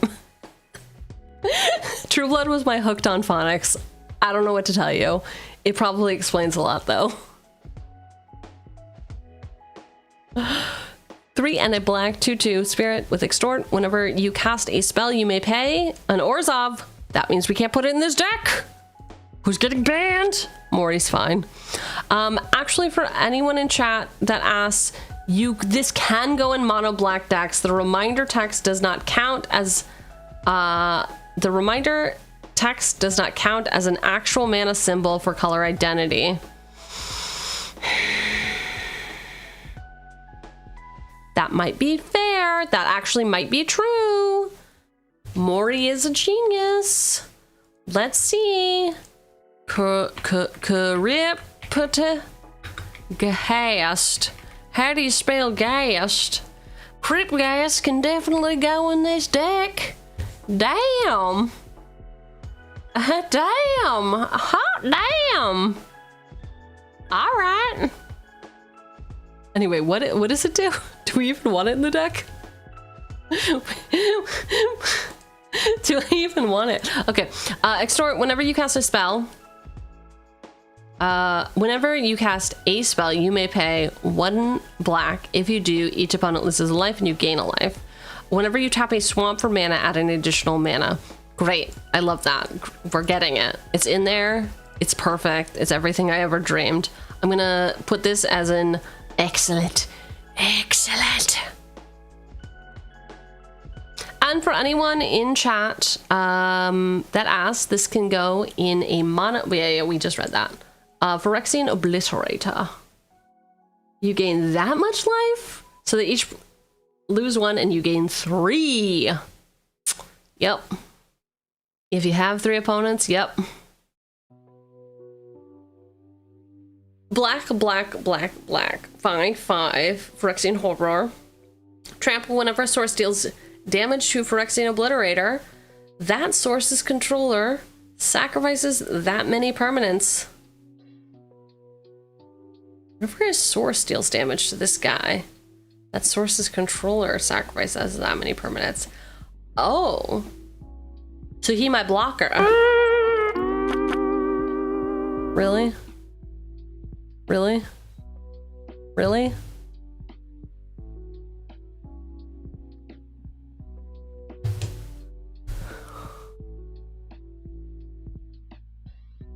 Does this make you happy? Is this what you wanted? Hello? Alright, we gotta fucking wrap this up. Remember how everyone's like, oh, you're too distracted. You all might have been onto something. Y'all might have been onto something. Phyrexian Obliterator. 4 black. He's my block boy. He's my little blocker boy.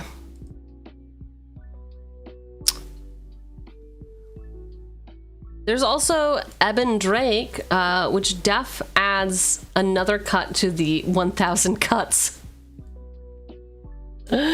Oh, 2 and a black, 3/3 flyer. Whenever a player plays a spell, you lose a life.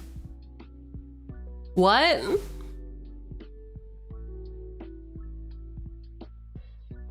Are you trolling?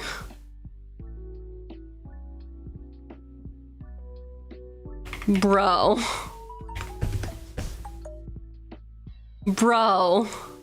Whenever a player plays a spell, you lose a life. Not they. I lose one every time. Are you trying to kill me? Hey, getting a 3/3 flyer for 3 mana for limited was great back in the day. That's true. That is true. Alright, Al has 1 strike. Persistent Constrictor could also work for late game beat stick. Are they all gonna be trolls? Like, okay. 4 to black, 5/3 zombie snake. At the beginning of each opponent's upkeep, they lose a life, and you put a -1/-1 counter on up to 1 creature they control. Okay, this is not a troll. It's possible that it was not a troll the whole time. It was just an oversight. I'd like to exchange that card with Cultural Exchange. Jank alert, jank alert, jank alert. Repay in kind, everyone please be equally sad. Soot Imp, I hear you play Naya. Scythe Spectre, can I pin comments? Perfect. Okay, pin it. Please be equally sad. Okay, Scythe Scepter, it's just 1 card and some life and just that guy. Price of Knowledge, no max hand side, what could go wrong? And Baneful Omen, it'll be fine. All right, Repay in kind, hell fuck yeah, already, vibes check out. 5 black, bit expensive. Sorcery, we're trying to do creature stuff, but let's see what it does. Each player's life total becomes the lowest life total among all players. Okay, I see what you did there. So I cast this. On cast, I take 2 damage, and then the life totals reset. I love it. Let's do it. Hey, if I'm going down, you're all going down with me. Soot Imp we got in. Scythe Spectre, 4 black, for the Spectre, 4/4 flyer. Whenever they deal combat damage to a player, each opponent discards a card. Each player who discarded a card with the highest CMC cost among the cards discarded this way loses life equal to that CMC cost.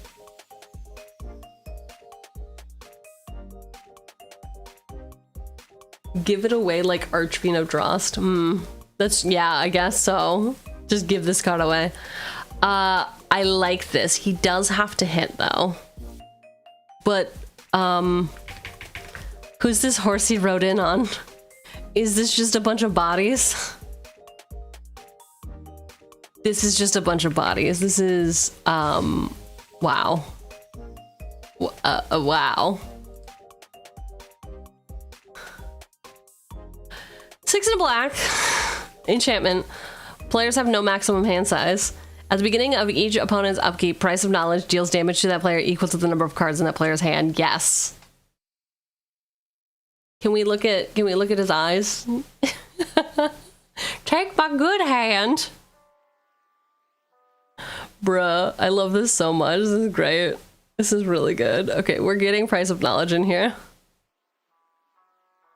Baleful Omen, 4 black, enchantment. At the beginning of your end step, you may reveal the top card of your library. If you do, each opponent loses life equal to that card's converted mana cost. Again, it does not bode well for you. I mean, what a fantastic thing to say to someone. Again, it does not bode well for you. It doesn't even draw. Nope, you just reveal it. Hey, you just reveal it.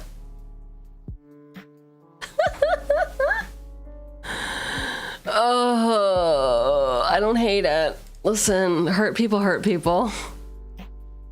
Netherworm Fangs, besides the pings, you can transmute it. Subversion does a little pinging. Wither boon, counter, spell, enchantment is back. Haunting Wind, whenever an artifact becomes tapped or a player activates an artifact ability without tap in the activation cost, this enchantment deals 1 damage to its... Are you just telling me what it does? You're just giving me the errata text, yes? Fog in black. Netherborn Phalanx. 5 in a black, 2/4. Horror. When they come into play, each opponent loses a life for each creature they control. Transmute for 1 black. Discard this card. Search your library for a card with the same CMC cost as this card. Reveal it, put it in your hand. Yeah, I like it.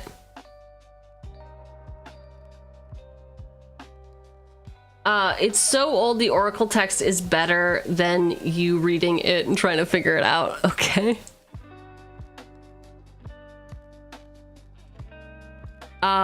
Subversion. During your upkeep, each of your opponents loses a life. You gain a life for each life lost this way. But it's expensive. It's that thing, but more expensive. And then Withering Boon. Is this a bra? What am I looking at? 1 in a black, pay 3 life, counter target, summon spell.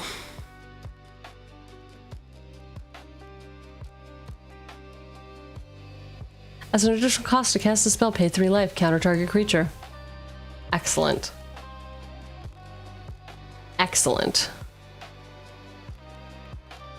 Withering Boon, my beloved! And Haunting Wind. I'm gonna try. 3 in a black for this enchantment. Each time an artifact in play is tapped or its activated cost is paid, Haunting Wind does 1 damage to that artifact's controller. It's not triggered by continuous artifacts. Whenever an artifact becomes tapped or a player activates an artifact's ability without a tap and its activation cost, this enchantment deals 1 damage to that artifact's controller. Huh. Hello, darkness, my old friend. This has been your Deckly Jank service announcement. Hell yeah. Hi.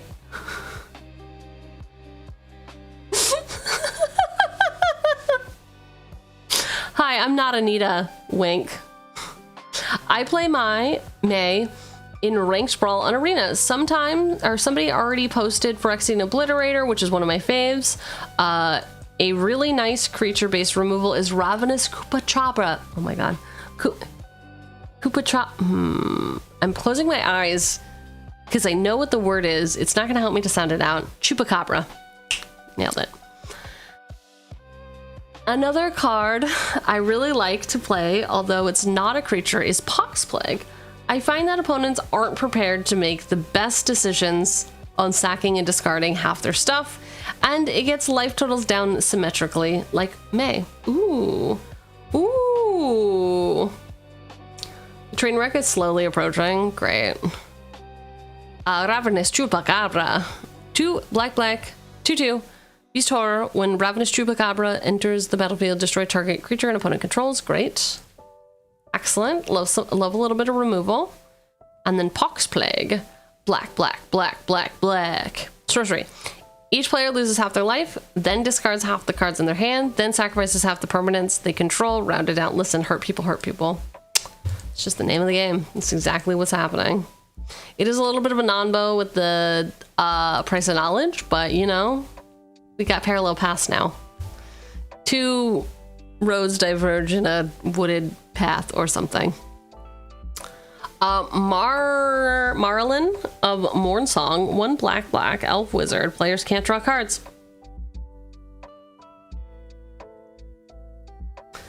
At the beginning of each player's draw step, that player loses 3 life, searches their library for a card, puts it into their hand, and then shuffles their library. Bruh.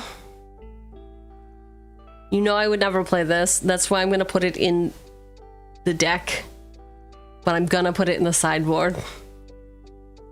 Because this is the beginning of the troll, isn't it? It's the beginning of the troll as we know it. No, this is not a troll. This is a new person. Hello. Why are you playing Opposition Agent? 5 black, 8/8 demon flying. You can pay a black, pay 2 life. Target creature gets -1/-1 until end of turn. Whenever you lose life, draw that many cards. Love Villas. Yes, this is perfect. He fits the vibe. He fits the theme. He's doing stuff. Kirik, son of Yawgmoth. 4 and 3 Phyrexian black for this legendary creature. Phyrexian horror minion with lifelink. For each black in the cost, you may pay 2 life. Yeah. Whenever you cast a black spell, put a +1/+1 counter on him. All right, so he's fucking huge. Why do I put him in decks? He seems terrible now that I look at him.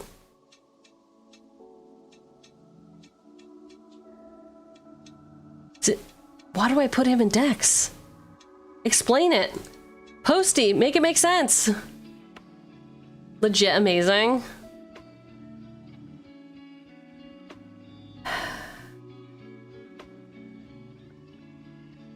All right, Posty doesn't care what you think. That's fine. We'll put Posty in. Van Daniel. 4 and a black for this Elder Wizard. Whenever you cast an instant or sorcery spell, surveil 1 at the beginning of your end step, each opponent may sacrifice a non-token creature of their choice. Each opponent who doesn't loses 2 life for each instant and sorcery card in your graveyard. So we're not gonna have any in my graveyard. Is the plan. That's the plan. Jeskai Revelation. Hammer. Bonk. This one.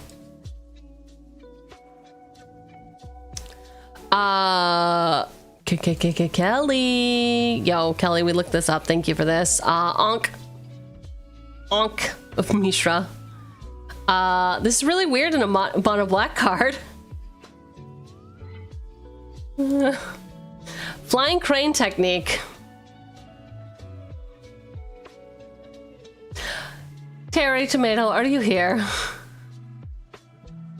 Terry Tomato. Are you actually here? You have 3 seconds. You have 5 seconds.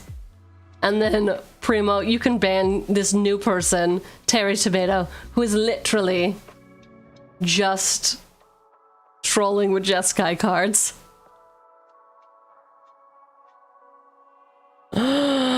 Tyrant's Choice. It's me. It's just, hey, it's me. I'm the Tyrant. 1 and a black for the sorcery. Wheel of the Council. Starting with you, each player votes for death or torture. If death gets more votes, each opponent sacrifices a creature. If torture gets more votes or is tied, each opponent loses 4 life. Great. I love this. This is exactly what I want. I'm in danger. Hey, you got to the bottom. They just sent another one. Rip. Oh wait, no, Zello. Wait. Pause. Okay. It's not Zello. Terry, this is a Wendy's. I mean a mono black deck. Oh, all right. It's been enough seconds. Add his friend. More. How do I block? Stop direct messages. View details. I don't remember. I don't know how to kick someone. That's why I have mods. I don't need to figure this out. But be sure that you say they ate too many tomatoes. That's the reason they're being kicked. Jeskai, too many tomatoes. Thief of Blood, Spike Cannibal. Ooh. Woohoo! Thief of Blood. Hey, girl. 4 black, 1/1 vampire with flying. As Thief of Blood enters the battlefield, remove all counters from all permanents. Thief of Blood enters the battlefield with a +1/+1 counter on it for each counter removed this way. So this is interesting. Have you ever seen this card? As it enters the battlefield, remove all counters from all permanents. That's Planeswalkers, creatures, artifacts, enchantments, battles, and the rest. I sort of love her. People be like, what the what do you mean? Hi, Sandwich. Just noticed your Discord server is no longer on my sidebar. Did you delete it? Are you Tomato Man? Are you I like tomatoes? I already forgot. Ma'am, this is a Wendy's. Yes, we said if you're not here and you don't speak up, then we're gonna boot you from the server because you're just trolling. Ma'am, this is a Wendy's. Terry Tomato. All right, Thief of Blood is perfect. We are adding it immediately. I really like this card. This is really cool. This is really, really cool. Spike Cannibal. Interesting. 1 black. Oh, Spike Cannibal comes into play with 1/1/1 counter on it. When it comes into play, move all +1/+1 counters from all creatures onto Spike Cannibal. So I heard that this combos with a lot of junk. So we'll have to look at the combos. I don't know about it. I don't know about it. Magnum Opus. Does he know? He doesn't know. He doesn't know. Super Shredder, interesting. 1 and a black. 1/1 menace. Whenever another permanent leaves the battlefield, put a +1/+1 counter on Super Shredder. I like it. We don't have enough synergy for creature removal. Permanent removal. We're mostly trying to do burn. I don't not like it. I just think for this deck it's not gonna do the thing. World Purge, no. Maha we got in. We have many -1/-1. We have many -1 counters. Yes.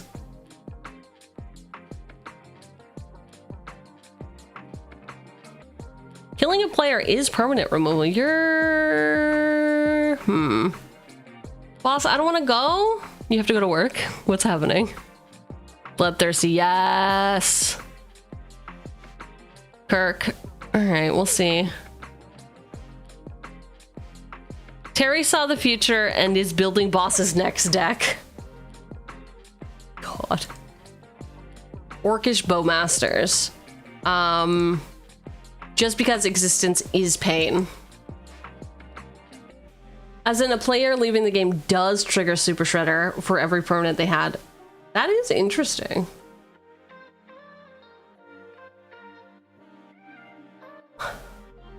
Does it? I thought when you lost the game, none of the triggers happened. But we'll see.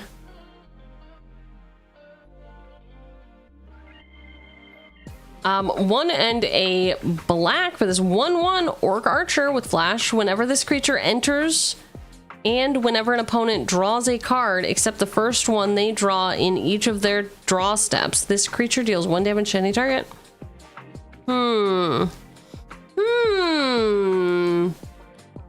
Any target, you say? It does work that way. Interesting.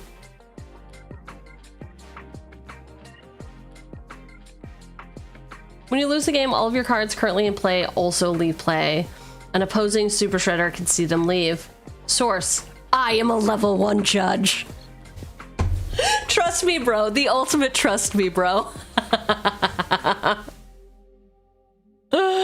Perfect. This is a white card. I'm the one clicking on it. This is a green card. This is a colorless card and is also a troll. 6 for Bronze Tablet. This artifact comes into play tapped. You can pay for tap, remove Bronze Tablet and target card from an opponent. Tablet and target opponent. Oh my god. Remove Bronze Tablet and target card opponent owns from the game. You become owner of opponent's card, and opponent becomes owner of bronze tablet. Opponent may prevent this exchange by paying 10 life. If he or she does so, destroy bronze tablet. Effects that prevent or redirect damage cannot be used to counter this loss of life. Play this ability as an interrupt. Remove bronze tablet from your deck before playing, if not playing for ante.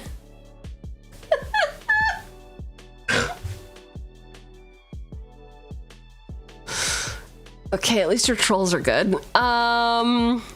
Eradicator, Valkyrie, more hot goths, 2 black, 4/3, Angel Berserker, flying, lifelink, hexproof from Planeswalkers. Boast. Okay, I do love a boast for this deck. Sacrifice a creature, each opponent sacrifices a creature or Planeswalker. Very cool, very hype. Searing Flesh does not count. Plot twist. Terry only sees black and white. Scryfall.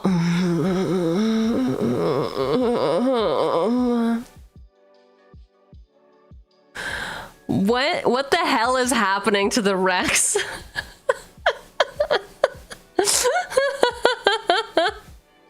Dark Gengar for sure. Yep. Half expected a Yu-Gi-Oh card with the word dark. Also, Gengar is on theme. Sabrina was a goth girl, and a psychic is the ghost type in every TCG. You gotta back up with a source, not you being a judge. The relevant MTG rule. This is, in this case, 800.4a. Wow. Wow. Jesus.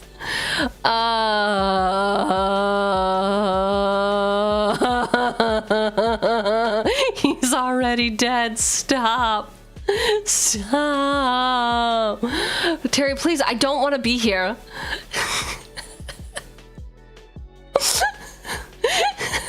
When your kid gets Saturday school and you're like, fuck. Oh, sevens. Oh, sevens. Oh, Giphy. Oh, I spend too much time on Slack. GIF. Looks like we made it. Look how far we come now, baby. Nope.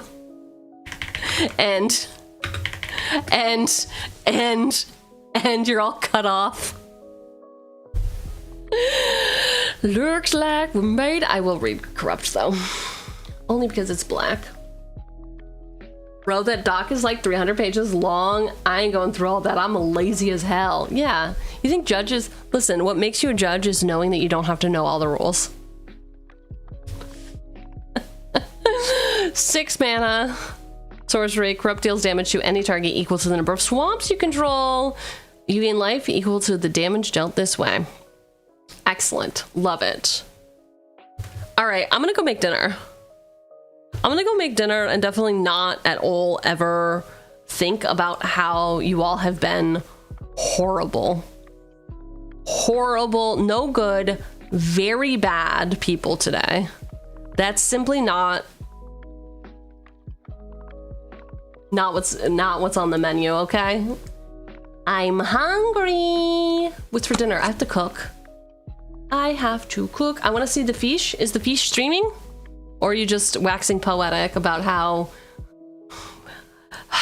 my mods and most of my chatters prefer my friends over me, which is, I'd say tragic, but honestly, I get it. Here's a joke. What is the best way to carve?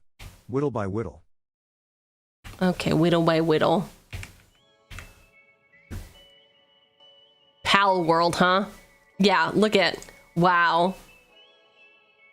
All my chatters love fish more than me, but I get it. I get it.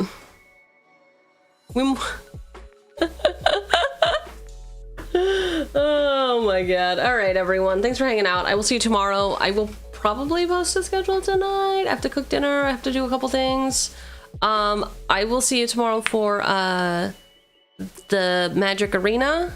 Sometime around like 8 or 9 p.m. Eastern. And then what we will be doing is Tuesday. I don't have a collab currently booked for Tuesday, so maybe just more arena. Oh, you know what? I got my boxes. I got my boxes in, my mystery booster boxes. So maybe we'll open those on Tuesday, and then Wednesday, Commander. And then next week, I'm pre-warning you. Actually, I think that's in 2 weeks. Anyway, on the 8th, we're gonna have to either not do Boss Brews or end by like 4 p.m. I got dinner plans. Save some, I got my packs. Oh, good. Okay, cool. I assumed that, I don't know when you got them. I was like looking at my DMs to be like, when is V gonna DM me? Is it gonna be on like, are we gonna try to do it this week? I don't know. All right. See you over hanging out with Koya. Bye-bye. Get back to work, nerds. I think nerds is a little kinder than loser. Loser's a little too mean.